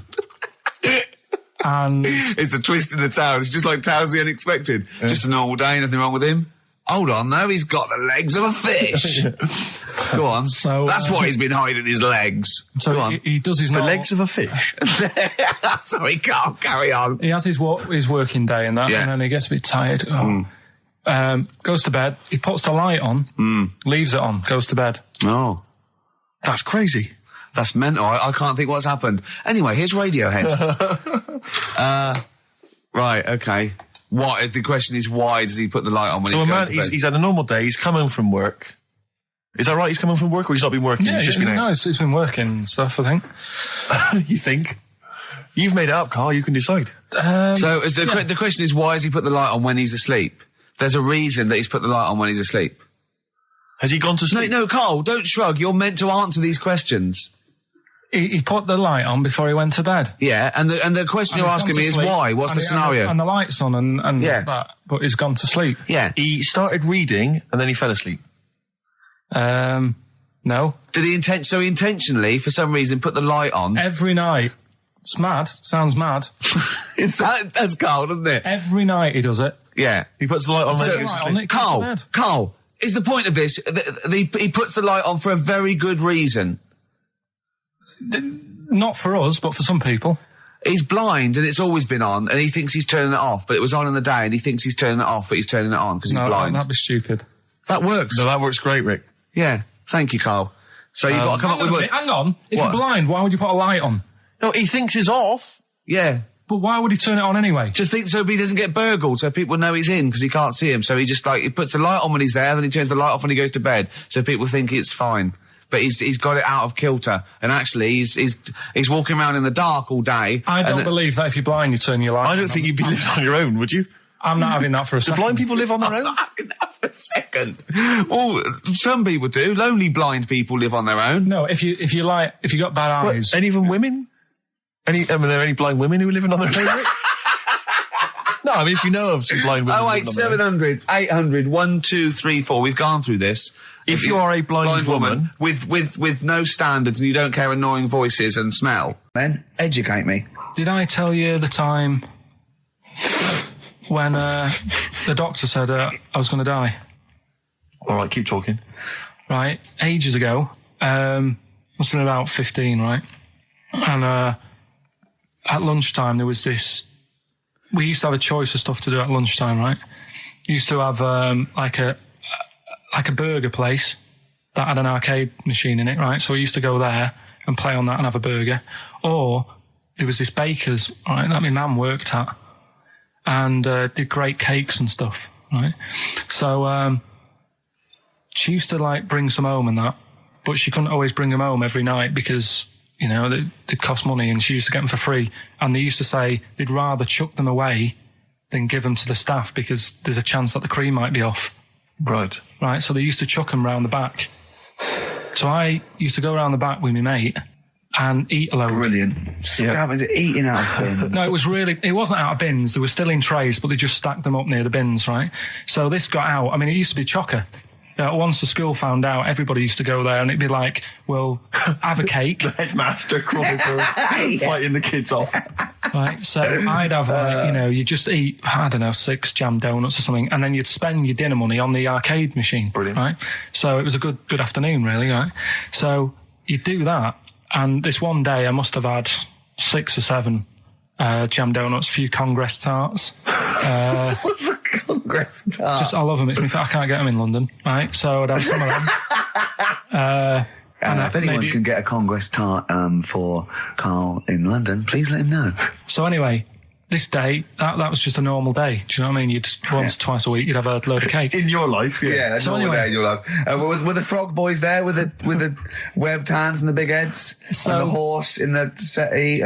But the day after one of these days, I had really bad cramp in my belly. Right? Okay. I was like in agony, could hardly walk. So I said to my mum, you could hardly stagger to the free cakes. So I was in absolute agony. I said, I don't like doctors, but you'll have to get a doctor in because I don't know what it is. I can't walk. She gets the doctor round. I won't say his name, but he said, well, doesn't look like he's got long left. Blimey. So I was a bit like, hang on a minute, I've only had a few cream donuts. Yeah. My mum was panicking. Sure. He went. My dad came in from work. She said, something's really bad with Karl. I think it's serious. The doctor said he ain't got long left. So he said, what? He said that and just left. So she said, yeah. He said, I'll have to call him then. So he called him up, said, what's all this about? Karl hasn't got long left. How long's he got? So he goes, I was only messing. It's just had some bad cream. Can you believe that? Well, the thing is, I like the fact your mum didn't ask any questions. I know. She didn't go into detail. Can you explain more, doctor? No, I got to show off. But she doesn't. I don't want to diss you or your family, but I imagine if I was there, I'd have known the doctor was joking. Yeah. That's all I'm saying. I mean, I sound very arrogant there, but I imagine he went, what's he been doing? I had about 6 cream cones. Oh, right. Oh, wow. He hasn't got long to live then. I'll see you later. Yeah. That's what I think the doctor did. Yeah.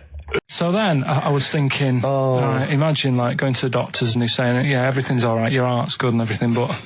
Your heart's good? What, your Larry's or...? Yeah, your heart, Yeah. you're in good form and whatever, Sure. yeah. It's good news, I had Gianno in earlier, he's not looking good. Yeah. Fat swaller. But you're all right, but your hands need to come off. Right. Blimey. But, that's bad. Like, I get a second opinion initially. But I better good news, I've got a nice pair of feet I can sort you out with. Yeah. And he puts them on, and then I was thinking, right, first of all, washing up, what would that be like? But Steve, that'd be tricky. Yeah. And then the second thing was, it'd probably ruin the sort of the shape of your jumper. Because you had to keep putting the feet through there. Yeah. And then I thought, but I could still cycle in Okay. to work. You could run in. Well, that's the thing. You'd be really fast. Well, that's what I was thinking. I thought I could still cycle because I could balance, and then I thought, but the only thing is I probably couldn't pull the brakes. Because of the little short things. Yeah. And then, like you, I thought, but then again, you're running in half the time. So that's what was going on in last night. Right. That's what I was thinking about. So did you How have long did this take? Well, how long does it take to wash up? Right. Because I imagine you just being there for, like, all night. Probably 25 minutes. How long did the little Chinese fella dance for in his pants? He's always doing it. Last night he was at it for like 10 minutes. Yeah.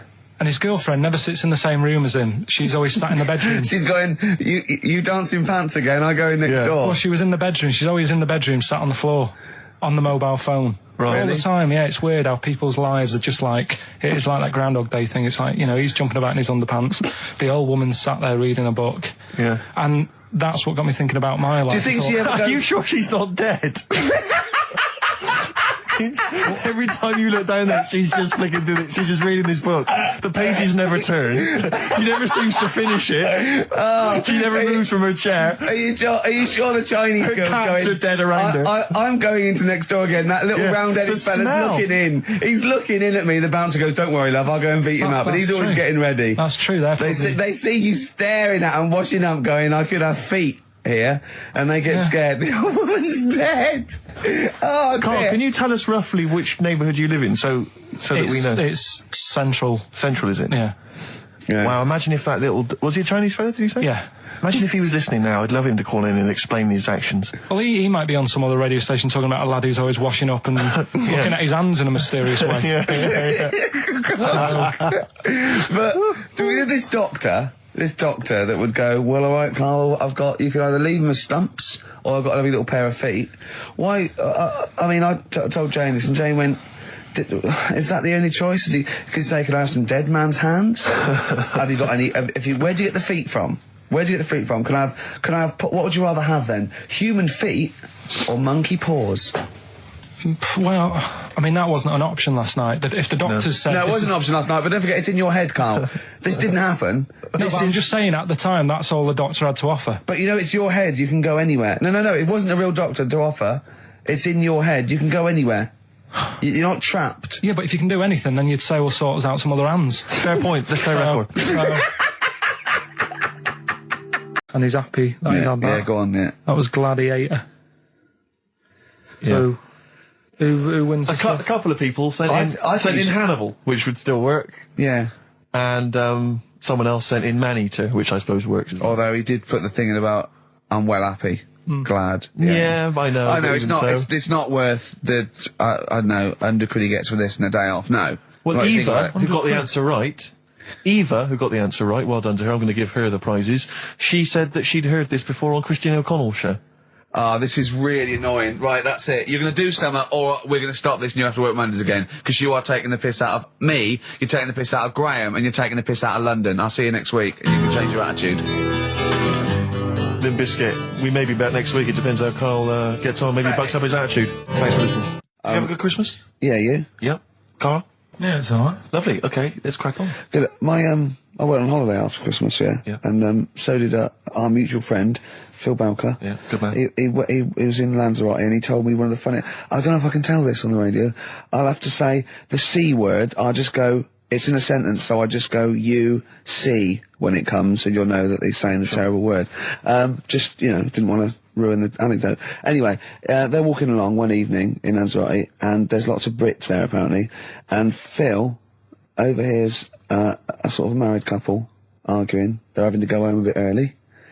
And she's saying to him, she went, "For Christ's sake, every time we come out drinking, you always shit yourself." Right? Wow. Always, not once. So he's going, I've told you, he said, it's not the drink, it's the weather. She went, "The weather. You'll be blaming the food next, you see." I don't think they should have got married. Wow. Or when did you think the shooting itself started? Must have been after the marriage, because if you're courting, and you go, "Went out with Derek again, did you last night? Yeah, how was it? The evening was lovely, the meal was nice, but he shot himself. Again. That's 5 dates, 5 different heaps of shit. But I think I can change him. I think I can change him, yeah. It must have happened after the marrying. Or he just might think, oh God, or he's got to that age where I think, look, I'll just empty it when I get home. Yeah. I'm not going to keep going up and going to the toilet, you know. It's the ice that does it. Yeah, Carl is right, I think. It is the ice. What do you mean? People forget, you know, they say, oh, don't drink the water when you're on holiday, and they don't. They drink, you know, they buy Evian and stuff. Oh, I see. They forget about the ice. The ice cubes, you're right, in a bar. Made from tap water. And that can do it, can it? Yeah. But what she said every time you're drinking, didn't she? I assume that she wasn't drinking ice then. Yeah. What, I mean, why is it just happened to him? Let's be honest, everyone that goes on holiday doesn't end up crapping themselves. Yeah, they usually make it to a toilet. He does it every time he drinks, doesn't he? Yeah, well, apparently. Just don't let him carry the baguettes. He's good, isn't he? Oh, Carl comes out with something. He does now and again, High doesn't five, he? Carl, that was sweet, man. Yeah, Sweet. nice one. Yeah, respect you. Ladies and gentlemen, will you please welcome to the stage, the scaffold. Oh, the scaffold. Do you remember the scaffold, Carl? You picked the lead singer looks a bit like him. But you know whose brother that is in the scaffold, don't you? Mike McGear. Do you know whose brother that is?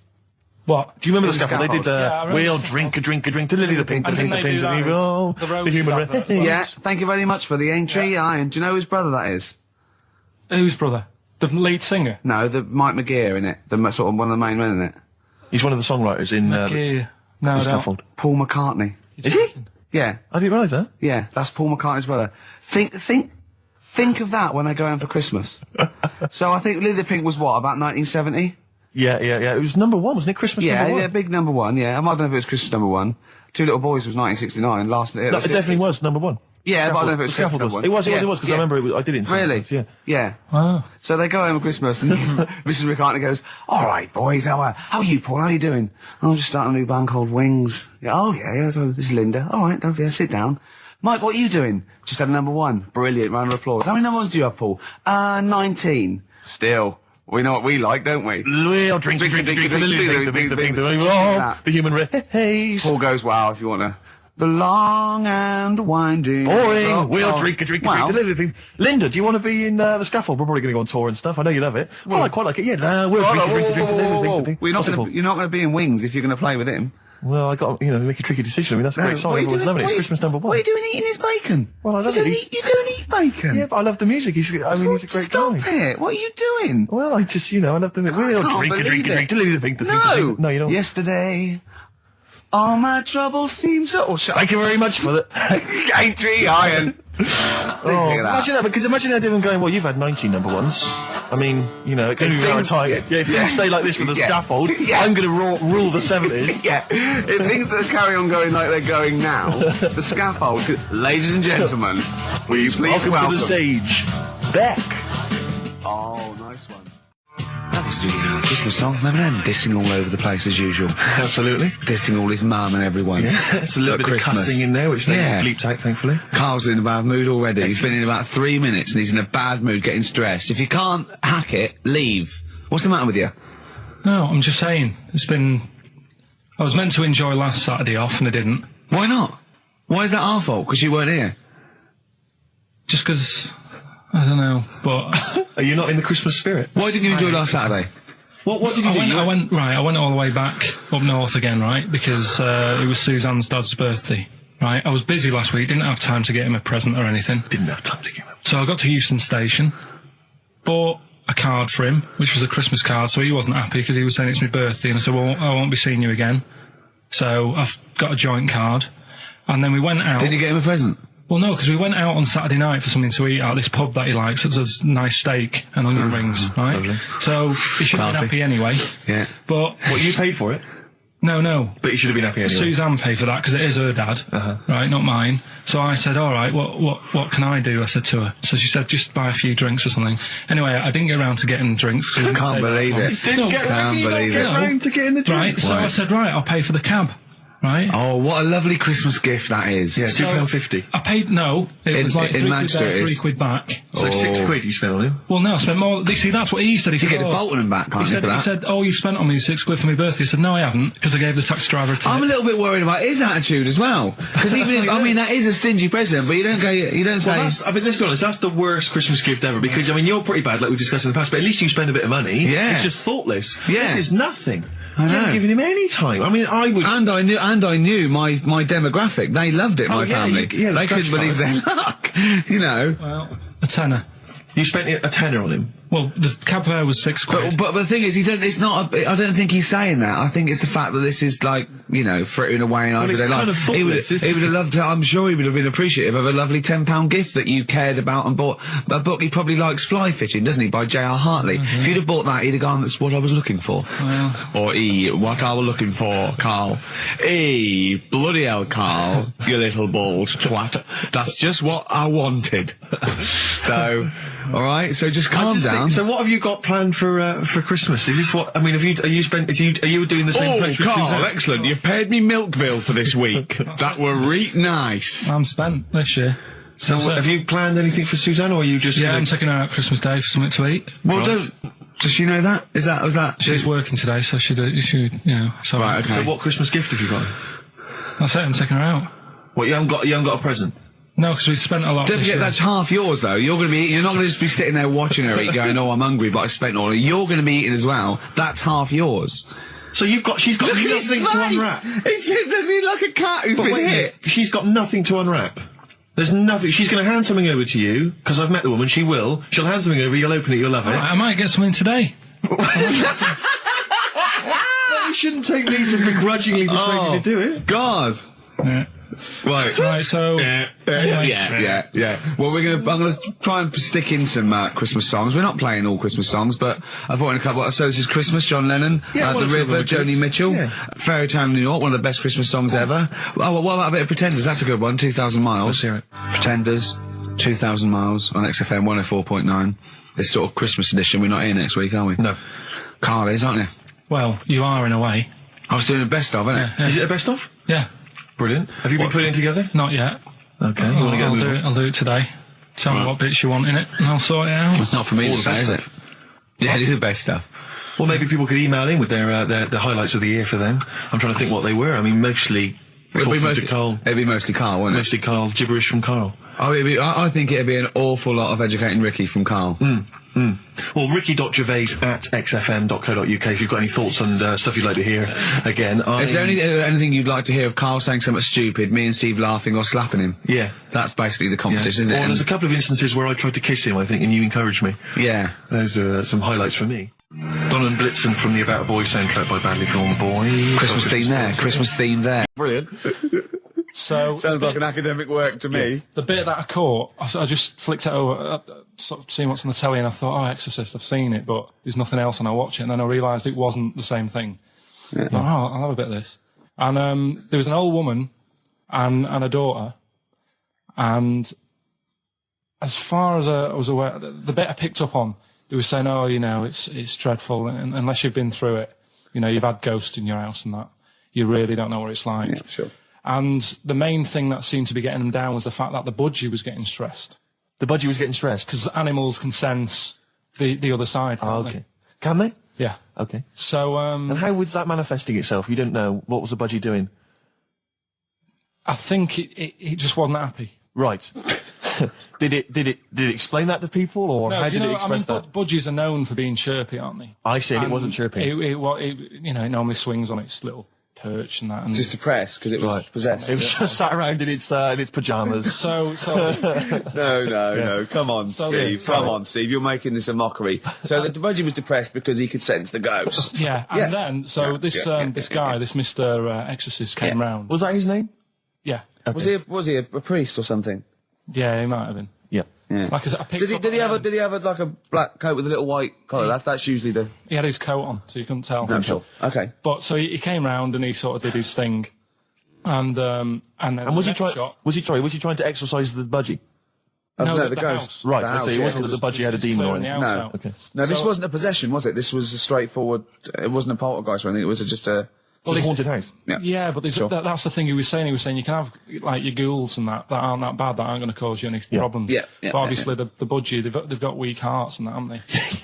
And sure. So he go on. So anyway, basically he sorted it out, did whatever he did, and the next shot you see is like the budgie making a noise and swinging his eyes over the moon again, and the old woman was like happy because she couldn't believe it. Yeah. And the priest didn't come in and go, well, you should feed that bird. Give it a bit of millet. It was happy. It goes, right. No, see you later. No. It was a... I mean, budgies are... my mum's got a budgie. And they're fairly happy all the time, aren't they? So it's got to be something very odd. Right? You never see a budgie sitting down going, I feel like topping myself, to be honest. Yeah. Do you know what I mean, then? No. Do you know you can have, like, a moody dog? You can see a dog when it's unhappy if it's walking down the street. You can have a moody canary, can't you? And what they do is they often tell the police what you've been doing. They're known for that. Mm. Yeah. So basically... So that, for you, is proof that the supernatural exists. A bird in a cage got a little bit annoyed, wasn't chirping as much as it normally did. Who knows why? There could have been a little draft up its... and... cloaca. Exactly. That's anyway, a medical term. Anyway, a man came in and did whatever he did. Yeah. Mr. Exorcist, though, Steve. Yeah. This wasn't any bloke off the street. This was Mr. Exorcist. Yeah. Yeah, so... And for you, that's the proof that there's... Just because, like, if it was a person, you go, they're playing up for the camera. Yeah, a budgie could possibly act like that, Steve. Yeah, I see what you mean. You're saying a budgie would not be wouldn't be trying to become famous. No, or not like, telly. not like Lassie. No, sure. It was basically a show-off. Yeah, or Champion the Wonder Horse. Yeah. What do you think? I think... I've changed my tune, Rick. I don't know about you. I have, and I think we should play a record. I'd love to get Mr. Exorcist in. I said in the past to you, Rick, that my grandparents, so I love them dearly, but it's like for the last 30 years they've been waiting to die. I know. It's like they just sort of, it's like, the novelty wore off of life. Life in the 50s. Yeah, they got kind of bored of it. Life, in the 40s, it was brilliant. All sat around the old Joannas, the bottles fell, singing. They loved that. The 50s, that was great as well, because that was the post-war years. It was, it was a bit tight in the pocket, but it was alright. Everyone pulled together. And then the 60s came along, all the crazy music, the funny hair. Let's stay in bed. Exactly. They basically stayed in bed. And it was one Christmas when my grandmother said to my dad, what do you like for Christmas? What do you fancy for Christmas? And this must have been, I don't know, 20 years ago. She said, what do you fancy for Christmas, Ron? And he went, well, I could do with a nice big kind of warm winter overcoat. She said, don't worry about that. Don't worry about that, because your father will be dead soon. It's what you can have his. Meaning my granddad. Well, to be honest with you, my father's still waiting. Which is good news. Good news for my grandfather. Less good news for my dad. He's freezing. He's freezing. He finds out, how is he today? He's fine. Oh, okay. Oh, I'm freezing. It's such a weird mindset, that. I think that, to me, is what sums up people from that older generation, the 40s and 50s. And it seems to me that you've got that kind of mindset. It's like you were born in the 30s. And whenever you talk of your childhood, it's like you had like a baked potato to take to school. And a hoop and a stick is a Christmas gift. The other thing is, I think that that sort of generation, it seems that the man is dependent on the woman. There's a total dependence. Oh, absolutely. If she dies, he's done. Yes. He's done for. He'd just pine away. If he dies, she's got 30 years of pottering. Absolutely, yeah. Do you know what I mean? And go into the youth club and the church. I know what you mean, yeah. It's sort of like that. It's sad. Of course, it's sad for them, but it's not the end of their life. No, sure. And it sort of is the other way around. I don't know why that is. Yeah. It's terrible. That's a little melancholy thought for I know, Christmas I've really time. you brought it down, you've brought it down, I've brought it down. This isn't a nice show at all, this is terrible. Well, we're going to have really people just killing themselves. What? Because my auntie Nora, she same thing, pumped her with loads of drugs. She used to have a cabinet next to the bed is like boots. She's got loads of stuff, right, for all sorts of stuff. And, I mean, she's not that old, but she's on loads of stuff, right? She's a bit coked up, is she? She called up my mum once. And, how told us this? Go on, tell it again. And she said, oh, how are you doing and that? It's all right. Bit worried, though. My mum said, wow, what's up? She said, I've been breaking wind. So she goes, well, She says, no, but this one is going on and on and on. And she was like, she was like, what do you say? What's like passing wind, farting for 5 minutes. one thing, not like, trumping and then nothing. Yeah. Continuous drone of a fart. Yeah. I don't think she had. How big was she? She must be the size of a barn. No, she's not that big. She's, she's good for her age. No, quite but I mean, quite slim. No, but fine for 5 minutes. Where's all the gas? Was she circular breathing? Was she sucking it in with her mouth? It was just, I don't know that much about it, but she called up my mum. About 2.5 minutes in. Could you hear it in the background? 2.5 minutes in! 2.5 minutes in, she called my mum up, and it went on for a further 2.5 minutes. Oh. And she just stayed on the phone, did she? Where was... Going, can you hear that? Well... Did she hold the phone next to her arse? Listen to that. She was off the ground. Trying to work a tune down. she was actually hovering. She was 4 foot off the ground when they found her, the ambulance men. The cat's dead. Don't light a match! Don't light that cigarette! Yeah, it's like that advert. The kids come home from school, switch on the light. Yeah. Then they see Granny hovering, turn the light on. Be careful if you have an elderly woman at home. Yeah. Drugs make you fart. So that's what I'm saying, you know, just let these people... What are you saying? No, wait a minute, what are you saying? I'm saying let people enjoy the life they've got left. No, you're not. You're saying don't put them in hospital, leave them at home to die. No, I'm not. Give them a Rubik's Cube and let them die. That's what you're saying. Yeah, I'll tell you something now, right? Steve, I'll tell you something. I didn't want to do it because it brings the show down, but she did die. Who, the blue-handed lady? Yeah. How do you know? Because I said to my dad, how's the woman next door? She said, oh, she went last night. They've got an old fella in there now. God. So, there you go. So, wouldn't it have been better to leave her at home where her friends and family can call and speak to her, even nip that round if they want, you know, with a cat, I imagine. No, it's definitely a cat now. What's that cat's called, that you imagine? Probably, I'm seeing like a big ginger one, so I don't know, something like, I don't know, maybe ginger or whatever. Maybe I had a budgie. But that's what I'm saying, just let him enjoy his life, because dying in hospital, I wouldn't like to do it. If I went to the doctors and they said, you haven't got long life left, I'd say, well, I'll stay at home. Yeah. And that's the point I'm getting at. I love it. Do you know what I mean? I feel it's like our own little Eliza Doolittle. Yes. Right, even Richard will like this one. Mm-hmm. Here we go then. First one. There's 3 of them. Go on. And you email in. If this doesn't turn Dickie round, nothing will. This is an email-only competition. Email only. Right, here's the first one. Initial is B, so it's a band starting with B. Okay. And the cryptic clue is, I don't like them birds. They shouldn't be allowed in this area. I don't like them birds. They shouldn't be allowed in this area. Next one. Right, the next one. He doesn't like women, yet he's got a couple of kids. That's a bit weird. Is that a cryptic clue, or is that just a general point? Is that That's the cryptic clue. Okay. And the initials there are PD. Okay. And the last one. God, that one. That's terrible. That's terrible. Okay, quickly. Oh, God. And the last one is that bloke who does... Come on! It's making me laugh. Come on, Carl. Be professional. Right, the last one. Right. I can't do it. It's making me laugh. Oh, come on. I'll come and read them then. No, hang on, Come on, Carl. Right, here we go. They don't do this on Blockbusters on TV, do they? No, come on. That bloke who does sport on telly. He's got a little kid, right? Initials DC. What? Is that, I'm was that the completely clue? confused by that. Was that the clue? Yeah, that bloke who does sport on telly. Yeah. He's got a little kid. Initials DC. Okay, is that a band? Or an artist? It's well, I'm not gonna cheese. Tell you. This is a well-known sandwich. Is it? What is it? Is it a band or an Right, artist? so just quickly recap. Okay. It's a Come on, Carl. Right, Come on. Quick recap. The first one is B. I don't think them birds should be around in this area. Right, that's B. Right. Second one, he doesn't like women, yet he's got a few kids. It's a bit weird. That's PD. And the final one, that bloke who does sport on the telly, he's got a little kid. Right. DC. All right, and it's ricky.gervais@xfm.co.uk if you want to enter for Hellraiser. Oh, I'll tell you what, continue to do a little theme of like some old stuff people haven't heard of. If you're under 30, you probably never heard of this band. It's also a new thing I want to introduce. It's Show Up Camfield. Camfield talks the talk, he doesn't walk the walk, he doesn't play some rock classics on his show because he's scared. I'm going to play the tracks that Camfield's too scared to play. This is Kansas and Carry On Your Wayward Son, alright? Alright, this is Carl, the producer of Ricky Gervais and Stephen Merchant on XFM 104.9. We're playing out some of the best bits. Hope you're enjoying it. Here's another one.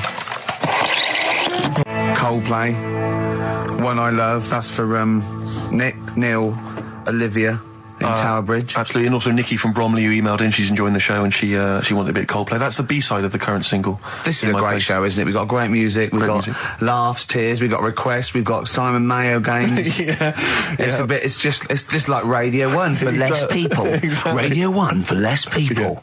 This is great, isn't it? So go on then. So listen, Carl, you were so excited about this game, weren't you, earlier? You came in with a hop, skip and a leap in your step. Although I must say, the phones are going mental. We're going to have to take some more calls. People love Carl. High and Dry is great. I mean, it works. Can we have a very quick... Just recap in case someone's just... very quick Can you make it so High and Dry doesn't work now? Give us a bit of information that makes it different to High and Dry, or can't you? So for those that have just tuned in, Carl describes in a roundabout way a story which somehow is representative of a song. Is that right? A song title. Yeah. Okay. So this woman, she's all right. You know, she has a normal life.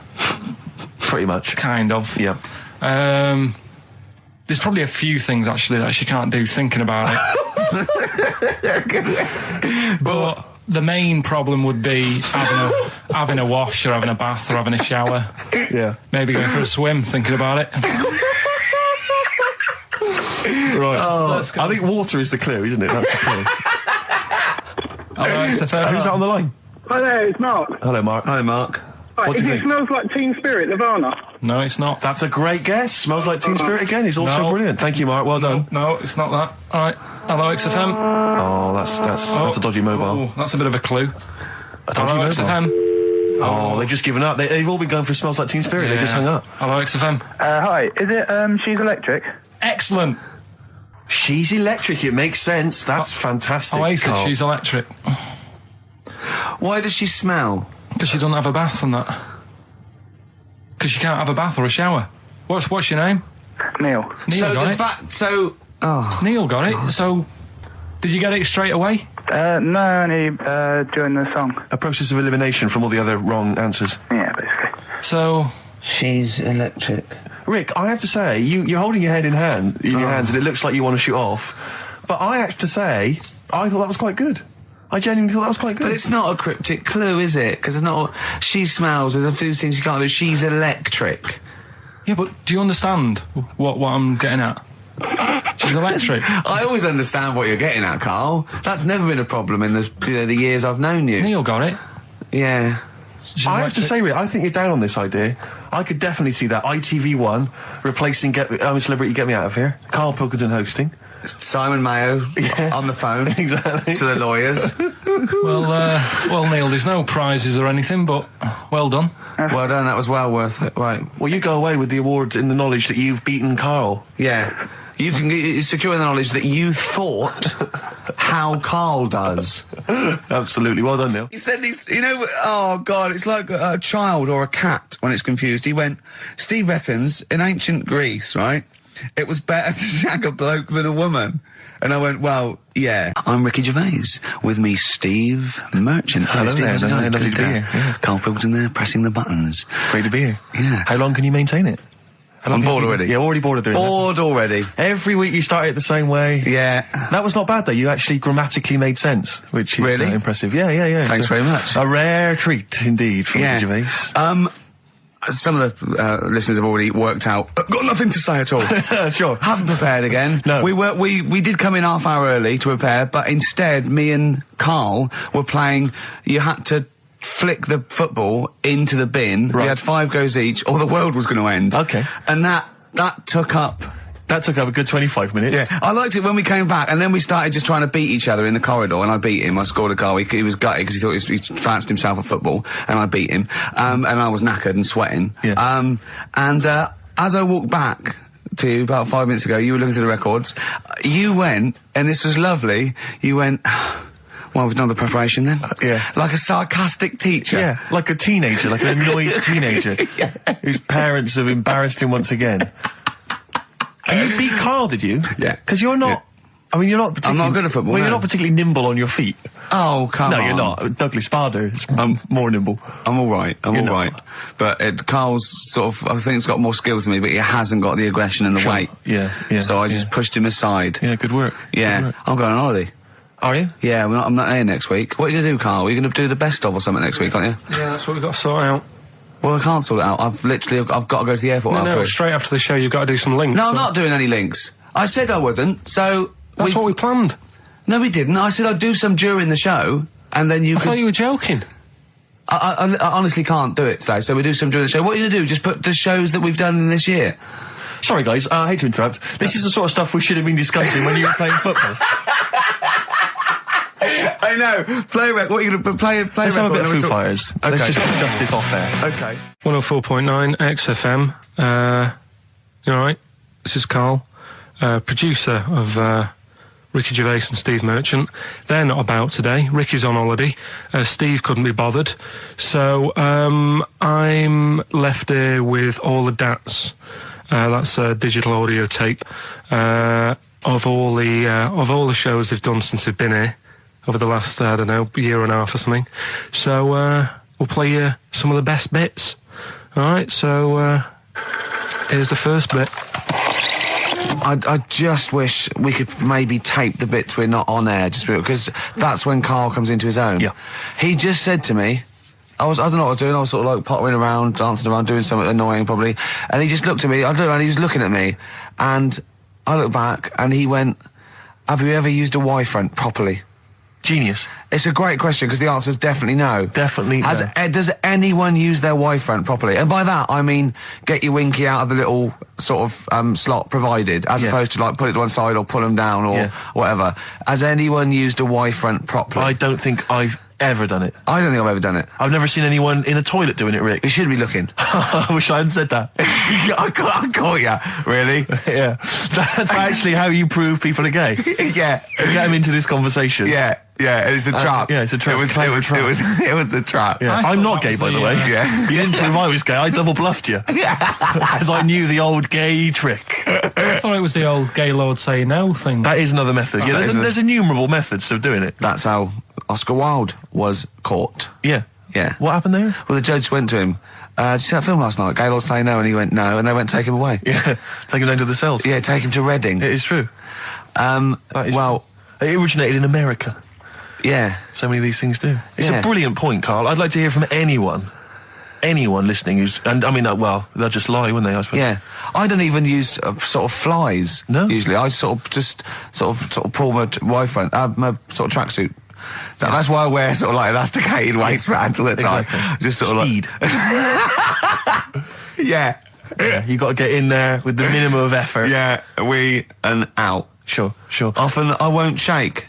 No, well, no. To my detriment, because it often leaks out a little bit later, doesn't it? Ever been out on a date with a girl where it's just trickled down your leg and you wish it hadn't, and you're thinking, what if she gets my trousers off later? She might smell it or see it. What? What? I don't know. I don't know what I said there. Right. Feeder, come back around on XFM 104.9. You're listening to Ricky Gervais. Yeah, I'm with him as well, Steve Merchant. I was thinking of dropping that. What? Thinking of dropping that, just going, because it's just too, that's all that. I'm Ricky Gervais, with me Stephen Merchant and Karl Pilkington too. I mean, get to the music, so it's, hi, I'm Ricky Gervais, this is XFM. Sure. Here's Radiohead. Yeah. Some like that come out, that was Radio at XFM, I'm Ricky Gervais. Tony Blair, what's he all about? Yeah. That sort of, Snap, yeah. fast, because I quite, on a serious note, and you've always been saying it, I listened to an old show, because when Karl was compiling those things, I listened to an old show, and I listened to me, and I'm really concentrating now, because I sounded like the most inarticulate, brain-damaged older drunk I have ever heard given a show. Yeah. I mean, I was shocked. Not finishing sentences, leaving out words, slurring, just doing noises that you understand because you know me. Yeah. So I'm really going to make an effort for the listener. Yeah, it's not going to happen, is it? You're going to give up after about 3 But I thought records. you were joking. And I thought it was like, oh, he's taking it there. Did it then, you see? Again, I don't quite know what that sentence meant. No, but... Well, of course, I've got also your body language and your facial gestures, but obviously the listeners have got nothing else. They've just got the voice. They've just got the voice for it. That's all they've got. That's all they can rely on. Yeah. And when Karl Pilkington is the man holding the show together, When he's the that's quite most damning. articulate. Exactly. Exactly. How did I come across? You came across as lovely. I mean, I did an interview yesterday, right? And I was trying to describe you to this journalist, and I was going, it's like a cat can talk. Because the things you say, I just want to know what your world is. You know when a cat comes in, you go, where have you been? And it looks as you're like, you know, it can nearly understand you, and you're like, I wonder, I'd love to know what that cat thinks. And with you, it's almost like we've got one. Yeah. Yeah. Did you like that? You can also lick your own testicles, I think, can't you? So, yeah. Should you play the Doves? And Envy on XFM 104.9. I'm Ricky Gervais, with me Steve Merchant. Absolutely, yeah, hello. That clang you heard there isn't Karl. No. Karl's away. It's Sturgis. Claire Sturgis is here. Yeah. You'll know her from the Claire Sturgis show, but we know her from our early days on XFM, Yeah. and, you know, we're good friends. It's sort of like old times, isn't it? And Karl is had a little surprise birthday present. What's the story with this, Claire? Because I don't know about this. Do you know, I came in on Monday expecting to see his little smiley face, as usual, and it's always not here. Yeah. What do you mean? So, apparently his girlfriend had surprised him and dragged him off to the Caribbean for a week. Wow. No, Canaries, isn't it? Oh, I mean, I don't know. He likes the Caribbean. He likes the crabs. Yes. Yeah. I thought he was bored of the Caribbean. I thought he didn't enjoy it last time. No, he loved it, didn't he? No, I don't think he did enjoy the It's crabs. Tunisia he didn't like. Right. He's been travelling, hasn't he? I know, yeah. He gets about. He didn't like Tunisia because there's flies the size of matchboxes. Of course. And, and midgets in the kitchen. No, there's nothing wrong with that. Yeah. Midges or midgets? Midgets, he said. Right. In It the was kitchen. midgets. He wasn't saying anything bad. He said that there were lots of midgets in there. Lots of midgets in the And kitchen. I thought he'd gone away to some sort of like theme holiday. Yeah.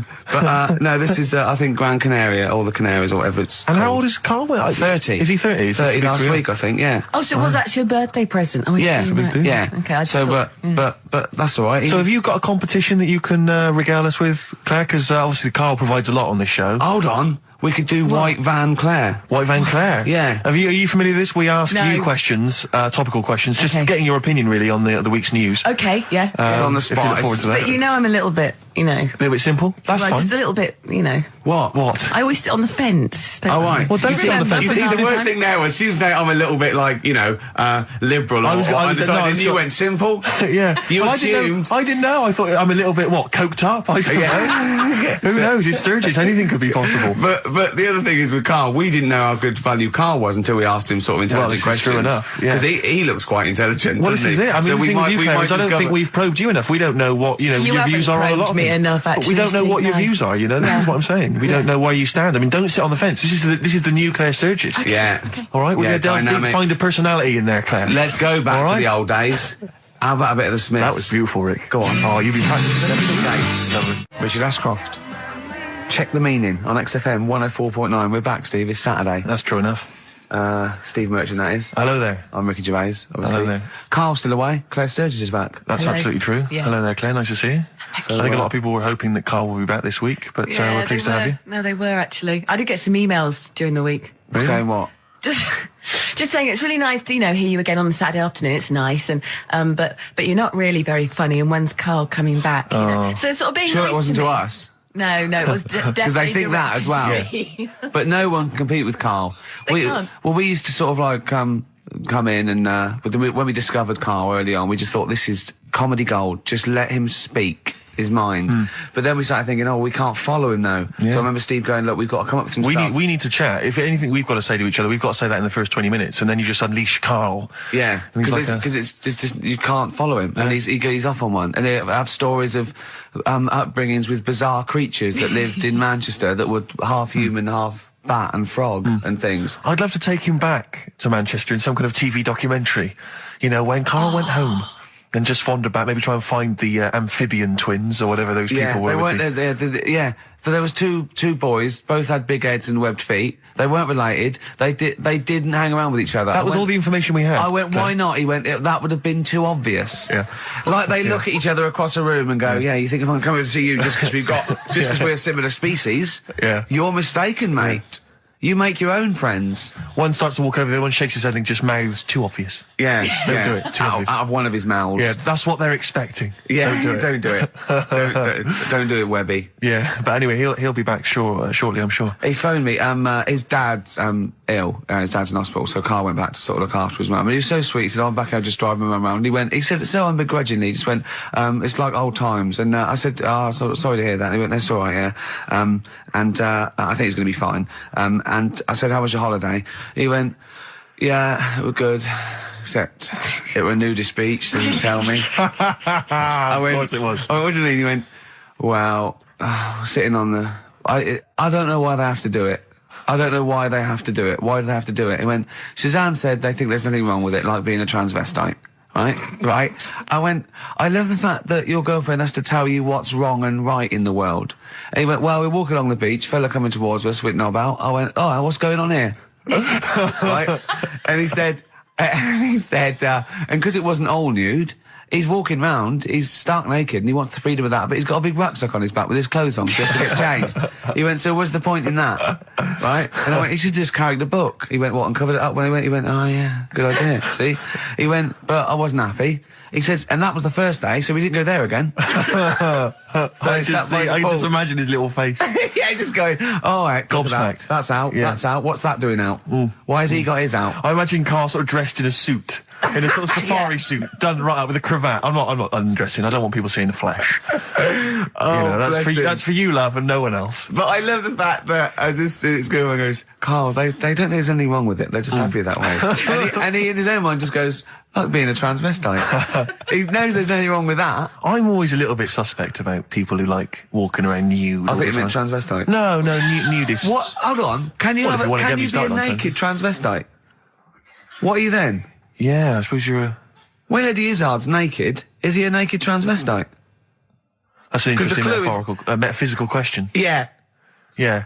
On XFM 104.9. If you know the answer to that metaphysical question, or indeed any of the famous ones, if a tree falls in a forest and no one hears it, has it fallen over? Any of those. That's brilliant. Yeah, if you leave the room, Rick, does it get quieter? Yeah, what's the sound of one leg hopping? Exactly. What we got there, Claire? Do you want some music or I'd love to hear it. more chat? Yeah. I've got the Vines actually. Oh, play it. Nice. Strokes. Someday. I'm already annoyed. I've been here 3 minutes and I'm already annoyed. Yeah. I'll bring back Claire, I'll tell you. No, it's not his fault. It's the whole place. The library's shite. I tried to get... Oh, God. I had to go to Capitol Library. Fancy that. I had to go to Capitol Library to get a couple of records I wanted. Right? Place is falling apart. The email's not working. It's so shoddy. He's had 2 weeks off. I'm on holiday. I mean, they might as well bulldoze this, honestly, because for all the, you know... It is ludicrous. And we get paid peanuts. You get paid, do you? Oh, and it really annoys me to have to fight. Oh, anyway. Just calm down. 104.9, I'm Ricky Gervais, with me Steve Merchant and Karl Pilkington. Carl, you're back. Alright. How was it? What, the holiday? Yeah. Well, it wasn't all fun, was it? Because my dad was in hospital. Oh, but he wasn't during the holiday. Not during the holiday, though, was he? You came back from holiday and then found that out, didn't you? Yeah, but it happened when I was on holiday. Did you know that, though, when you're on holiday? No, because I didn't take my phone with me. The White Van Man column in The Sun. Carl, seen it. Are you familiar with this? This is where every day in The Sun they interview a guy who drives a white van, just, in order to get the kind of voice of the man on the street in the paper. And he has to answer, or just give his opinions, really, on events that have made the news each week. There have been huge rises in street crime, especially muggings and carjackings. What's your view there? More youth clubs are needed, aren't there? You think more youth clubs? I like that. No? Okay. I like that because it's so 1950s. Yeah. It's sort of like you want a bobby on the beat that'll clip you around the ear. So once they've come out of national service... Yeah. No, I love that. And if you find someone smoking a wood bomb, you make them smoke 50. Yeah, exactly. Oh, this is great. That is great. Did you used to go to youth clubs? Yeah. And they kept you out of trouble? You used to get into a fight afterwards when you came out. But for the sort of hour and a half you were there? You had a bit of pool and some boxing and a bit of pop. Yeah. So more youth clubs, that's good. I love him. I love him. If you're at home, just make notes, because this is brilliant stuff. Honestly, you won't hear more honest, from the heart stuff than this. This is great. Go on. This is not pre-planned. These are your direct responses now. I promise you, Carl did not know what we're going to do. He never knows what we're going to do, and he always answers honestly. That is the beauty of Carl. It's not an act. What is your view, Carl, on New York's former mayor becoming Sir Rudy Giuliani? Sir Rudy Giuliani. Is he happy with it? He appears to be pleased with it. Let it go ahead. Fair enough. Okay. Go ahead. Oh, he's genius. Okay. Is he happy with it? He's like your nan. Yeah. What do you make of a cat that's been cloned in a secret 2.5 million research project? To find out what? If they can clone cats, yeah. Have they had to hurt it? Sorry? Have they had to sort of hurt it to do that? Have they had to hurt it? Yeah, or is it just scraping its tongue for some stuff? I think the cat's fine. The point is that they're cloning another creature, which is potentially very dangerous. Have you seen that film where they bring Hitler back? That cat. What if that cat turned out to be a world dictator? Exactly. What do you reckon of cloning generally, Carl? You concerned about it? When they're cloning for organs, they just grow them for the, Do you know what cloning means? Yeah, it's when you, like, make something else that's the same, isn't it? Right. Yeah, I mean, it's not going to do any harm. Okay. And finally... When you're on the World Council. Yeah. Finally, what do you make of some city workers who were caught bonking in the glass lifts of the Lloyd's building? What do I make of it? Yeah. Is that a problem for you? Do you think that's unprofessional? Was it the lunch break or...? I think it was lunch break. It was their own... All right. It's their own time, I think, fair enough. It only takes 45 seconds to go from the bottom to the top. Is that a problem? They moved quickly. They acted, on instinct. Do you think fair enough? If that's their natural instincts and they're both consenting, you think fine? Yeah. Okay. Yeah. Thanks very much, Carl. Thanks very much, Carl. Carl, we'll Steve, have more of Carl's world-weary opinions next time on the show. Yeah. Now it's time for White Van Man. White Van Man. Yes, for those that don't buy The Sun, they think it's beneath them. White Van Man is a column they have, I think, every day, actually, and they just get sort of some, Joe Public to kind of comment on the week's news. Just seems to me, that it might be interesting to get Carl's views on some of the big events. Not because we think that Carl hasn't got a valid sort of viewpoint. No. Because Carl sees the world differently to some people, that's all, and that's what's interesting. Like an artist does, or a... Exactly, yeah. He's very bohemian in his outlook. Yeah. Do you feel that you're up to scratch on this week's news? I don't like this bit. Do you? No, just relax. Why not? It's pressure. No, because you just have to give us your first opinions. For your honest answer, that's all we've ever asked of you, Carl, and it's all you've ever given us. Your honest, your first from the heart view, yeah? All Don't right. worry, just relax. Just chill out. Are you worried that people are listening and thinking you're an idiot? If my girlfriend's listening now, go and have a wash or something. Go and have a wash. Not very nice, is it? Is it the opposite of Napoleon and Josephine? Yeah, go on. If you're going to visit me again, Josephine, for Christ's sake, wash. Well, I'll ease you in with something fairly easy, a music-based question. Kylie Minogue versus Dido as Queen of the Brits. What's your view there? Go and have a wash. It doesn't really matter, does it? It doesn't really matter. What doesn't really matter? With the Brits. I was watching it the other night, and I think Kylie will be a good-looking old woman. Do you ever do that sort of stuff? Steve, I want to celebrate with you. Every time he opens his mouth and says something like that, I want us to open a bottle of champagne. I know what you mean. Do you know what I mean? It's sort of like we did that. Yes. No, do you ever do that, though? Look at people, and another person who springs to mind, Jenny Powell. I don't think she's that good-looking now. Who's Jenny Powell? Is she that girl that used to be the assistant on Wheel of Fortune? Yeah, I think she's a bit over the top for a young woman. But when she gets older, I think she'll look... Be a bit of a stunner. Okay. So for you, Kylie, whereas you don't feel that about Dido, is that right? She's alright, she's normal. I prefer Kylie's sister to Kylie. She looks, I can imagine her being hard work to live with. And who, Kylie? Not being washing up and that. Right, sure. Being a bit fussy. Okay. And what do you make of taxes rising in the next budget to pay for NHS improvements? Well, my dad went to hospital to have an operation once. Yeah. So I feel like it's worth paying it, because I've got something. Because people might have to go to hospital.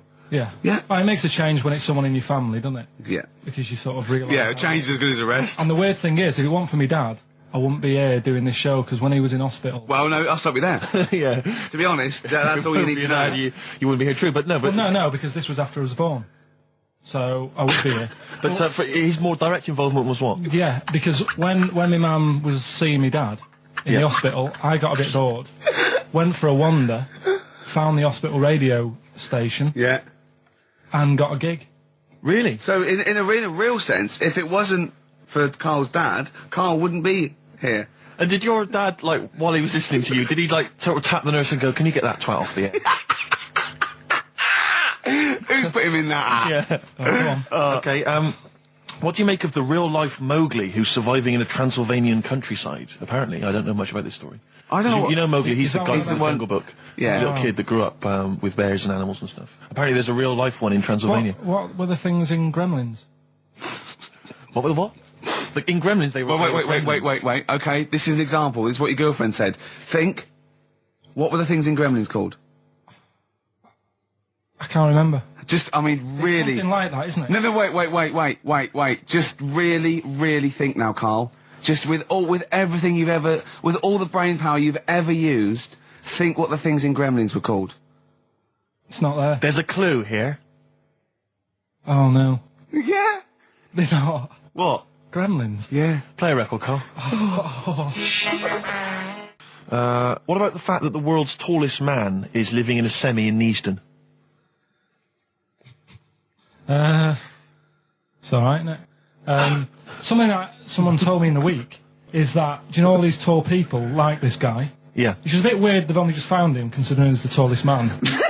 So what do you want to talk about today? Do you want to look at the list? Yeah, well, it's got describe looks. That's our list we've put. So this is a very amusing sort of link about describing your look. I don't know. What's this? I don't remember this. No, I just was thinking, like, you know, everyone's got an idea in their head, right? Of what Careful, Carl. Don't open yourself up to criticism. Go on, yeah. Everyone's got an idea. Do you know what I mean? Everyone's got an idea of what they look like and stuff. If someone wanted to know what I look like, or what Ricky looked like, or what you look like, Steve, if that... Yeah. What would you use to describe yourself? Do you know what I mean? Words. Not really. I don't understand. What do you mean? Well, like, someone who doesn't know us, we've got to describe, and what's the game to hopefully get some sort of interpersonal language going, so you know they've got the same image as you, to a certain extent. I'm just thinking, if I was to meet Steve in a restaurant, yeah, right, I'd nothing untoward going on. We're just hanging out. no, just having a chat, just having a normal night out. Yeah. Who's paying? Because I mean, is it expensive? Go Dutch. I mean, right. So, I say to you, I'll see you at 8, right, in this restaurant. I'll turn up at the door. It's a bit of a posh place, right? There's Steve Merchant in, and the waiter sort of goes, I don't know. What does he look like, right? And where's he from? Just a little French fella. Oh yeah. And what does he look like? So the thing I'd pick up on first, tall lad. Tall, yeah. And then he goes, you know, we got lots of tall people in, right? And I go, big eyes? Big eyes? Yeah. And then he'd go, yeah, he's over there. I'll be honest with you. I mean, you can have dinner and you can buy me dinner. I'm not sure you're going to get anywhere with me. If you're slagging me off. No, I'm not slagging you off, though. That's what I'm saying. Yeah. I'm just using what comes to mind when can I just... Tall and big eyes. Can I assume that they know, like... Could I say, like, easiest for me I'd say, looks like Reg Varney from On the Buses. Would they understand that? Can I use sort of, like, kick references? He's 30-odd, this waiter, so he'll... Yeah, so I go, right. Oh, yes, it's Reg Varney, he's sitting over there. Yeah. So he went German towards the end. See, I describe you more, Rick, I think, as... I would imagine, I'd say, have you ever seen that Johnny Vegas on the telly? Yeah. Imagine he was inflatable and he just let out a little bit of air. Right, well, at least that's nice. What Ricky would look like. As opposed to, like, you know, pumping harder. Yeah. Okay, well, Carl I'd describe as, you know those little red monkeys that you see on wildlife programs? They're in the trees and they scream when they see a leopard or something. I think so. Shave that. Just shave one of those little red monkeys and put some sort of, you know, old sort of Manchester gear on it, maybe. Yeah, you know what I mean? A banana rack and some baggy jeans. I'd like to see how the waiter would react to that. He's got a picture of a monkey, then he's got a picture of shaved. It's like he's got no hair, then dressed like some kind of Manx scally. He's over there. Yeah, he's over there. Carl's over there. That's what I'd do. All right, Carl's had a bad week. I'm gonna say that straight away. He tries to rule out stress in his life. Yeah. But he's had a bit too much stress this week, haven't you? One, a phone call from his mum, stressed him a little bit. Right. Something he said in a magazine about his auntie. Came back to haunt him. Auntie Nora. Auntie Nora. Yeah. Don't name her. No. She knows who she is. No. Okay, we won't name her. Right, we just say it's the one who farted for 5 minutes, and as he saw a skirt when he was young, and I found it like a split tennis ball. So it could be any of me aunties. That coming up, and also a bloke in Times Online, Chris Campling, did a review of the show, right, and basically said that Karl Pilkington is a creation of Gervais and Merchant. Well, if only that were the case. He said. He started off saying he liked the show. Yeah. He was excited. Said it was a good show. A lot of the jokes. I'm already questioning his critical faculties. Yeah, exactly. And basically said that we didn't contribute much, or seemingly didn't seem to contribute much, and we couldn't sort of like ad lib or anything. We just laughed at, particularly me, laughed at Karl Pilkington, who was coming up with some, quite funny stuff. Right? But then he does a twist on it. He goes, but the thing is, we're the puppet masters. He's a created person. We've created the persona Karl Pilkington for our own amusement. Right. He bases this on simply that we talked about, what was it we talked about? The Chinese not aging well, and he heard him talk about that on my DVD. But clearly I say, Karl, remember when you were talking about that? It's a news, or remember in the week, and so he thinks it's all scripted now. Imagine if this show was scripted. I'd be ashamed. Yeah. If this show was scripted, I would send back the BAFTAs for the shows the actual shows we've written, and I would say... I'm having a go at Chris Campling. He's nice about our other work. He likes The Office, and he likes my stand-up and everything, and he likes the show, but he's saying... Because we're not spontaneous, we scripted this and invented Karl. So he's like, we've invented another Gareth. If we had created Karl, I would not have squandered a character that good on this poxy radio station. Absolutely. Also, does he know that we spend about 3 months on half an hour script? So how long does 2 hours of drivel? But the main thing is, as if this could be scripted, it's dreadful. It's shocking. Or maybe this is scripted. Hang on, you've lost me there. Let me just check the script. Maybe Chris Campling does not exist. Maybe I've made him up. I don't know what to believe. See, the name doesn't wash with me. What was his name? Chris Campling. Sounds odd. That's something that I made up, isn't it? Campling's almost like a joke. It's almost like a gay name, isn't it? Oh, he's a Campling. So I think this is scripted. Yeah. I think I've probably made this whole link up, and Karl is a creation. Campling, that's not a real name. I made that up. I should have come up with something better. Yeah. Sorry. Down to the River by Bruce Springsteen on XFM 104.9. So, that little fella in the Times thought Karl was just a puppet. We created him. He's an actor. What's his actor's name? Brent Hogwell. We got him from Spotlight. Brent Hogwell. This stupid, dopey Mancunian accent, he just puts that on every week. Yeah, exactly, yeah. Yeah, he speaks rather like Hugh Grant. Yeah. And we just got this whole world around him. We set a whole... What do you think about that? He had his head shaved, especially. Exactly, yeah. So, would he think that, maybe if he's looked online and seen me head, and he's noticed how round it is and that, does he think it's sort of been... morphed into that shape just for the show, just for 2 hours on a Saturday? Yeah. You spend 5 hours in prosthetic makeup like John Hurt in The Elephant Man. Everything about him was made up. Yeah. We created him, because I remember coming up with Auntie Nora. Oh, yeah. You said, Rick, we need another character. I said, what about giving him an Auntie Nora? Doesn't sound convincing, I said. Yeah, and you said, what is it about? I said, well, I don't know, she farted for 5 minutes and she's got a fanny like a split tennis ball. No one's going to believe that. Yeah. Oh, that brings us neatly... Well, let's put that to bed now. So, Chris Campling, honestly, we do not script this shambles of a show, and Karl Pilkington really is like this. If you want, you can meet him. I'd love to send Karl for a drink with Chris Campling. Can we do that? And then he'll eat his words. Chris, if you're listening, honestly, this isn't a stitch-up. As I say, I'm not having to go at you. It's a very well-written article. It's very, very fair. You're just complimenting on his grammar. Yeah. It's a very well-written article. No, I'm saying we're not having to go. It's not like he snagged us off. I would just love him to meet Karl Pilkington. People in the street come to me and say, is Karl like that? And I so want them to meet him. Yeah. Or maybe he can send in, if he's online, he can send in 5 subjects for Karl to talk about that we couldn't possibly know about, just so he knows that we just really do throw things at Karl and that drivel comes out. Imagine if it was scripted.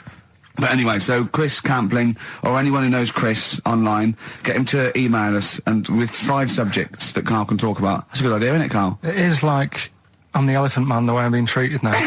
Well, we'll start off with the Mr. Freeze. Tell Steve the story of Mr. Freeze. This is the first time he nearly died. This is the most serious of the lot, really. So, what it was, do you know, like, don't know if your mum and dad did the same thing, but, like, they do the weekly shopping on like, a Friday. Yeah. So when you got to Thursday, there wouldn't be much stuff left in the cupboard. It'd just be like, your Jacob's crackers and stuff like that. So when they'd been to the supermarket and they came back, I was like, what's that saying? Like a pig in... I loved it. It was like loads of food coming in, loads of biscuits. What is that saying? He nearly said pig in shit. Right. Is that the saying? Yeah. Right. So yeah, all this food comes in. Thank God he didn't.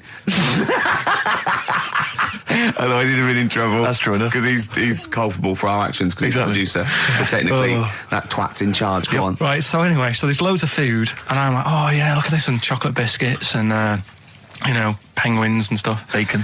And bacon. Just in case, you never know. So anyway, my mum and dad's putting the food away. Me and our kid are like, he's already grabbed something, gone back upstairs.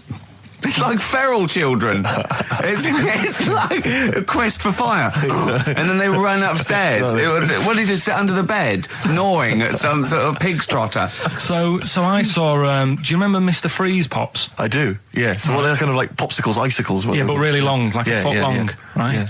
So I thought I'll have one of them. So I grabbed it. Went for the nutritious stuff first. Absolutely. And like my mum and dad are putting this stuff away and what have you. And I rip it open and knock it back. Right, straight away, just right back like Swallow that. Swallow it, yeah. But it went down the wrong way, right? So what, down your shirt? So I was like, oh God, I can't breathe. And my mum and dad didn't even know what I'd ate. Do you know what I mean? I ate it so quick. Yeah. And I'm sort of tapping my mum on the back, going, and she's going, oh God, he's choking again, because I was always choking. If it was one thing, I don't know if I've got like a small throat, but I mean, even Ricky knows I can't drink that much, can I? Yeah. Do you know, or eat pebbles. I'm not a quick drinker. I'd always, I think I'm scared of like swallowing stuff. Yeah. And it was like bottle tops and mint imperials and stuff. I was always choking on stuff. Oh, jeez. So anyway, she's going, oh God, what's he picked up on it now? Drop it. So, and hit his nose with a stick.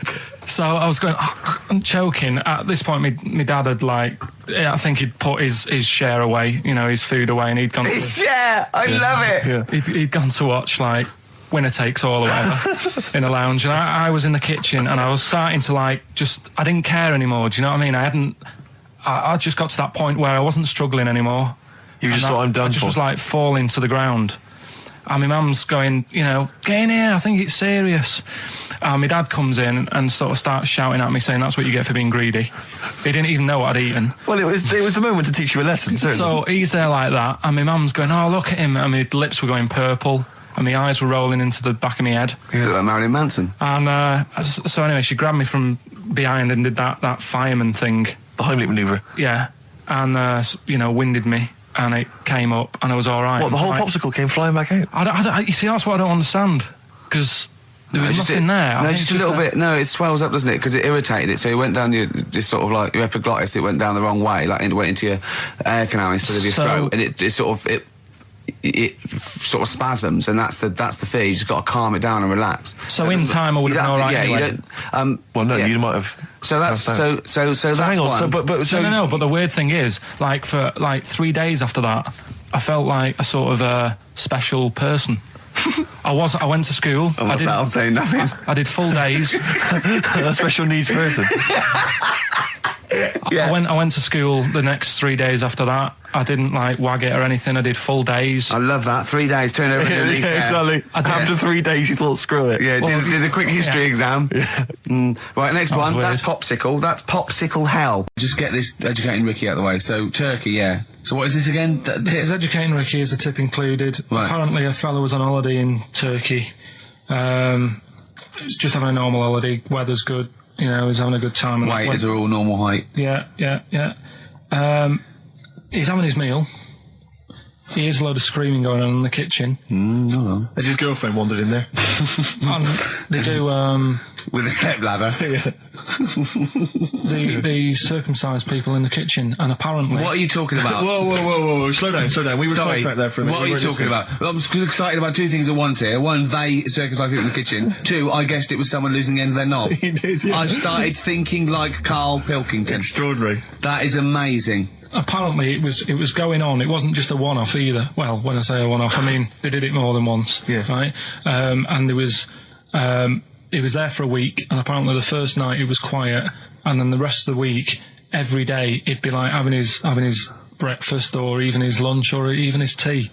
Yeah. Right? He'd be doing it all day. Oh. You'd be hearing lunch screams. and breakfast, fair enough, really. Yeah, circumcision at tea time. Don't do that. And apparently it's a tradition over there.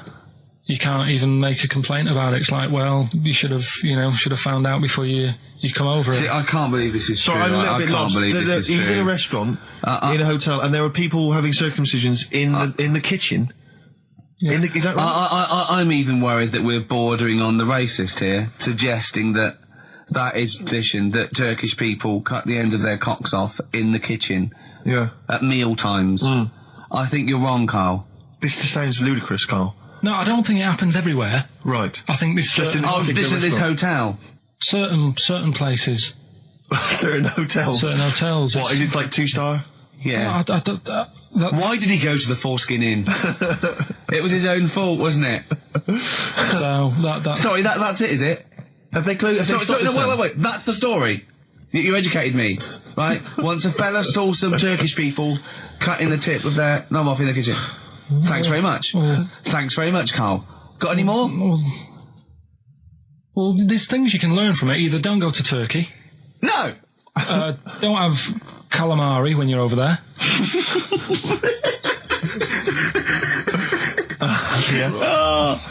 Carl, you've done it again. Well... Excellent. Well, I didn't do that well at school and that, right? But we had biology. And I didn't take much of it in, but there was one day when it was about, knob news and stuff. And it was all about how blood, is what makes... Engorges the erectile tissue. Sure. Yeah, it was all about that. And there's this girl in our class called Paula, right? We were sat there watching it, and she fainted. She just heard her go, oh! And she hit the floor, right? Because we were all sat on top of the desk watching this. Right, I wasn't that interested in that. No. I wasn't looking at it and that. But Paula, right, she fell over. And the funny thing was, right... What was it, a video? Yeah, a video of, like, this blood doing the business to this fella's member, right? And she fell over, like, and everyone's like, oh, what's up with her? And the teacher was trying to, like, wake her up and give her water and that. And it was really weird, because then the nurse came in, and yet this video was still playing. And the nurse came in, what happened? Well, do you seen this? Yeah. And you could hear, like, then it was going on to, like, sex education on the video. It was all done from start to finish. What happens? Da-da-da-da. And by the end, and she was still out cold by the time it got to, like, and then they had a baby. Yeah. Right? That just reminded me of it. So it seems to me that was a sex education class. She fainted when the penis got erect, and when she woke up, a baby was born. That's probably what she thinks happens. She's wandering around now. And the whole class just missed out a bit because they saw someone. If she's ever with a bloke and he gets an erection, she just goes, "Oh no!" Well, that's it. She was a bit of a class tart, really. That's why everyone was like, "What's Carl. No, but she was. Everyone was like, "What's up with her?" She's not seen it before. But just reminded me then. Weird. But anyway, yeah, so I wouldn't Anyway,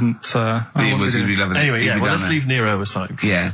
The other thing in this, should we play a record and come back? Yeah. There's another interesting fact. There is some extraordinary facts in that. Yeah, well, more facts. We're running over. It won't be knob news. There'll be all different types of news. Good show, though? Enjoying the last show? Yeah, it's alright, and, I hope it gets better because, Telegraph are listening today. The Telegraph, the paper? Yeah. Why are they? Why did you say that? Just, Jenny, the PR woman, said to me yesterday, she said, just, do some good topics and that, so you don't have to worry there. What they phoned up to say, hello, it's Telegraph here, we'll be listening tomorrow. I don't know what they're doing. Are they doing a review of it or something? I don't know. Why would they do that? There's no reason to. I'm a bit... why didn't you mention this earlier? So Telegraph have said, why would they call up to say we'll be listening? It's a free country. Because they said they'll be listening, but also, can you make sure you record it? Because if we can't listen to it because of the pirate stations that are on at the weekend, because it affects our signal and stuff.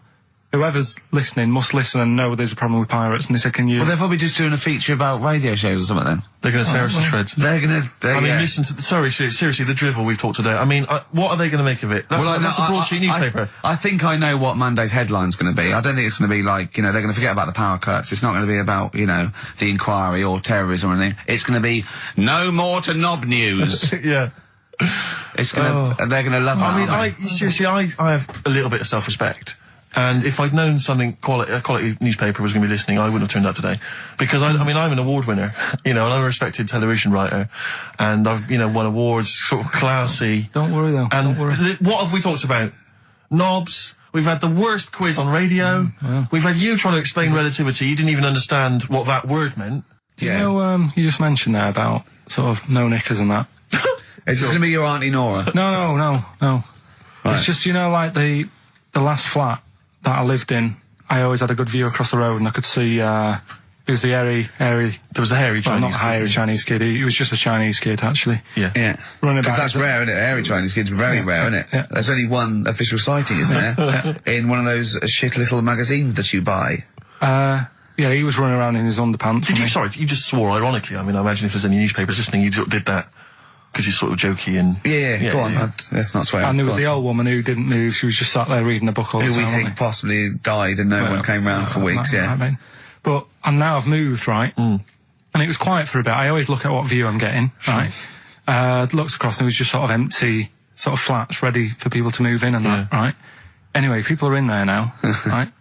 And they've put all the furniture in, but I haven't put any curtains up. Oh. Right. So anyway, I'm sort of washing up, just having a look out the window. Yeah. Right. Girl sort of wandering about, knickers on. Right. With no knickers on. You mean naked? No knickers. Well, she had a bra on. Right. Okay. But, she's probably looking for a knickers. So I thought, and I don't know how long I was looking. No. Right. But anyway, she looks across. Oh God. I think she spotted me. Yeah. I think, oh God. I felt really bad. Yeah. I said to Suzanne... Sorry, is this some sort of Peeping Tom confession while the Telegraph are listening? I've no idea. Well, he's not... That's the thing, though. Peepington. If I was peeping, she was peeping as well, because she was looking over. Works both ways, doesn't it? Yeah, but yeah, all she could see of you was your bald head. Yeah. No, but and your hands moving as you were washing up. And some white-looking substance rotting up. Particularly stubborn stain on this glass. Yeah. Oh, God. Imagine that. Imagine if she looked across. I'm assuming your sink is lower than the window. But didn't she just cover up or something? Or she looked back and go, oh, you looking at my fanny? Well, the thing I did... What? I thought, just sort of drop me boxer shorts. Because I thought... Well, Suzanne said, what are you doing? What are you talking about? What are you talking about? No, just so they can see me cheeks of me. What are you talking about? No, because I thought, if she thinks I'm walking about in the nude as well, then we've both got something out of it. Carl! This sounds like a bad excuse in court. I know. This is... Or the plot of a film on Channel 5. I mean, this is like the doctor who got done, right, for exposing himself to a patient and then painted that little thing that you look down their throat pink. Yeah. And go, this is what they saw. Yeah. No, so sorry, you were looking at a woman dancing around naked, right? So the only thing you could do was immediately drop your boxer shorts. So she looked across, saw you fully clothed, saw you took your boxer No, she wouldn't have done, because it's sort of just the top half and the sink's at a side angle, so I was sort of looking out. So she wouldn't have seen your trousers then anyway? No, she did. I moved in front of the window more. So you then made you actually climbed in front of the window. Oh, this is amazing! So you climbed in front of the window to show off it wasn't your naked obvious. lower half. Susan said, what are you doing? And I I said, bet she did. What are you looking at? I sent you in here to clean up. What are you doing? I'm just taking my trousers down, stand over the window. Why? Because there's a naked woman across the road. What do you think I'm doing, Suzanne? I'm exposing myself while looking at some free fanny. Leave it. What's up with you, Suzanne? Leave it then, leave it. Christ. Are we doing Rockbusters or Yeah. Oh, she sent you in there to read up on Einstein. She comes in and finds that. Oh, brilliant! Wait a minute, can I just check? A final question. What did the woman across the way...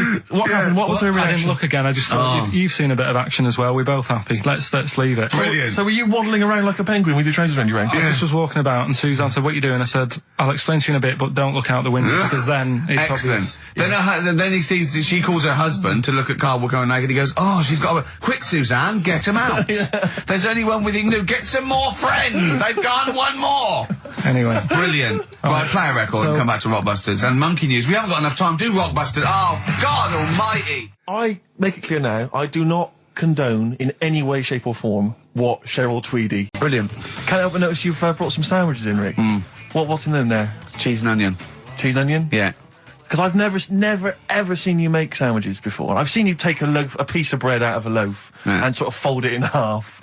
Crumbs everywhere. Well, Jane made that for me because I was in a bit of a hurry. I didn't think for a minute that you Why? made it Because it looks neat. Well, they're wrapped in the tin foil. A knife has been used. As opposed to chewing round the baguette. Exactly. Yeah, breaking it in half. Yeah. Albert Steptoe. Yeah, brilliant. Yeah. Nice. It's great, but the onions are strong. Are they? Making my eyes water. Yeah. If I come and breathe on you, it'll cure any sort of skin disease you might have. Skin disease. We watched that, Karl, you know, that Karl was raving about that thing about parasites, about worms coming out your brain and that. And I watched What is this? Is it a TV show? Yeah, called Body Snatchers. Right. And it was pretty fascinating. And, I mean, amazingly shot as well. I mean, it's got to win an award for photography. Yeah. And there was one bit that this little girl had been bitten by a mosquito and laid her eggs, and it went to the doctor. She had a lump on her neck, like a boil.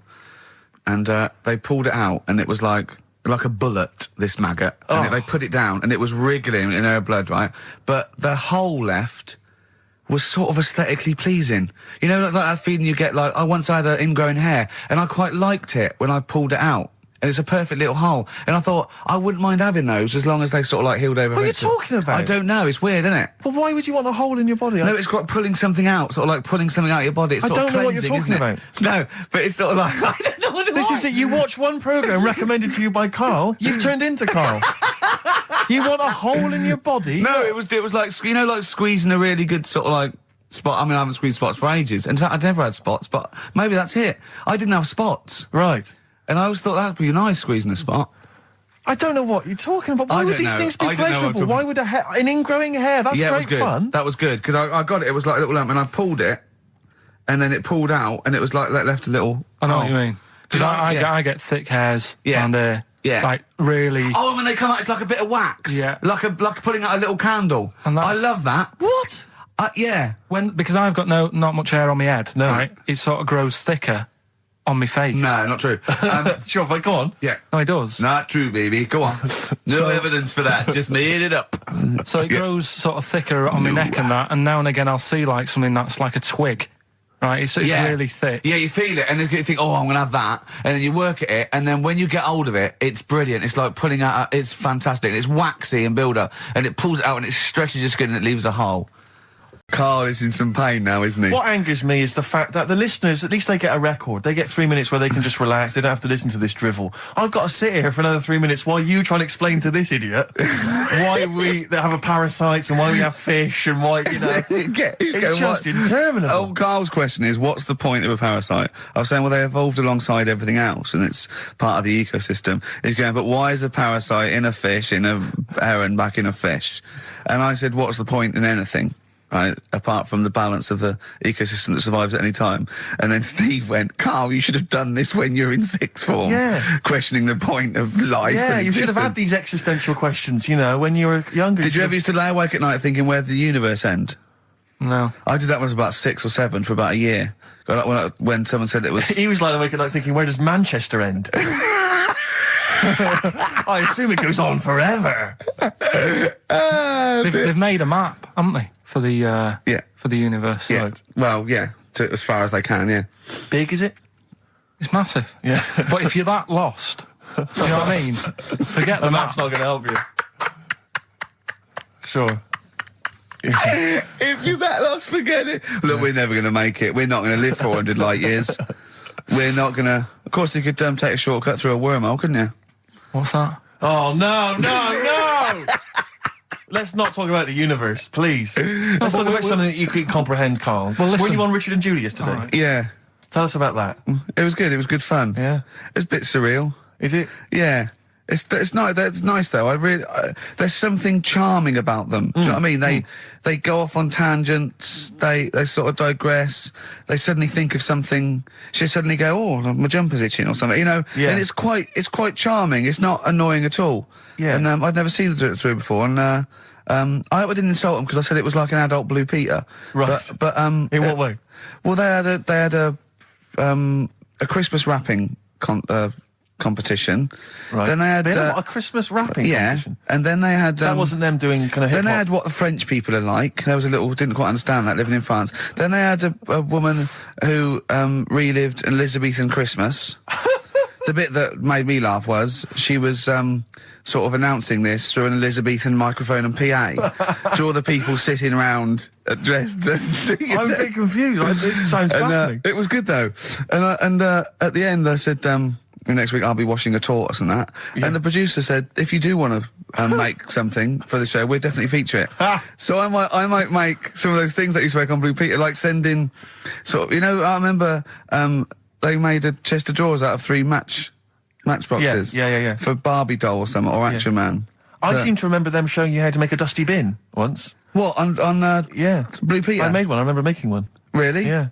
I haven't watched Blue Peter, obviously, for, 25 years, but is it the same sort of thing? I think it's pretty much the same now, yeah. They occasionally they'll have kind of larger sort of dramatic scenes, so that all the cast will kind of act out sort of murder mysteries and stuff like that. Oh, yeah. There's a bit more of that going on. Do they still have the Kodo drummers from Japan over? I think the Kodos come on like twice a week. With the shiniest buttocks I've ever seen. Yeah. Greased, they're in sort of nappies or whatever they call them, and they're playing the drums, and you see them from behind playing these big drums, and they've got shiny buttocks. The lights really pick up their arses. I think they've kind of funked it up since we were younger, because I remember it was always stuff like, let's have a look at this traction engine.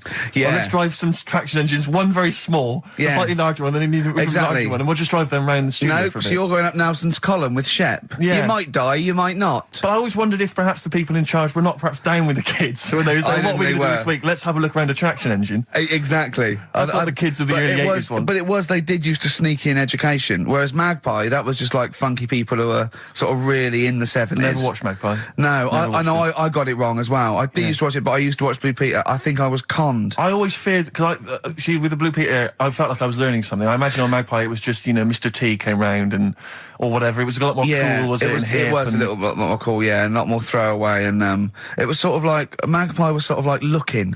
Right, on telly. Yeah. What happened to Looking? I don't know, it used to be the Junior TV Times, I don't know. There's probably people listening who've never even heard of Looking. Is that what it was? Apparently so. But there was cartoons and things. Yeah, it was just basically an advert for ITV. Looking. Oh, was it? Almost entirely, yeah. And did it have like a Laurel and Hardy strip or something? No, it would have things like the story of 5 Star.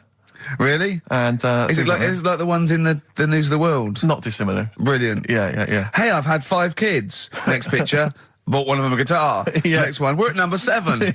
Yeah. Brilliant. Next week, Tina Turner. I love the fact that 5 Star is still touring. There's only 3 of them now. Really? They're still called 5 Star. Really? Yeah, I thought there was 4 Boney M's at one point. Tribute acts that each one of them had and then there was a 5th who was someone who wasn't the original member of one of the Boney M's who set up a splinter group. It was ridiculous. Yeah. I don't know how many there are now. Yeah. Interesting. Yesterday, Rich and Judy gave you the tea picked by monkeys. Yeah. I told you about that either last week or the week before. Yeah, and then you also told me that there's a place where they grow coffee where the weasels come out and eat the coffee, right? But they have too much of it, get dysentery and vomit, and they sell the vomit because it makes the coffee smoother. Weasel vomit? Yeah. Absolute shies. It's not. Right. When you say it like that, it sounds ridiculous. Yeah. Whereas the way you'd say it... Yeah. No, why do they keep taking the coffee? Probably addicted to it. You get addicted to it, don't you? Caffeine and that. Yeah. Why do they stick it up then? Do they have too much? Because they're tired, they can't sleep. They sort of... They can't sleep. So they get ill, it eventually wears them down, they're sick, and then they sell it. I showed those there's people send monkey news all the time for Carl, and I showed him one earlier which said there's a new monkey hospital that's been opened. Yeah. Carl, now, that's for the treatment of monkeys, right? But he immediately thought it was run by monkeys in white coat. Did he really? Yes, and he was disappointed because it wasn't. He was assuming there'd be little janitors. Is that what you said? Yeah, little janitors mopping up. Carl! Little chimps with the ECG machines or whatever they're called. Yeah, exactly. Brilliant. He was almost angry. Yeah. Disappointed with it.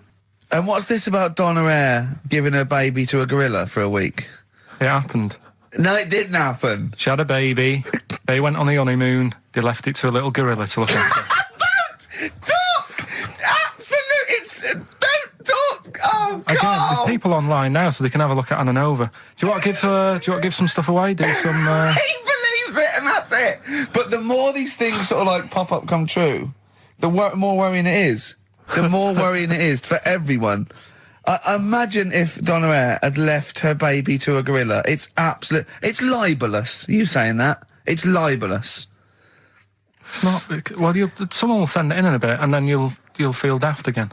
So I'm not even worrying about it. Okay. Right, you've got some rubbish to give away, you say? Yeah, we've got some stuff to give away, DVDs, stuff like that. Well, let's play a record, let's do the Any competition VHSs? afterwards. Any films on VHS? Yeah, a couple of them in there. For $4.99? Yeah. Supergrass. Yeah, excellent. What is the competition, incidentally?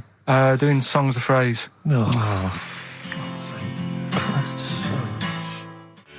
Supergrass, late in the day on XFM 104.9. There's too much to get through here, Rick. Go on. There's too many things. We've got to systematically Am I going to eat my list. words? Well, before that, you know, we get emails all the time. They're coming through all the way through the show. And I open them, and a lot of them, because everyone's contributing, it's brilliant, but we can't really absorb everything. There's too much coming through. So I tend to open them quickly. I have a look, see if there's anything we can sort of make sense of and close them again. Sometimes Carl looks at the emails as I'm opening them.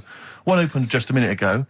You saw his face? His face, yeah, what was it? His face was just stunned. He was just absolutely dumbfounded. It was like he'd just seen something extraordinary, right? And you closed it quickly. I did close it quickly. I'll tell you why, right? Always got to bear in mind how Carl's mind works. All he saw was the name of the band that this email was promoting. So all he saw, all Carl saw, and you can imagine how excited he was all he saw was half man, half biscuit.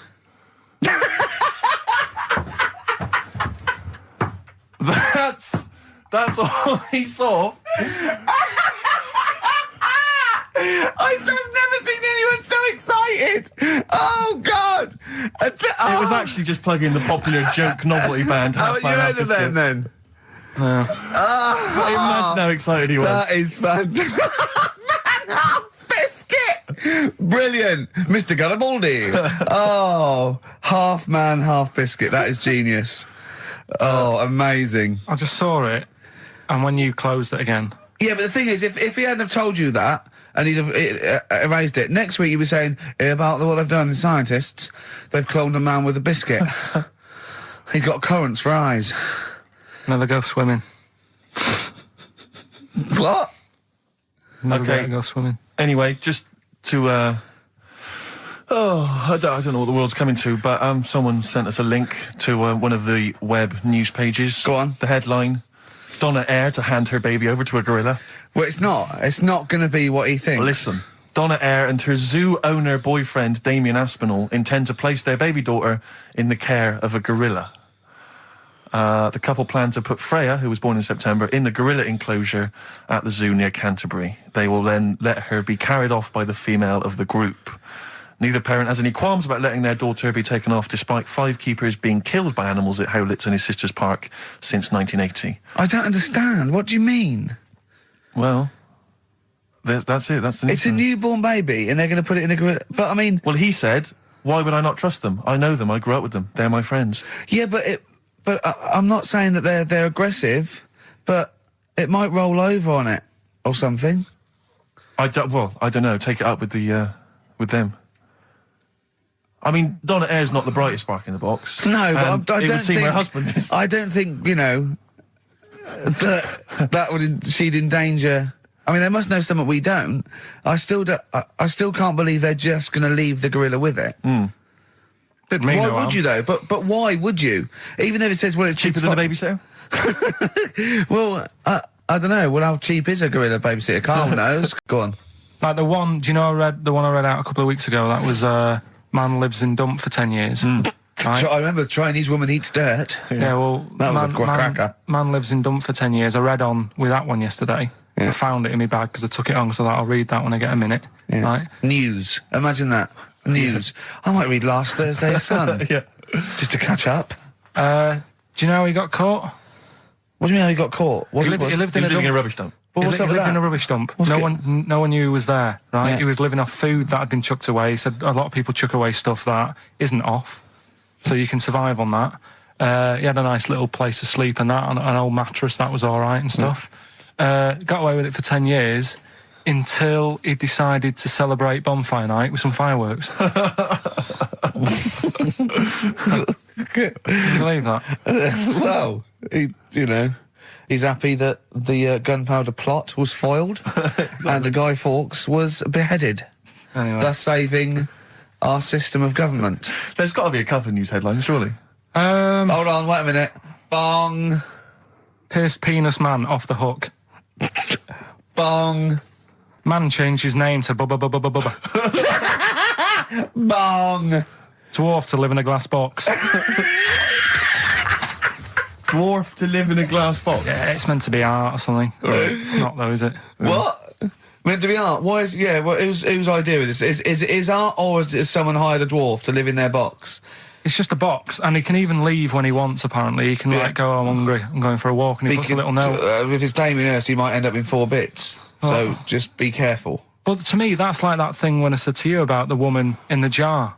What woman in the jar? The woman in the jar. They go, oh, come and see the woman in a jar. And then it turns out it's a big jar. So it's like, well, put me in there as well then. Exactly. It's not special. Yeah. And that's the same with him. It's a big box. He's a small fella. What's good about that? What do you want to do, though? To compress matter? But hang on, it's not a world record-breaking attempt. It's supposed to be art. No, what's art about that? Well, I'd like to What's art about that? Oh, can we do a show for BBC Three? Karl Pilkington going around, what's art about that? Yeah. That is brilliant. What's art about that? I'd love that. Would you? I'd love that. Me and Steve were going to do a thing called Is Art Rubbish, where we'd go around and we'd chat about it. Yeah. But we can hand that over to you if you want to do that. If anyone from BBC Three is listening, Karl Pilkington, what's art about that? All right? Weird, isn't it? And what would you go around like Sensation and things like that and Saatchi and going... Dali and that. You put a sheep in formaldehyde, what's art about that? Our butcher does it. All right. Weird, isn't it? What do you make of Dali and the melting clocks, all that stuff? Talked about it, haven't we? Have we? Told you, yeah. Told you. What do you think of it? He sort of milked the idea a bit. Right. Because everything had a melting clock on it. It was like he had a bit of success with it once and then he just ruined it. Do you know what I mean? It's like... It's like you with the monkeys. Like Status Quo? Yeah, yeah. Sure. What's your favourite artist? Don't say Lowry. Lowry is my favourite artist. Why is Lowry your favourite artist? Captures life, doesn't he? Going on and in that. stick form. I know you're a big fan of Where's Wally as well, aren't you? You've never found him, have you? I've never found him yet. No, Carl, that's not Wally, that's a stain on the table. You've come off the book again. Okay. Why is he called Rain Man? Is that going to be the question? Yeah, I know the answer, Carl. Don't worry. Don't look at me like that. I do. Oh, well done. Yeah, you watched the film. Yeah, you should. Right, so it's you, Carl, in the film Rain Man. Yeah, it's the bit when Tom Cruise is in the doctors with the ill man. All right. There we go. You ready?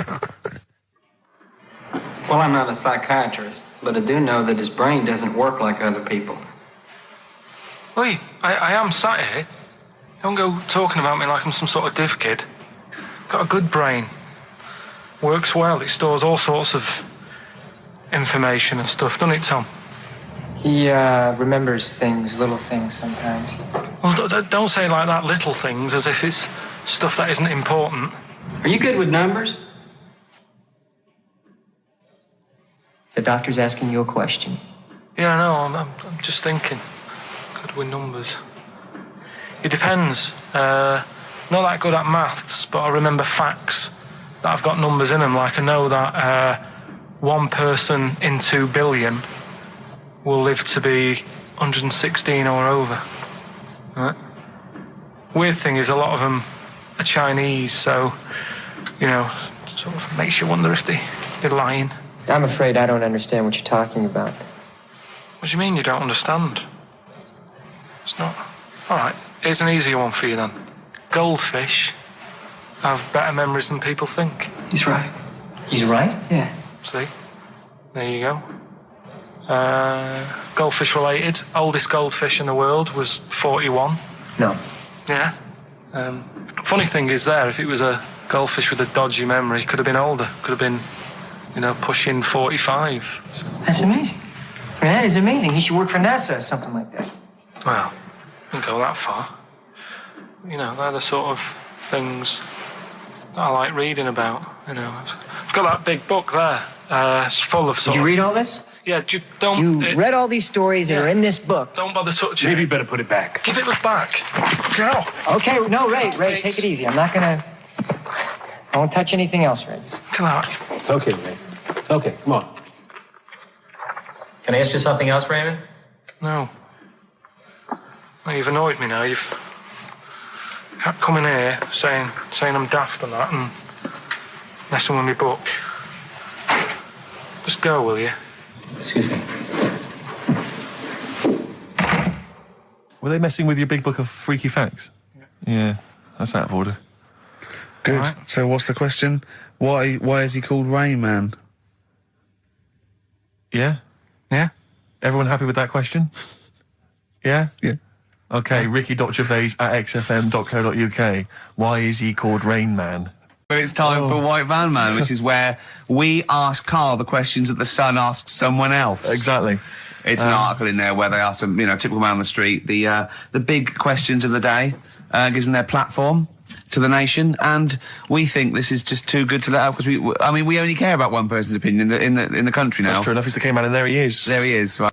What do you make of New York's ex-police chief saying we need more bobbies on the beat?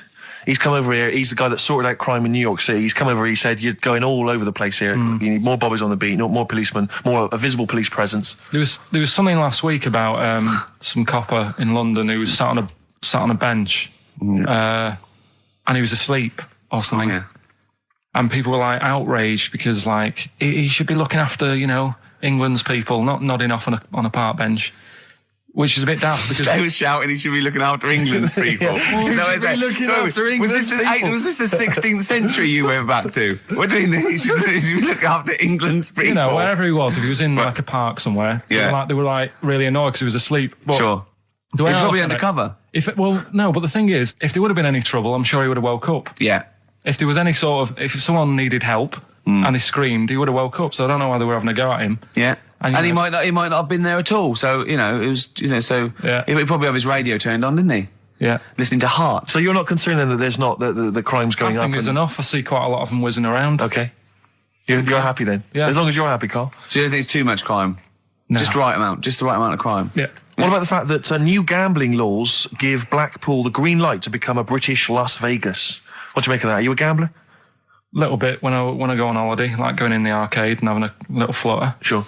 What's your favourite? I have a go on the fruit machines. Yeah. There's a good one called The Simpsons. Right. Is that your favourite? Yeah, it's quite good. Is that a tie-in with the TV show The Simpsons? Yeah. Okay. Will they make Blackpool the next Vegas? I don't think so. No, nor do I. Can't see it happening. No. You been to Blackpool? Yeah. What was it? It's a bit rank. Is it? It is a bit rough. Okay. Needs a lot of work doing on it. Yeah. No, that won't happen. Okay. And you're not worried about this encouraging gambling, generally? Gambling's not a vice you're concerned about? If you're a gambler, you're a gambler. Do you know what I mean? If Blackpool isn't done up, they'll go somewhere else to have a flutter. Sure. So it's not going to make any difference. Okay. No. Well, it's time. Whoa. Go on. That time, isn't it? Yeah. Play the jingle. Yeah. White Van Man, Karl. Brilliant. Recorded at great expense, that jingle. Yeah. This is where we just hijack an idea from The Sun, which is White Van Man, where The Sun asks, in this instance, a cabbie by the look of it. Oh no, a fruit and veg shop owner. Ours is slightly different because The Sun sort of like pick on a perfectly normal member of the public. Exactly. So that's where we've got the upper hand. Yeah. And they ask him about the the hot potatoes. This week, Karl, my first question to you, well, your thoughts, please, on the criticism of the BBC over their coverage of the Queen Mum's death. What do you make of this? You're aware of all the criticism that Peter Sissons asked some probing questions? No, I thought it wore was a burgundy tie. I thought that's it. Yeah, he just it didn't show respect. He just had a burgundy tie on. See that's not really not showing respect, is it? No, it's not. You show your respect by sort of doing the news on it, giving her a bit of coverage, and showing what publicity, what a good woman she was or whatever. Yeah. And then you move on to sport news or whatever. Do you know what I mean? Yeah. I totally agree. I don't like the way everything's morbid. I was thinking about it. It's like, the way in birthday cards and that people always put funny things in them. I think you should save things like that for funerals, for like funeral cards and that, and try and cheer people up at times when they're low. Do you know what I mean? Because on your birthday you're quite happy anyway, so you don't need someone putting a funny comment in a card. I think when you send a card. What would you suggest? Well, whoopee cushion, but on the vicar's chair. What How would you liven up the funeral? Just little things in the card. I mean, you're just writing stuff like, well, you know, at least you're still alive or whatever. So as you're giving the eulogy... So, that'd be good. So supposing someone's husband's killed in a car crash, you go around with some flowers and a little card and it says, at least you're still alive. Well, maybe something funnier than that. Well, maybe like if you got up to give the eulogy during a funeral, just wear a pair of comedy tits. Yeah, or those glasses that are eyes on sort of springs. But why has everyone got to be so sad about someone dying? No, what annoys me is that when you see the people on television, the sort of members of the public, and they're crying about the Queen Mother, who was sad when anyone dies, sad when anyone nan dies. She was 102, and it's sort of like I think they should cry. Well, there's a picture in the paper today. I don't understand it. There's a picture in the paper today of various people who were lining the funeral. Kind of route yesterday, and there's a picture of a very young child, maybe sort of 5 or 6, on the arms of her dad, and her head bowed, and it says a young girl there weeps for the Queen Mother. And I was looking at it, and you can tell she's just tired.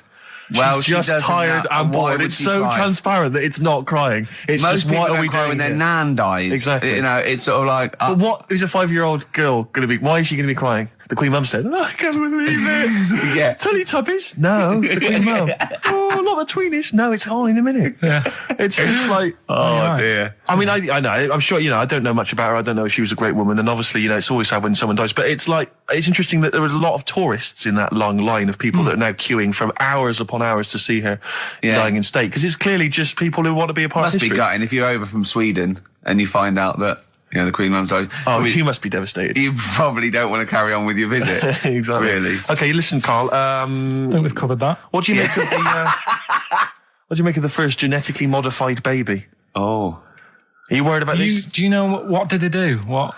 Let me see what it says here. Isn't it just choosing the eye colour? Well, this is the concern, isn't it? That in the future you'll be able to decide whether it's a boy or a girl, how intelligent it is, what it looks like, is it handsome, is it ugly? Obviously, no one will choose an ugly baby, and so on and so on and so on. And so it means that where will it lead? Where will it end, Carl? Are you concerned?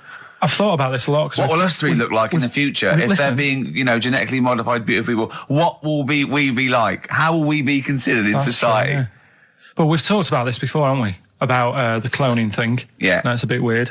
Yeah. But I don't think it matters because at the end of the day, right, you might look like some other kid, but it's the way you're brought up that will change your features and the way you are, your personality. If you lie, you get a long nose, don't you? Well, no, but listen, right, because I remember when we, I was growing up on this estate. This is going to be good. Go on. No, it's not. It's just an example of how this doesn't work. Go on. So we don't need to worry, sort of thing. Sure. Right? Okay.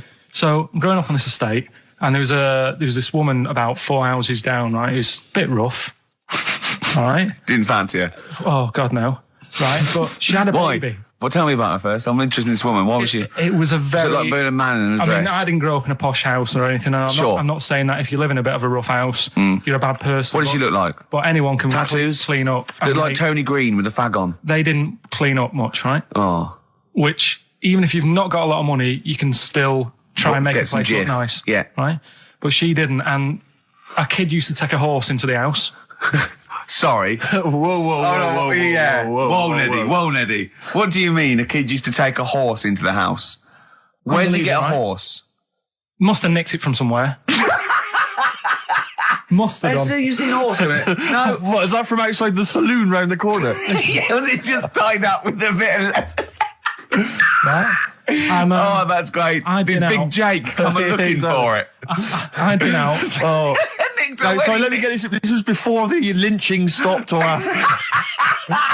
Where did he get a horse from? What do you mean he must have nicked it? His mum said, where'd you get that from? I bought it. All right then. But keep it out the kitchen. I don't want you going Catlin rustling. Where did he get a horse from, Carl? And how long did he have it for? Was he leading it or riding it? Mum, open the door, I can't stop. I can't stop it. Open the patio door as well. Looks like we got us a runaway. What do you mean? I don't know, but the thing is they couldn't afford to buy one because they're not cheap. So I'm just guessing. Maybe that's wrong of me. But I think... He had a horse? Yeah, right. So that's why the family didn't have any money. They'd spend it on the horse. No, I don't think, that's what I'm saying. I don't think they would have bought it. So anyway... Yeah, it's wise to whisper, Carl, in case they're listening. Yeah. And they could be in the room next door. It's not buying it, it's keeping it as well. Oh, so I was like in the car with my dad coming into the avenue, and you used to have to drive down it to turn round. And, and, you know, sort of go back to our house. You had the traditional method of transport. Yeah. And the horse was in the lounge. Reading a paper. Just like walking around. Oh, God! What? And when I was doing, I tried to earn myself some money once by flogging little flowers in plastic cups. What? This is genius. It just keeps coming. What do you mean you're trying to flog little flowers? What do you mean? Wait. That was real. Play a record. Yeah, but it's mad. That's mad. Oh, is this the Cardigans? Great. Brilliant. I didn't even say anything. It makes me feel better. I can enjoy the rest of the show. Yeah. Before we carry on with anything, I should just tell you, we're on the subject of emails. There's one emailer we're always looking forward to hearing from. Dickers! Richie Anderson! Dicky Docky Doo! Richard Anderson, thanks for emailing. He's my biggest fan. He's now. one of the biggest fans. He absolutely loves me.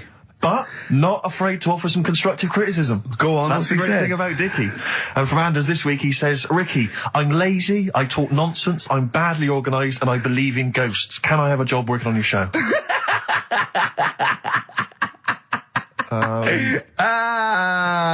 Possibly, Anders. Maybe send in a CV. Or email a CV. He's put a little bit of all of us in that, hasn't he? Oh, I'll ask him if he's a goggle-eyed freak, Steve. All right, calm down. Well, no, I didn't mean no need to get insulted. No, I didn't necessarily mean you, did I? To get nasty. Well, I was thinking about that, actually, Steve. Oh, God. Just talking of the old... What? What? Talking of the what? No. Do you know, like... This better be good. No, you don't have that many girlfriends and that. What do you mean? Carl, why are we on this? I was defending you in the whole monkey discussion. Come on, what's your point? What's your point? No, what's the point? I just was thinking... If there was an infinite number of Steves? You're an odd-looking fella. Come on, Carl, get to... No, you know I know that. I've told you that loads of times. What do you mean, you know I know that? Well, there's no point pretending anymore. Steve, I'm flabbergasted. But also, you don't like spending money, right? He's mean and weird looking. Valentine's Day. Are you sort of... you know... You've got to love him though, haven't you? What are you happier with? The fact that no girls like you enough, right? This is really mental. Or are you happy because you don't have to spend any money on a card for someone? A little from column A, a little from column B. Right, let's have more monkey news. What have we got? No, we've got so much to get into this show. Insults. We don't need the insults. I think we've got enough. We don't need the insults. Yeah, there's no more insults. What angers me with Carl is he's been planning that. No, I haven't. I was thinking about it on the way in because Valentine's Day is coming up and I'm not a big fan of it. Right. Condoms? You bought your girlfriend a box of condoms for Christmas. I don't think you can have a go at me. To be fair. No, but I don't just treat her on Valentine's. I'm always... Do you know what I mean? You don't even treat her on Valentine's. You don't even treat her at Christmas or on her birthday. When do you treat her? Hang on a minute. Wait a cotton-picking minute there. Oh, why I order. Wait a minute. What's that? Tiffany dog. I treat your girlfriend better than you, and I've only met her twice. I took her out last night and she enjoyed herself. Where'd you go? Until she had to write the check. Where'd you go? To a chippy. A really... No. Play a record!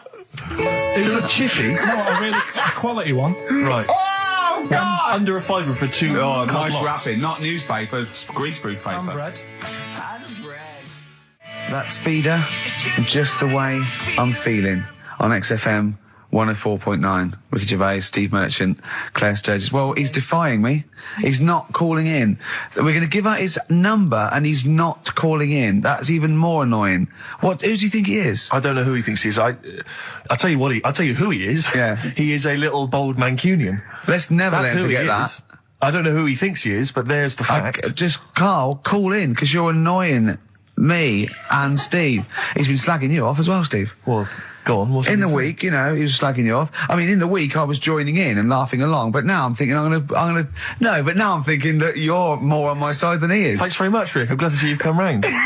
He said he was. I was in the pub with him and Johnny. Oh, right. So there's a little audience. Good. And he went, have you seen Men in Black 2? I went, no. He said, have you, Johnny? He went, no. He went, there's a thing in it that looks just like Steve. Mm.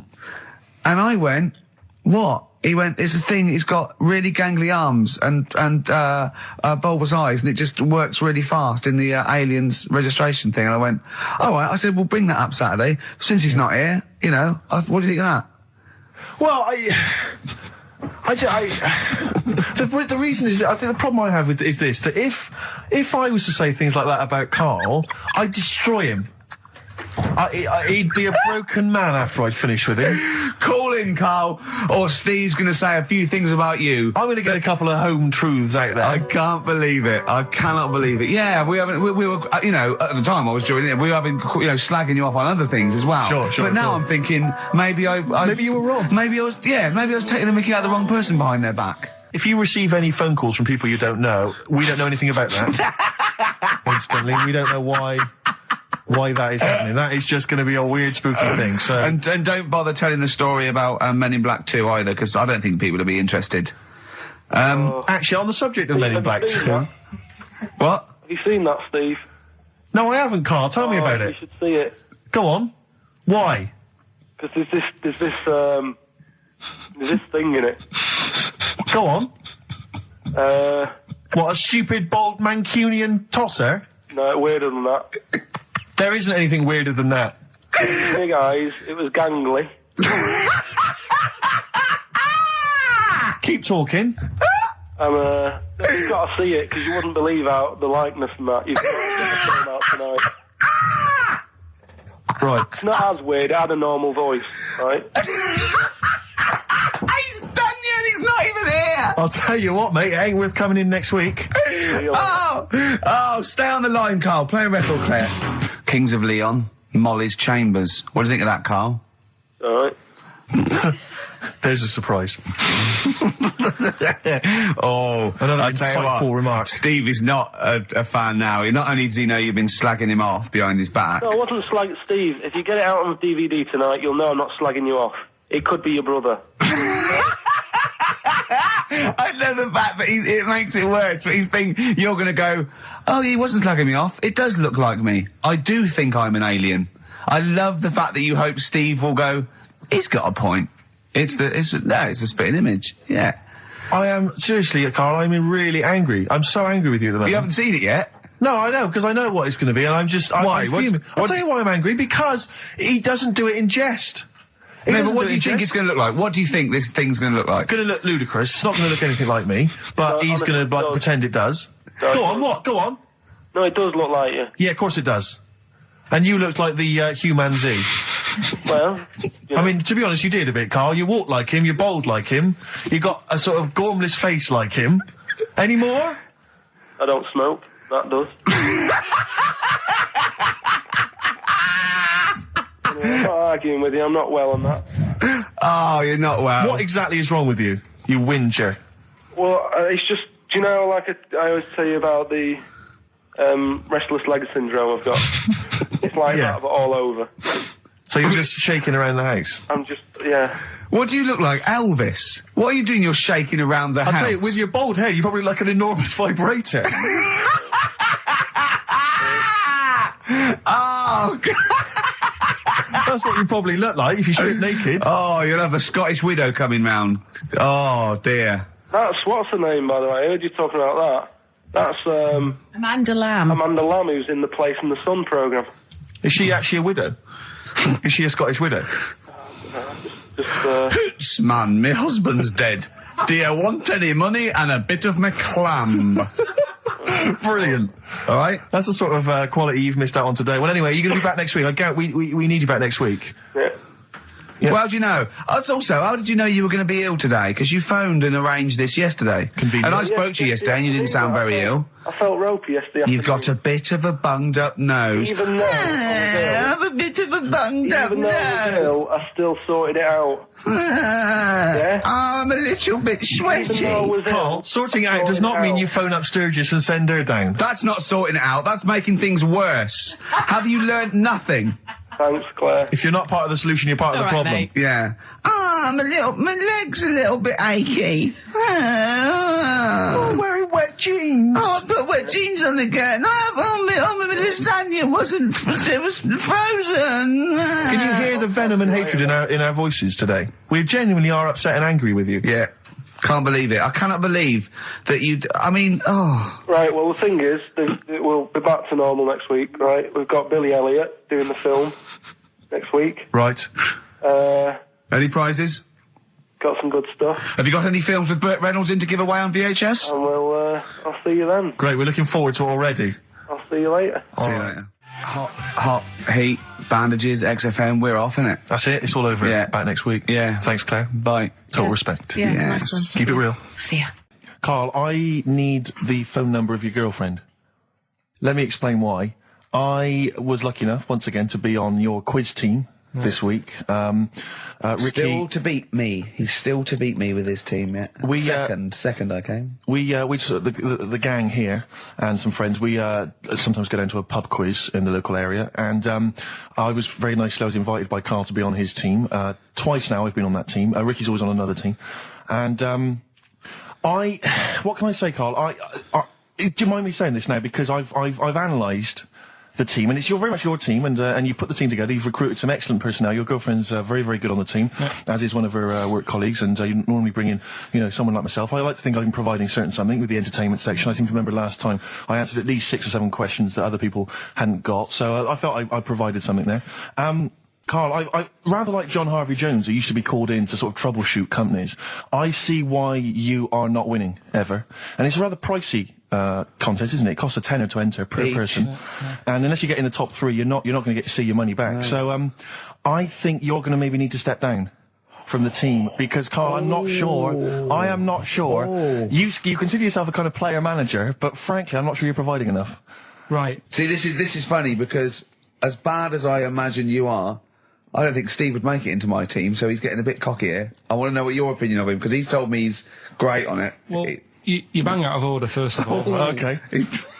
Do you have a good night when you're with us? I tell you what, I wish I hadn't lost a tenner every time I've come down. That would have improved it. You point out there about the football analogy. Mm-hmm. Alex Ferguson, when did he score a goal? Right. He doesn't. He tells the others how to do it. Right? That's he my doesn't role take in up it. one of the 11, though, does he? No, exactly. It's not like you can only field 10. Yeah. Because we only got 10 again. I want to be in the 11. Exactly. He's not running around in midfield, falling over. Yeah, shouting, "Oh, what have I told you?" Yeah. No. Right. I'll admit. And there's a limit of 5 players. We should explain that. That's the point. Yeah, there's only 5 players on the team. But it was pretty tricky on Tuesday, though, wasn't it? It was one of the tougher... Tell everyone the one question you got right. Something about... Well, tell us the answer. The 2 words you had to say to get the answer. Danny Minogue. Danny Minogue. That was what you provided, Danny Minogue. Is this valuable? Well, no, not really, because there was at least 2 of us who also knew the answer. Oh, well, we gave him. No, exactly. We gave it to Carl. We massaged his ego. Oh, but dear. I just feel Carl. Do you know what? I feel a bit bad now, because I just sort of had a crushed face. Then. Can I just tell you right now? He just can't believe this. Can I just tell you right now? I think the problem is this. I think there's that precious 5th position that is not being filled at the moment, I think, consistently enough by a decent player, right? You've got a solid team. I'm thinking if you want to remain on the team, you are going to have to pull your finger out and find a 5th member that is going to provide, and I'll tell you where the weaknesses are. I can tell you right now, mate. The weaknesses are natural history and science. Something which Ricky Gervais is scoring on week in, week out on his team. There is a few... Now, if he was available for a transfer, we could be fine. But we've got to find someone to fill in that space. Otherwise, I'm either going to quit, or you're going to have to step down. Because I don't think I can be on a team where there is these obvious deficiencies. There are visible deficiencies. And, the £10. That's £10. I'm not made of money. That's once a month. I've seen him depressed for 2 hours when he lost £20 at a casino after 5 hours playing. Don't bring that back. Don't bring up that again. Yeah. That story. He doesn't like wasting money, Carl. You know that. What do you think? What's the solution? We've got to think proactively now. We've got to sort this out. See, there's always other things going on in my mind when I'm in that pub quiz. For me, it's just a little bit of fun. Sure. It's a night out. Do you know what I mean? Suzanne enjoys it. Yeah. Bit of a get-together. We have a chat beforehand. Yeah. We have a bit of fun. But there was other things on my mind. Carl, I could do that here. I don't have to lose a tenner. Wait, what were you thinking during the quiz then, when the questions were coming out? What were you thinking of? Well, what it was, right, just before the quiz started, I had to go to the toilet, right, because the rule is, right, people who don't go to it, once it starts, phones off, no more toilet. They take it dead serious, don't they, right? Yeah. The Smiths on XFM 104.9. Well, we've done the first half hour, which is mainly genital related. Then we've kicked in with some racism. You have to guess what artist. It seems appropriate at this juncture just to mention something that's in the paper today. Dominic Mohan, I know you're a big fan, and as am I.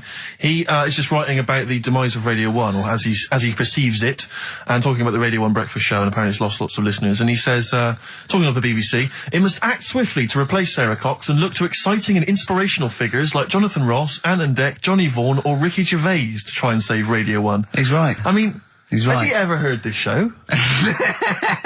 What is he talking about? All those other acts, they're dynamite. I can't genuinely. That's someone who said I quite like Ricky Gervais show, but he can't have listened. I mean, can you imagine what we just played? Or in fact, can you imagine the last 50 minutes on Radio 1, on the breakfast show? Well, we could pre-record it though, so I wouldn't have to get up early. Sure. That's not your point, is it? That's not really No, your point is the quality of what we're doing, not how early it is. Sure.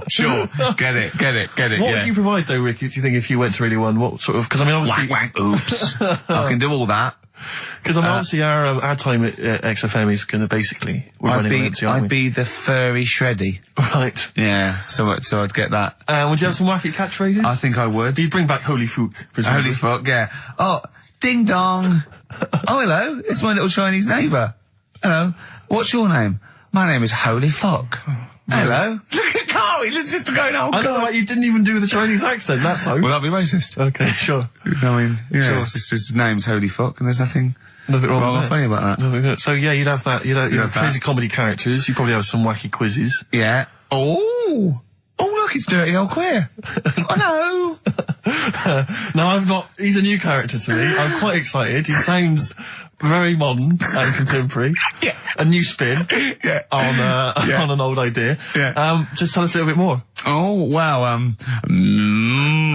He's an actor, isn't he? And right. and he likes to teak it up. All right. Well, that's just if anyone from Radio 1 is listening, and they've listened to Dominic Mohan in the paper, they thought, yes, you're right, we need some new blood at Radio 1.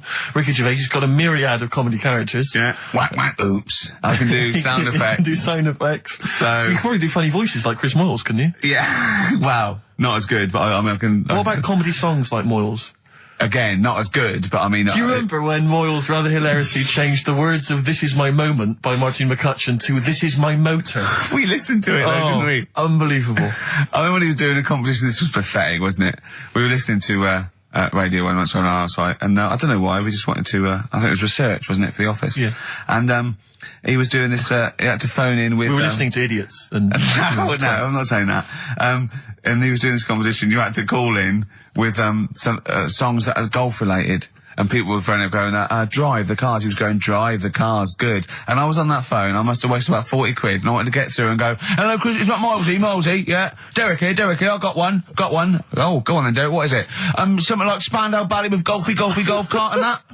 And I just wanted to and I waited. I thought the joke's on us. Yeah. I waited my phone bill just to say something stupid. Yeah. Oh dear. Oh. His show's better than this. Yeah, anyway, if you've got any hilarious golf-related song titles that you'd like to email in... What's the number? Oh, let me email in. Ricky.gervais@xfm.co.uk. What would a song title be if perhaps we were doing something about, I don't know, air travel? Yeah. If you've got any crazy ideas, email in. We'd love to hear them. Yeah, brilliant. I've got a thought of another golf one. Okay. You know, Duran Duran? Something down the fairway or something, if they wrote that. Alright? Girls on the putting green? Yeah. Or something? Alright? Yeah. Oh, hello. Have you introduced you? My name's Holy Fuck. I'm Dirty Old Queer. I could do all that. Ding dong, whack, oops. Elbow. Fallen Angel. See, they're the odd one out, you see, because of what they're like and who they are and how successful they are, I can imagine saying, will you please welcome to the stage, Elbow. Indeed. But I wouldn't have. On paper, I'd have thought that was a terrible band name. Yeah. Yeah. No, I know what you mean. There are exceptions to the rule. Yeah. Ladies and gentlemen, please welcome to the stage the Boomtown Rats. Yeah. Yeah, see, I'd have thought that was I mean, I think it is a bad name. It is a bad name. But you can't imagine it happening. Yeah. Yeah, so that's a bad name. So call in if you've got email addresses and let's call in with funny observations on life and shit. So, well, it's going well, isn't it? That's halfway through. Carl, what do you think? Yeah, it's been alright. It's been alright. Yeah. We've covered a lot of bases. We haven't taught them anything. Not taught them anything? No, I think we taught them to tune into a different station. Yeah. I think Heart 106.2 is probably picking up a few of our listeners as we speak. Yeah. Who's on at the moment?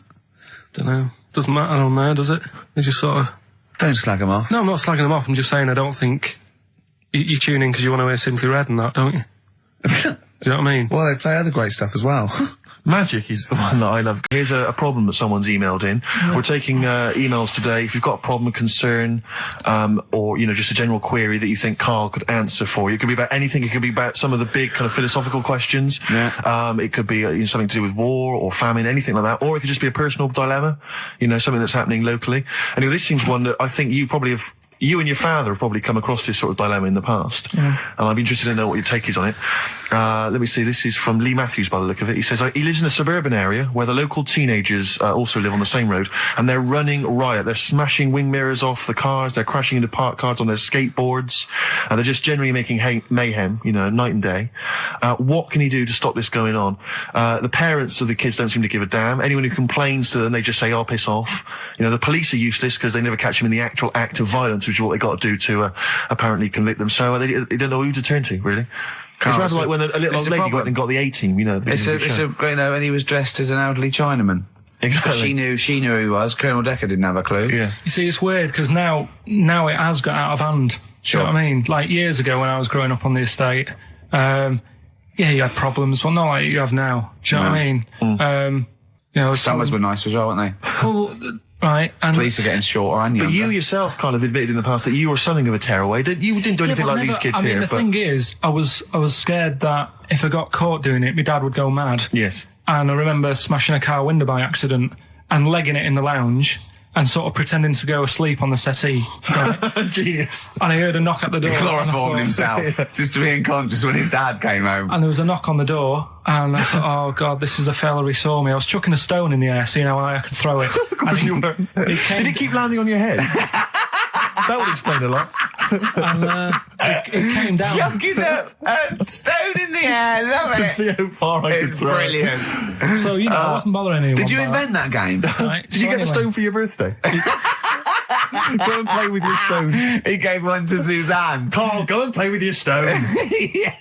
No, the thing is, right, and it came down at a funny angle, and of course it did. It ate the back of this car, and the back window is the most expensive because it has that heating thing in it. Yeah. In case you got a frosty window. Yeah. So I thought, oh God. So I legged it in, got on the settee, went to sleep, knocked at the door. Genius. It's a brilliant plan. It's a brilliant plan. I couldn't be guilty. I'm asleep. So I love the idea. So the thing is, our lounge used to sort of, you could see in from the door, right? So this family who saw me do it, saw me asleep on the settee, and my mum said, go and get the door. And I sort of went, what? As if I'd been asleep. Yeah. I went to the door, like, rubbing my eyes, and the fella said, what did you run off for? I saw you. I was like, oh no. And I didn't see my dad. I went out. It was when he was working sort of evenings. So I went out so I didn't have to see my dad. And then the next day I came home from school, and my dad said, 45 quid. Oof. That's all he said. That's all he looked at me. And then you fell asleep when he went, wake up. You know what I said? No, 45 quid. Now the thing Karl. He didn't have to do anything. £45, Karl. Now I know you were saving up for a brick, but you can't have it.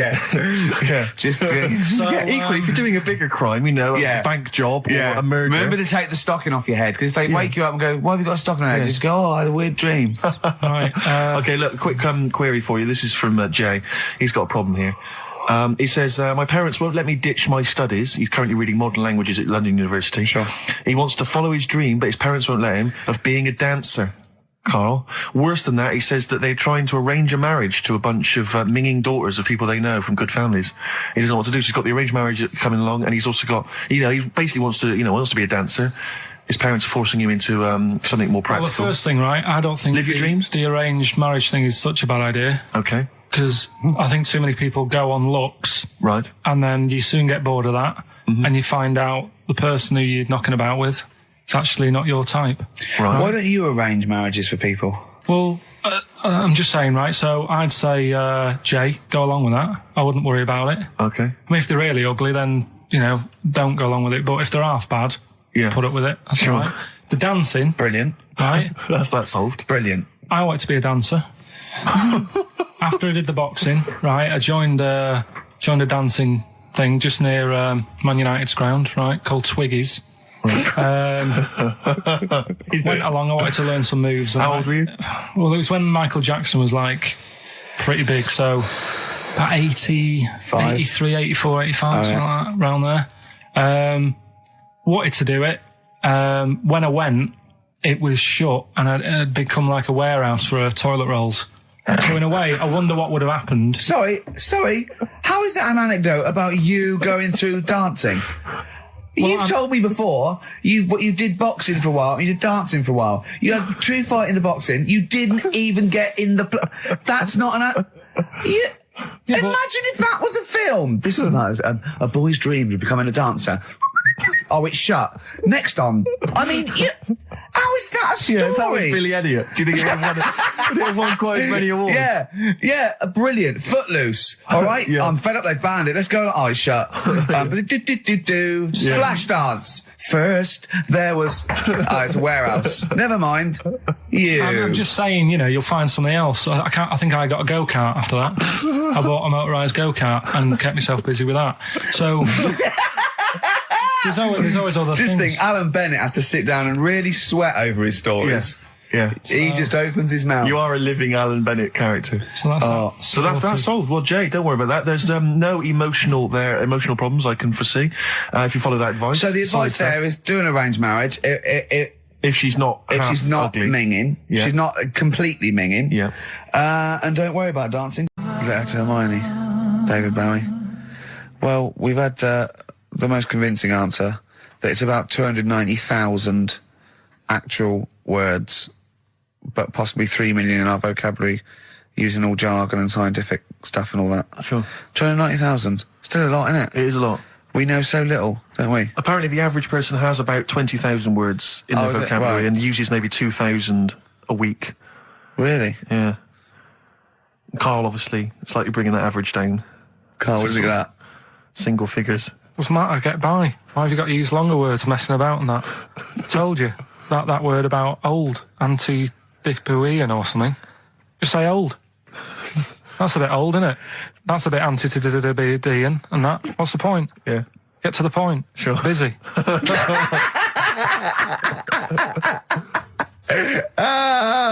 Right, okay. Are you in a film this week, Karl? We're doing that now? Yeah, go on. Get it over with. Hang on a minute, then. Get it over with. Let's get this show over with. We can go home. You can go off to Lanzarote and sit on some ash. Some charcoal. He's not happy about that. That's annoyed him. The listeners have all ganged up on him. Yeah. XFM giving him 2 CDs. We've had more calls for his resignation this week than ever before. What do you think of that, Karl? What do you mean? There's another reason. Do you know what I mean, though? Because he's grumpy. He's not just giving it. He goes, well, I can't help it, can I? I don't want it. You're being paid well to do a job. People have tuned in to be entertained, to have good songs. Me and Steve are working here. I'm pressing the buttons. I'm paid to press the buttons. That's what I'm doing. Has every CD started on time? Then why would they give you Monday off if you just paid to press the buttons? Don't get every other Monday off, do I? So have you stopped doing that now, have you? Well, yeah. Why? Because there's work to do in that. I'm not moaning about it. Let's get on with it. Blair on XFM 104.9. I forget the name of that track, but it's good. Good song. Thanks very much. Oh, good song. Yeah. Oh, right. I just thought you were complimenting giving his opinion. Right, go on. The what? Are we still on the air? Yeah. What are we doing? Merry Christmas. We got someone on the line. Oh, right. He's here. Who's that? Ricky. Yeah, go on. It's Jonathan, how are you? Good. It's only TV's Jonathan Ross. Ross, turn your radio down, you idiot. I'm here. I like to, I haven't got the radio on. What are you talking about? We can hear the feedback. Well, I haven't got it. It's not my fault. It's your incompetent radio station. And also, didn't you hear we said don't call in, we don't want to speak to the listeners? I'm not a listener. I'm a visitor to your shores. I'm special. You know that full well. I know you're special. Right. Yeah, exactly. What have you got a name for the band? Yeah, you ready? Yeah. Lump. B-L-U-M-P. I tell you for what, you can't have a normal word. If it's the monolith band of all time, if it's the big, you can't have a regular word. It doesn't make sense. How can you have a regular word? All these ideas you've come up with are rubbish. You need a word which only stands for that one thing. No one's heard it before. No one will use it again. Blump. I can't help but feel that that's a more appropriate name for maybe one of Ricky's bands. I love seeing that picture of him in that band. You see it everywhere these days. He was like a girl. He was like a little girl in a suit. It's like a little dyke at a wedding. What was that? That's got to be the kettle calling the pot black, surely. I've always got nothing but 100% heterosexual. We're not sure about. There's not anything wrong with it. I know that, but look at you. I actually had to get that in. There's not anything wrong with it. I'm Jonathan Ross.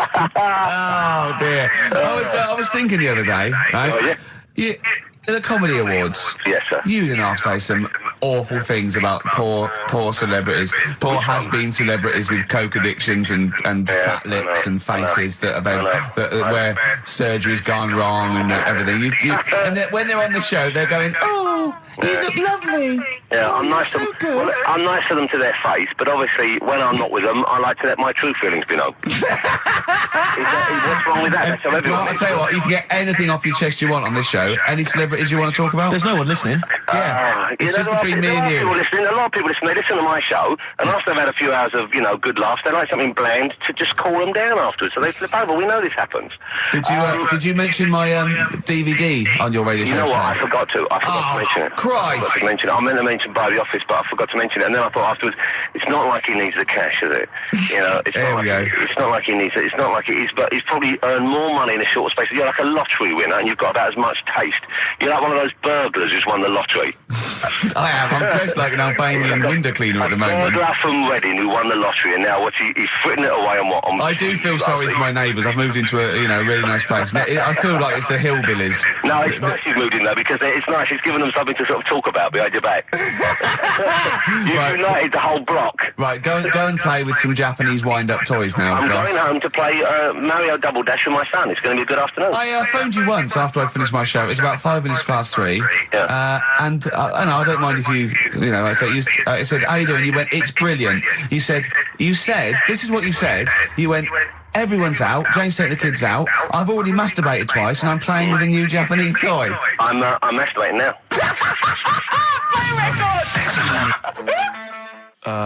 Kings of Leon, Wasted Time on XFM 104.9. Sorry, I was sidetracked there by just some of the band names. Now listen, I want to put in 2 of my own. I want to win that pile of tat out there. I've got 2 names here. Okay. We should just remind people in case they've just tuned in. Oh yeah, Ian Canfield has chosen his mega band of all time. He's got Keith Moon on drums. He's got Lemmy on bass. He's got Keith Richard on guitar. He's got who have you got singing? Robert Plant. Robert Plant. And their manager is Vance. But he needs to announce them at Wembley Arena. They're already sold out. They're at #1 in the album charts. They're the greatest rock band of all time.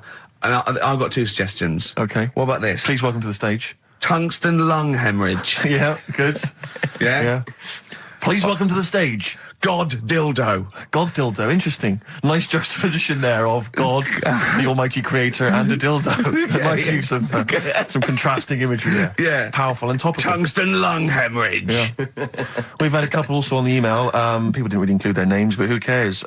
Please welcome to the stage, Balls of Steel. Balls of Steel, yeah. And we've had like Brain Hammer. Yeah. Brain Hammer's good. Lots of brain-related stuff. Quite liking the idea of tumour fish. Tuna fish. Tuna fish is very good. I like tuna fish. I just wonder if there's one more contender. I don't know who this was, Ian, that phoned in with it, but possibly it's topical. Deathly Hem. Yeah. Deathly Hem. It's brilliant. Oh, it's Deathly Hem. Please welcome to the stage, Deathly Hem. It's Deathly Hem. Who's that? We've got to give it to I don't know who that was. Oh, well, if you came up with Deathly Hem, email again. Deathly Hem. It's the greatest name for the greatest rock band of all time. Will you please welcome to the stage, Deathly Hem. Turing breaks, mind over money, XFM 104.9. I'm Ricky Gervais, Stephen Merchant, little Karl Pilkington. Yeah. A couple of emails. Different people have visited various tourist attractions. Oh, yeah. Let me see who's this from. Not quite sure. But thanks very much indeed for it. So, there's a link here. It's apparently in Devon. Barometer World. Brilliant. It's the world of barometers. It was established in 1979. And by one bloke who had a lot and thought, I can charge £1 for this, definitely. Here's the out of his own house, probably converted back scuttle. Exactly. Yeah, that's not a euphemism for a sexual act. But look at the webpage here, Rick. What's that little trolley? She's talented. Oh dear. You're talking nonsense, Carl. Well, whatever. Steve, you're out of the room there. Mm-hmm. Carl took a phone call from someone. Okay. He's found a cellmate. Right. Not a soulmate. I think one day they will be cellmates. Yes. Because he's just like, he loves everything Carl loves, and he was telling Carl stuff, and Carl's face was lighting up. Yeah. He's told him of 2 Russian kids in the circus. They're covered in hair, and their mum tells them off because they're covered in fleas. Carl said, see, that annoys me again, innit? They do something else. And the bloke went, yeah, they should just make money out of being hairy. And Carl went, exactly. And he said, have you heard of the three-legged juggler? And the bloke went, no, what's that? He went, that annoys me as well. Because he thinks they shouldn't have done juggling, they should have done football. Do you know what I mean, though, Steve? What do you mean a three-legged juggler? What are you talking He's a about? famous three-legged juggler. Oh, he's mega famous. He's like the Beckham of wherever he's from. But the other day I was looking in, I don't know, Bizarre magazine or something, right? And there was this fella who, he had no arms. So you saw a picture of him, his job was fixing watches, did it with his feet. Go on. Well, it's just, why pick the most hardest job to do when you haven't got any hands? Crush grapes. Or... Do you know what I mean? That annoys me. Oh, crush grapes. Imagine him being told that he comes into the careers advisory where I go, now, what do you want to do, Hargreaves? Make watches? Right, take a look at your arms. Crush grapes, mate. Sorry, you're a grape crusher. Next. Brilliant. Brilliant. I would love you to be a career advisory in some sort of clinic. It'd be brilliant. I like the fact that it annoys you. Here's a man, he's got no arms, he has learned to fix watches with his feet. Yeah. An incredible talent, incredible skill, he's utilising that brilliantly. That's annoying to you. You are angered by it. Right, I'm only being honest. Now, you be honest, right? Your watch is broke, who would you go to? You're in a rush, you need it fixing in a rush. Now, you need some fresh wine.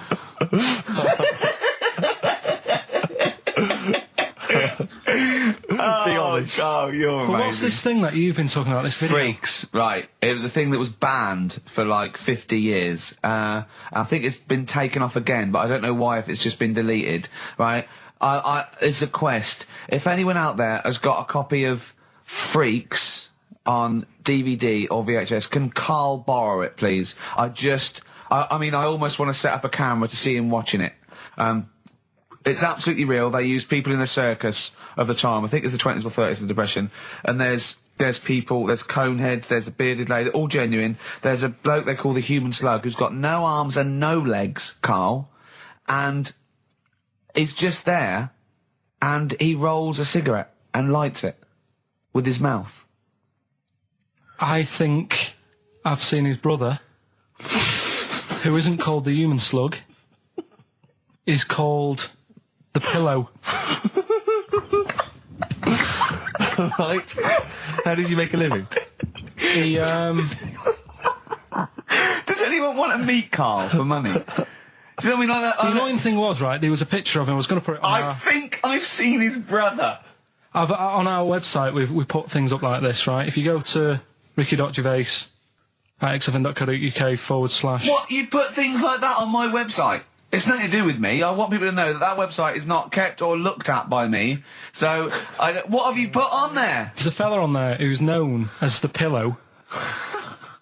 And he's, you see, I get a bit worried with things like this, because we're not sort of having a go or anything. It's just things that fascinate me. You. Yeah. And, yeah, it's a guy, it might be the same sort of thing. What's your one I called? bet you used to stare at people with goiters, didn't you, when you were little? In Tesco's. Well, just go to xfm.co.uk / Ricky, it is. What's the worst thing you've ever seen on, like, a human face? You know what it is, and I don't want to talk about it. I can't remember. Have you told me? Yeah. What is it? But go, it's not go the elephant lady. Go to the... Yeah. Is it the elephant lady? You talked about that, I know. Yeah, I don't want to talk about it again. Go to the website and see the human pillow. Why is he a human pillow? That's what annoyed me. I thought he was more of a draft excluder. Oh, that breaks all kinds of rules.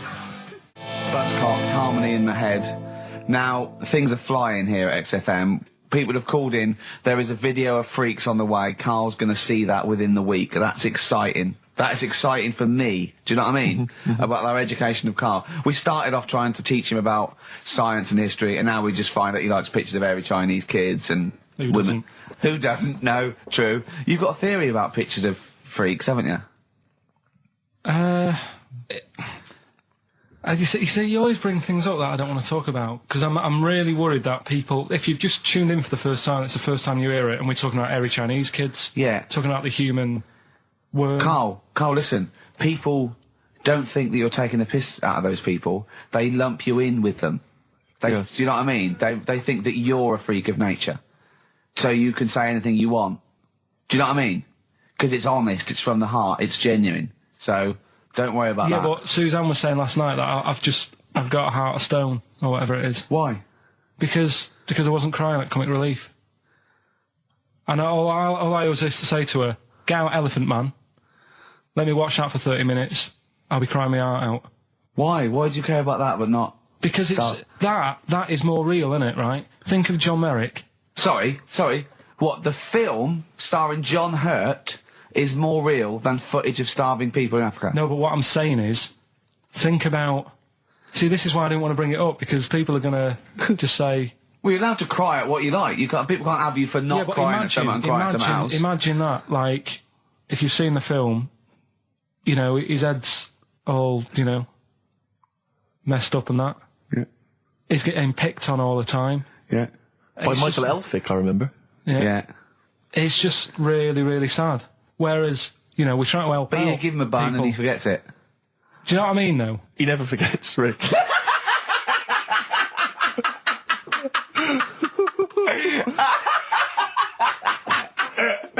Oh, dear. Anyway. Oh, God. We're giving away stuff again. Yeah.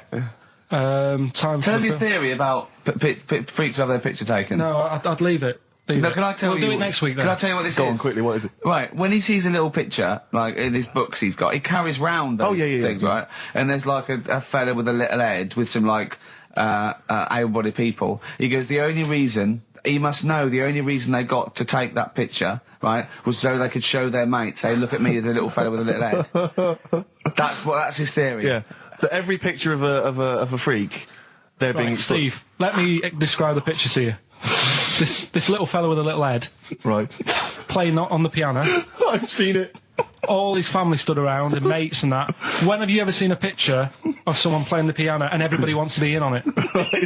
Doesn't happen. Maybe it was one of those kind of Christmas cards they sent out to everyone. It wasn't. You could see one of them was like in a rush to go away. He was probably planned to go out, and he was like, but they were taking a picture. It's, I'll be in it then before I go out. And it was all... He's out of order. Yeah.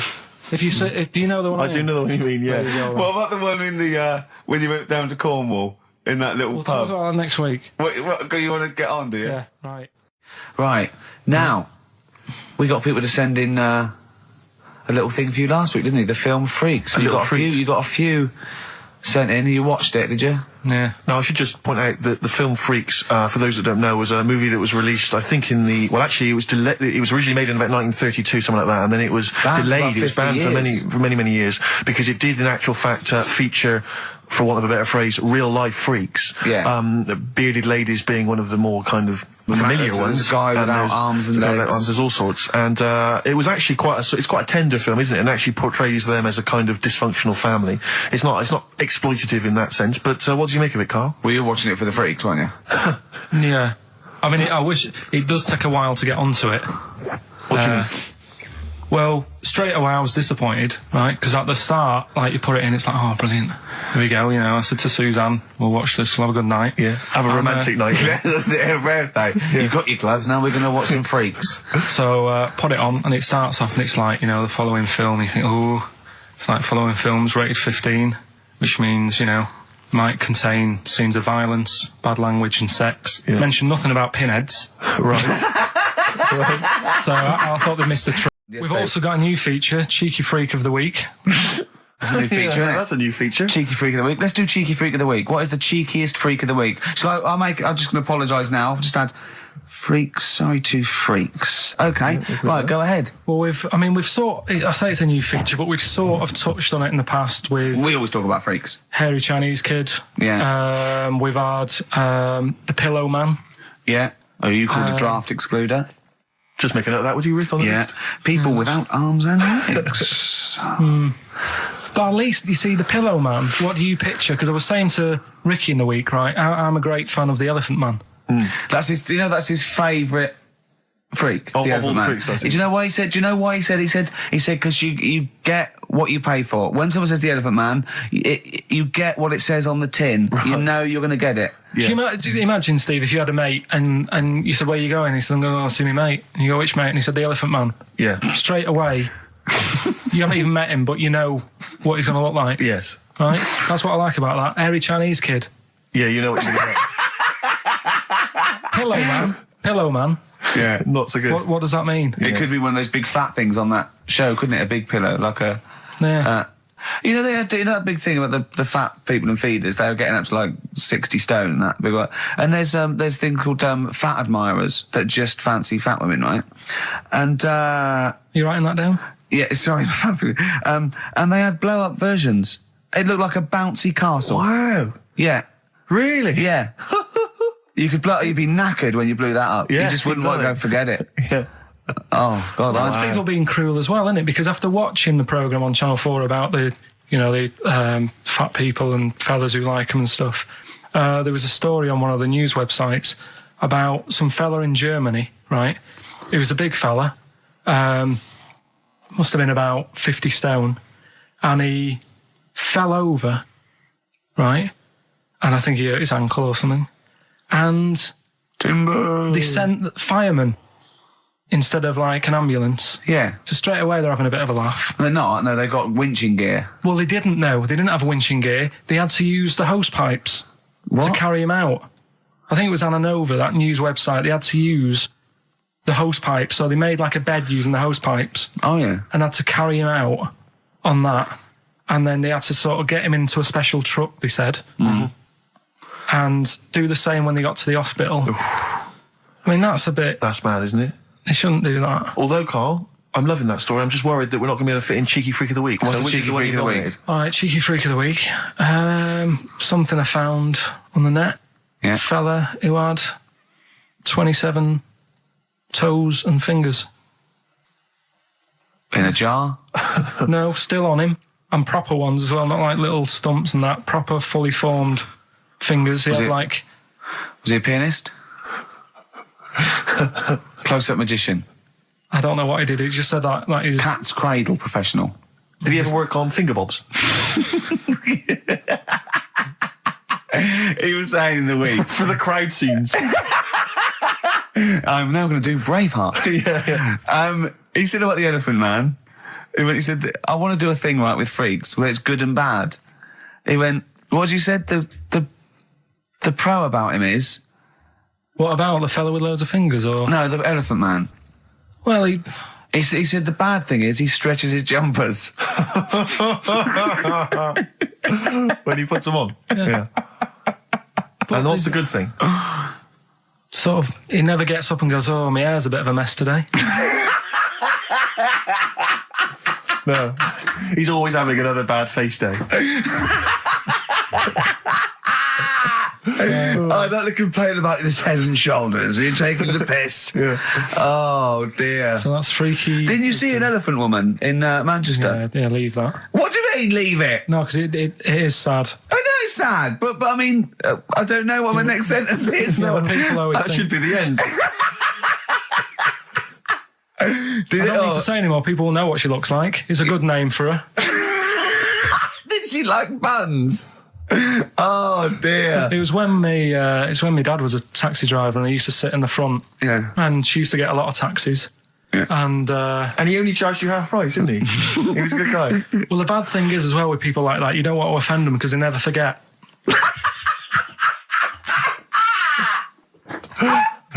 Oh, go! But, go, Pilkington! I was sat in the front of the cab, and my dad goes, right, we're going to go and pick the I can't even tell you the name. This guy's just evil. Right? What do you mean? No, leave it. So she's got... No, Carl, please. tell me what he said. No. You've already stitched him up. He's Stephen things from Little Welsh I don't Fellas. care. Right, what did he call her? Steve, back No! up. I really don't want To be to. fair, our opinion of him is already pretty low. Look, tell me what he said. No, it's not. I'm scared of what my dad gets. It's the person who's got the She's thing not wrong. listening, is she? Well, her headphones wouldn't fit on her head. Tell me what he called her. I don't want to. Tell me what he called her, Carl. I'm getting angry, man. Tell me what he called her. No, I'll leave that. Honestly, Tell me what he... It doesn't matter. Tell me what he called her. Carl, just... I'm going to go... Seriously, I want to know what he called her. Right, you're not going to stop this show. We're not doing the next show until you tell me what he called her. What did your father call the elephant head woman? Tell me. Spudhead. How old were you? I don't know, about 9. Did you laugh? So did you expect to see a potato with a dress? He did sort of, again, it's a good name. Do you know what I mean? I had an idea of what it was going to be about, and he said, do you want to stay in the car, I'll take you home, because you can't... Spudheads, you got lovely eyes. Can't. Right. Come on, man. That's it, by the way. Is that all of it? Cheers. Bye. Brilliant. Well, let's end with LL Cool J. Yeah. Quite handsome people, but yet they're always quite obnoxious. We are. No, I mean, they're normally quite obnoxious, Rick. Again, you know, you're a good example of that. And yet, I think it must be the small man complex. That's what makes them so obnoxious and so kind of desperate for attention. Didn't realise it before. Steady on. Because, of course, I tower above everyone. You do, don't you? I'm, for people who don't know, who are listening, I'm 6'7" tall. That's high. Yeah. And for people who've never seen him, he doesn't hold it well. It's not like he's a sort of handsome athlete, is it, Carl? He's a bit of a... What would you call him? Carl, don't answer. No. Don't get drawn into that. You know the game he's playing. No. Do you know yesterday when you were in the office? Yeah. You did a little move, and it reminded me of Blakey. Oh, I hate you, Gervais. Oh, I hate you, Pilkington. That's his stance. Yeah, but even he held it a little bit better, didn't he? Because he was a man, you know... He had a big coat and everything, and a peak cap. But, yeah. I can't believe you. Like, I've not suffered enough from being freakishly tall. Now, two of my best buddies, live on radio, are just... It's not just height, though, is it? It's the posture and the face and everything. But it's got you places, hasn't it?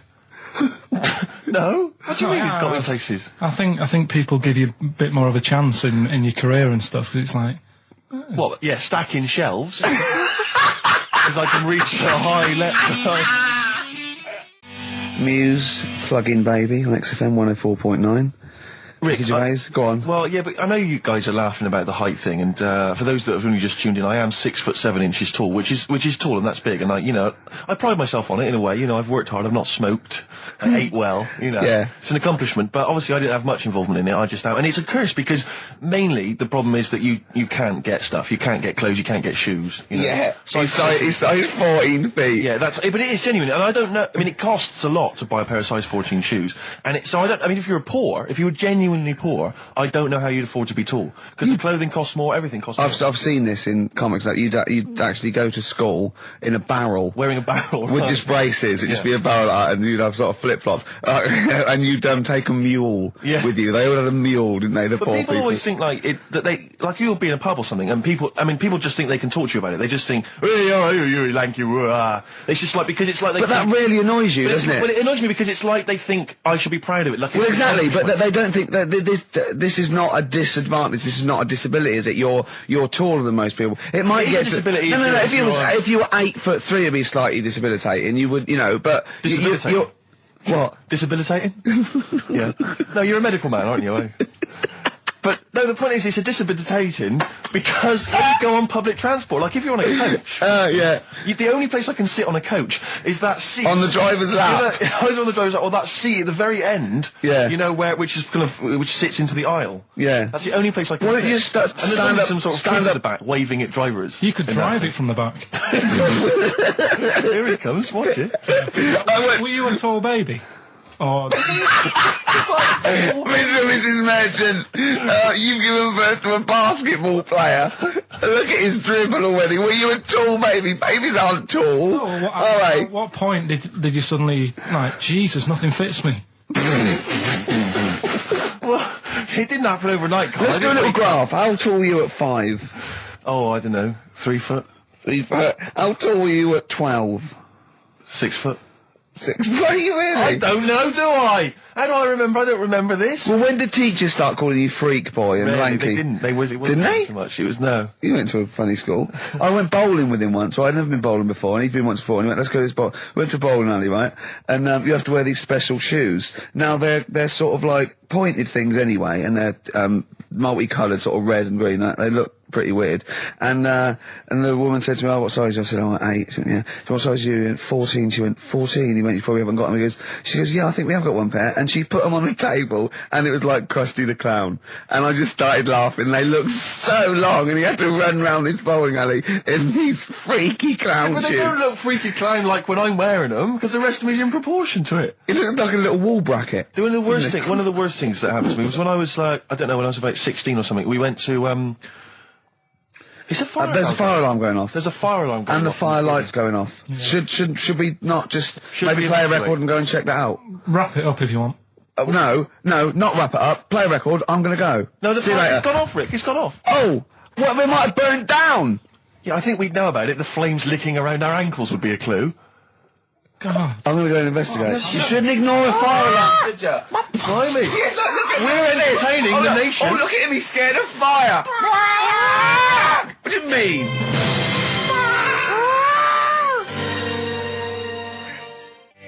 Lars, and there she goes. What a great start to a show. We've had 20 minutes of some of the best banter, chatter and music and anecdote anywhere on the dial. You're damn right. High five. Yeah. Sweet, man, sweet. Oh, what are we talking about? Well, I love that track. It's lovely. They've got a bit of the Liverpool gene, Paul, haven't they? That sort of doddy. You know what I mean? I like the Scouse sort of look. You know, the Cilla Black and the Stan Boardman. Yeah, it's particularly unique to Liverpool. It's sort of happy in teeth and ears. And, it's happy in teeth and ears. Yeah. Oh, brilliant description. Yeah. Happy in teeth and ears. Yeah, that's just 3 of my friends. Yeah. Now, we've got a great track lined up, haven't we, Carl, that I brought in? Simon and Garfunkel. Now, I'm not ashamed. As you know, me and Steve aren't worried about being part of a trend or you know, being trendy or jumping on about it. Steve particularly doesn't worry about, like, looking good or, you know. No, I'm saying, as a compliment, he doesn't worry about walking along like that or, you know. Well, I'm looking good. No. But I'm saying you don't mind the insults freak boy or goggle eye or... swore off a duck's back, mate. Do you know what I mean? Or a new phrase that's been coined because of Steve's face, walk off a frog's back. Who's saying that? Just a lot of you, a lot of friends and that. But I mean... My friends? Yeah, a lot of the people. Can you name names or? I can't really. You made promises, you can't. I can't. I can't really. Anyone up? I think it's the Kagul. Looks good. It does look good. It's waterproof, Rick, and it's also stylish. I wear nothing underneath, so it's tight to the skin. It gets sticky in bad weather. Is that why you sort of rustle? Sexy. But what's all the? Is there abuse? What's this? No. They just say. Because I'm a pretty trendy guy, but I, as you say, I cut my own trend. You know, I make my own style. Oh, dear. So just go back to insults briefly. Go on. You know, saying. Oh, no, see, that's... Goofy, that's not fair. No, because that's what he said, it's in my head. What do you mean he said? No, when did he say that? No, I mean... When did you call me goofy? No, he didn't. He said about what's in the head. Hey, no, when it's... Come off it. Don't start. Who's calling me goofy? No. I'm not even goofy. Goggle-eyed's fair enough. Yeah, but you can sort your look out, I can't. What do you mean how can I sort my look out? I'm not even goofy. That's not fair. You've got the proper features. What? Just needs sorting out a bit. I can't help it if my hair's not good. I noticed the other day when Carl was sitting on your knee having his picture taken. It's a long story, right? He's got a completely spherical head. It's slightly too small. I'm not being funny because, I mean, you know, I'm not perfect. But he's got a completely spherical little head. He looks a little bit like a baby hamburger. You know Hamburger off McDonald's? Sure. He looks like a little baby hamburger. And it's sort of quite put upon. Suzanne thinks I look like that thing in that Dulux advert. Do you know when the woman pulls the head off that? A little plasticine morph type. And then they make a new head for it. And it's like a little head. Really? And that's your girlfriend saying it. I know. Anyway, listen, let's get back to business here. This is a great track. It's America by Simon and Garfunkel. This is where I started saying we don't care about being trendy and all that. That was it. Because I just want to mention to people that they should be... Next, we've got White Van Carl. Oh, excellent. Stereophonics, Vegas 2 times, XFM 104.9 into the last hour. Yeah. And then 3 shows to go. That's true enough. Until we're off the air. I'm Ricky Gervais. With him, Steve Merchant. Carl. Oh, yeah. All right? Yeah. Go on, tell you, we cut short last week, weren't we? You had an amazing story about Neil Armstrong, didn't you? Well, we've been doing quotes, haven't we? Like famous quotes. Sure. I've, gone down in history. Yeah. And I was saying, quotes don't really matter. It's more the situation that you're in than the quote itself. Go on. So, like Neil Armstrong, if he'd have said, tie bacon round your head. I'm as happy as a pig in dust. Yeah, that would have still gone down in history as like being the thing that Neil Armstrong said, wouldn't it? Yeah. Yeah. But Space is driven in mental, probably would have been. But he chose to say something profound and meaningful to befit the situation. He got it wrong. Actually, it's a small step for man, one giant leap for mankind. But he was meant to say. We discussed this last week. Stop showing off. Well.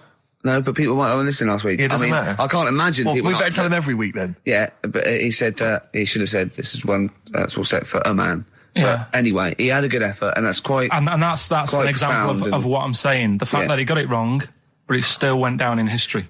Right. But anyway, the bit that and it didn't happen anyway, did it? What do you mean it didn't happen anyway? That's what a lot of people say. That no one's actually been on the moon. Ah, yes, of course. They filmed it in Teddington Studios. Well, they were saying something about there was shadow on the film, and you wouldn't get shadow on the film, and there's all sorts of things. See, these people that you always quote as they.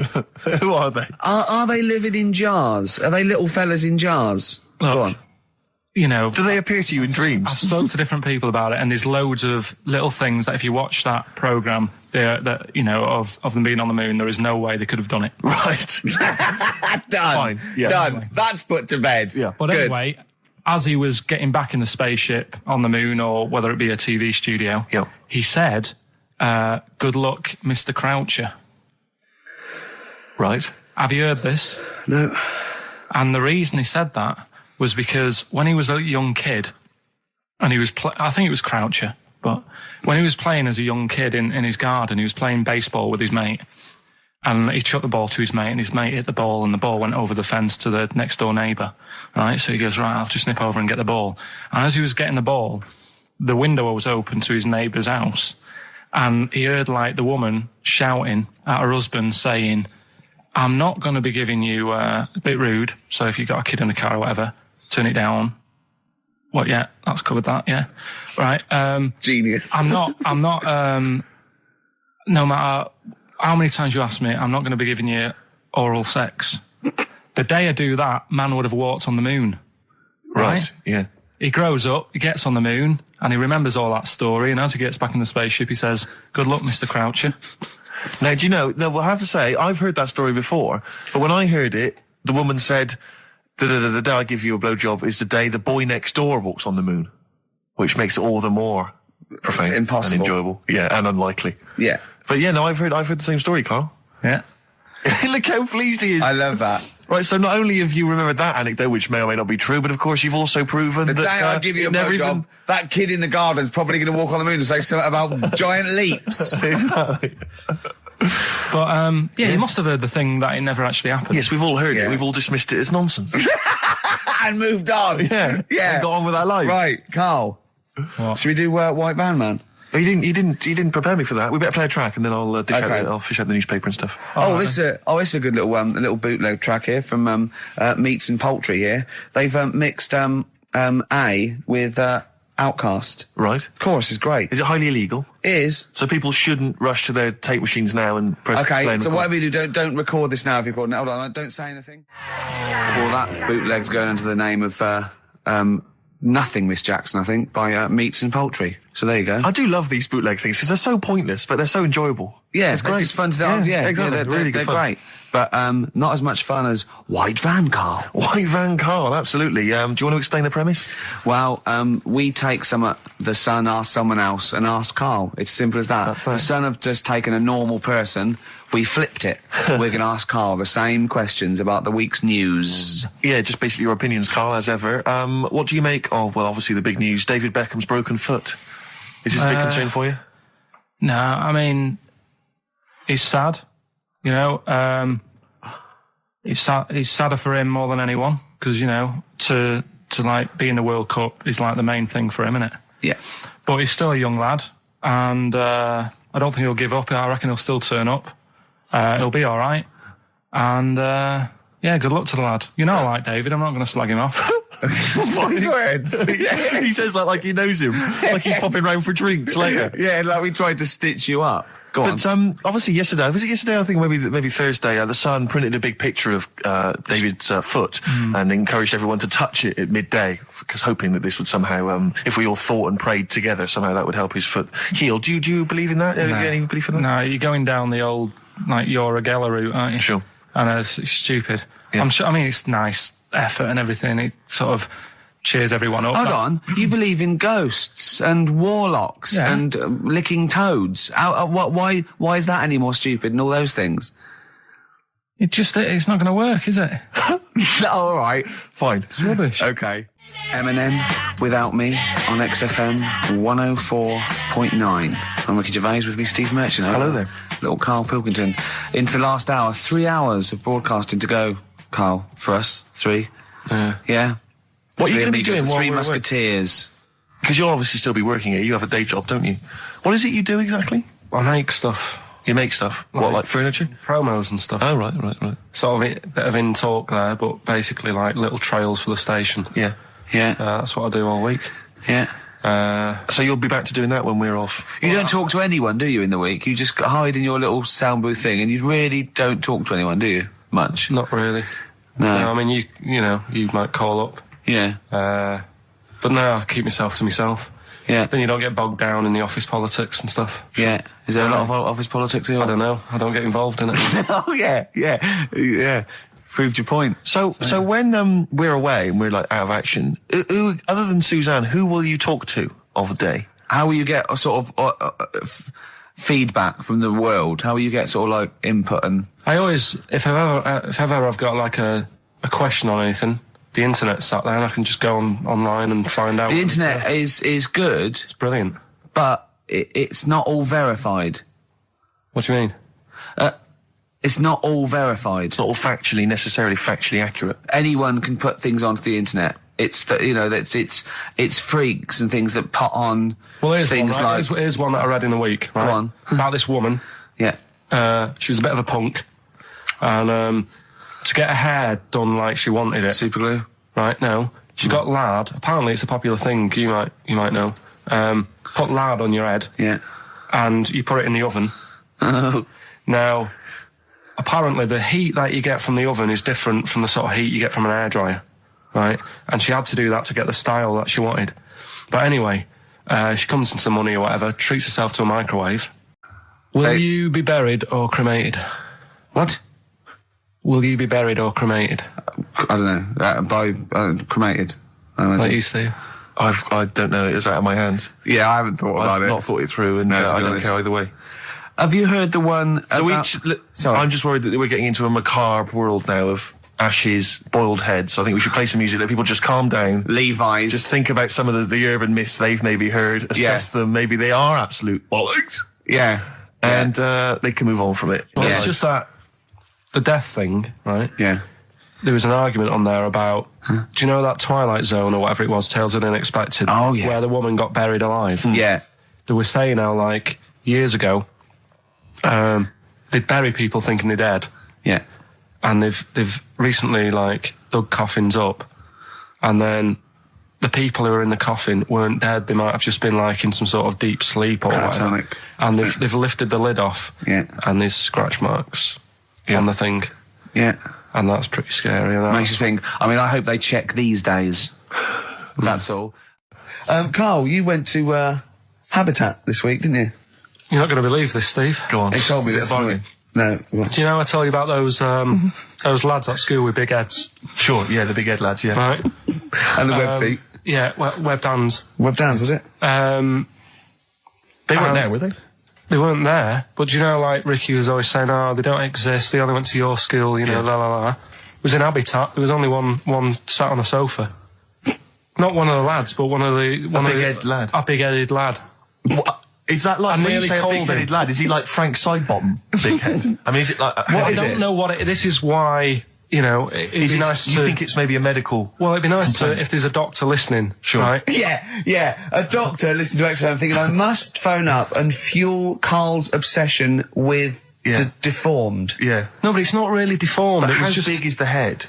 probably. You see, it's weird how it's always kids who I see with it. So I'm wondering whether they have a grow into the full-size head, Right. and Yeah. then when they get older, it works out all right. Like jumpers. My mum used to get me jumpers a size too big, Yeah. so it'd last a year. So I'm just wondering if it's the same. So sort of- how old are these generally? Are they not like adults?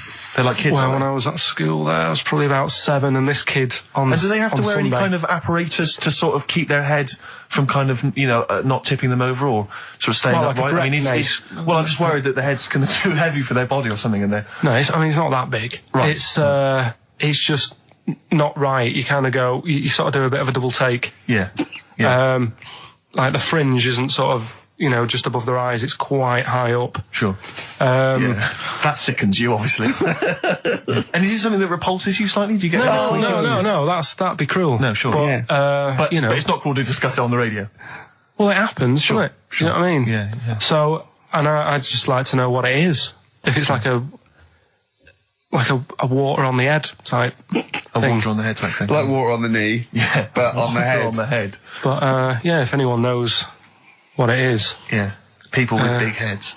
yeah, it'd be Okay. it'd be good. Good information. So, what time are we doing? You sure it wasn't perspective? You sure he wasn't sort of leaning forward and he was really tall? So the top of the head looked quite big, but then it went to a little body, but really his body was a lot further away. No, big head. Yeah. Just a big head. Rest of his body, fine. Face, okay. Everything's normal. You weren't looking at him in a kettle. If you wore a hat, it'd be all right. But What do you mean if he wore a hat, he'd be all right? you'd probably just think, oh, it's a big hat or something. Yeah, but what sort of hat? So you don't wear like a 10-gallon hat? Yeah, that would go down onto his shoulders with 2 eyes cut in it. Yeah, like something from the Ant Hill mob. Yeah, Michael Bentine's potty time. Yeah. How would a hat help him? Yeah. Are you sure this wasn't a Diddy man? I'm not being mean. I just want to know what it is. No. Okay. Right. But if you are a doctor listening and you want to use your kind of free Saturday. Not the doctor who phoned the bloke in America and said, "Where do I get blood from?" Sure. Not that doctor, because I assume he's been struck off now. Sure. Give us a call and sort out the whole big head conundrum. What's the number? 08700 800 1234. That's also the number to call if you have Bruce Springsteen tickets available. I will pay up to £47. Don't do it. Go yourself. Don't give them to Steve for cost price. Make a little profit. Oh, come on, don't Rick. take the Seriously, don't mickey. worry me. You know what I feel. You've already ruined the bad thing. Don't ruin some more of my dreams. But I'll tell you what, if you do get Steve a ticket, he'll be so grateful that he will spend a bit of money on you, I imagine. so. You'll buy the tickets and, give them something pretty special because you're earning now and, Yeah. So let me discuss that with them, Rick. I mean, let's not make any promises. Well, what was that thing you told me the other day as well? I'm talking about it. People have been phoning up about this. I don't think we should talk about conditions of the mind and brain. Well, that woman's put you right. Yeah, shown us it's hydrocephalus. It could be, and all it is that it's totally curable and it's normal life. What they do is it's a baby born with sort of water on the brain, and it comes out. Must hurt a bit in childbirth, and then they just drain it off. It's just full of water. I tell you what. What? It's just reminded me of weird stuff going on in the But world. it wasn't a baby, was it? Maybe it was a baby. Maybe it was a baby, but it had water on it, everything. Well, listen, right, this was a kid with a big head, as far as I'm concerned. He wasn't a baby. But we know what he's got, everything's sorted. But all the things, right, that are weird in the world, Yeah, do you know, go on, you're Carl. always like, you're going on about, there's no ghosts and stuff. Yeah. Right? How do you answer this one? Yeah. Someone here who I work with, right, I'm not going to say the house, it doesn't matter, but they were eating space cake, right? What do you mean by that, Carl?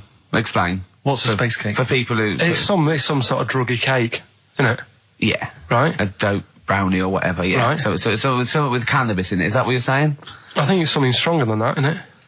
I don't know. But anyway, he was having this space cake. And you better give me the name now, Carl, because I've got to report him. No, listen. It's only... No. It really doesn't matter. No. Is he Sturgis? Was it Claire Sturgis? Yeah, She let's say wouldn't it bother. is. She's gone on the hardest. She doesn't bother with yeah, those. she's just It jacked straight up. doesn't do anything to her Straight now. to the vein, yeah. So listen, right? So he's at a party, right, Yeah. with his mates, and they're listening to the Star Sailor album, right? Right. And he's sat there, and he's had some of this cake, Right. and he's listening to the album, and his mate sat across the way talking to someone else, right? That's weird. The album's on, and he thinks to himself, this track's going on a bit. Yeah. and his mate across the way, who was talking to someone else, heard him say it, and he goes, yeah, isn't it? Yeah. So he goes, oh, right, and he goes. See, usually at this point, I say, had this bloke taken drugs, but you started the story with this bloke no. had done some drugs. Right, Rick? No, if he was here now, right, he would say, yeah, I know it sounds mental, yeah, but it happened. And it wasn't just a one question. It wasn't just like, oh, this track's a bit long, innit? Yeah, it is. He had a whole conversation. With the guy. And sorry, I just want to clarify. You mean he had the whole conversation telepathically? Yeah. Right. He didn't just shout across the room. And they've recently met up and, like, they've sat there and tried to, like, work out what happened. And it's never happened. Presumably they didn't have to talk at all anymore. Yeah. Why did they meet up? Couldn't they just stay, like, in their own homes? Just stay at home, do they have to have that cake before they start having a conversation? Hold on, wait a minute, lads. Why are we using our lips? Yeah. This is using way too many take them. There you go. My only question with that is, being skeptics like Ricky and I, whenever we hear a story like that about the paranormal, the first thing we always look for is maybe some other explanation. Yeah. Maybe one vague idea. Lying. Could be lying. Chinese whisper. As I think you pointed out, there are drugs. It's often an issue as well. Madness. Fear. Delusion. Sleep. Yeah. You know, there are so many things you go through. I'm going to go with the drugs before your dead grandmother exactly pops into the equation. I'm going to go with the acid. Right, tell the other story that you totally believe this as a true story, don't you? The fella with the being killed. Right, do you know how the other week we were talking about some fella who had his head cut off?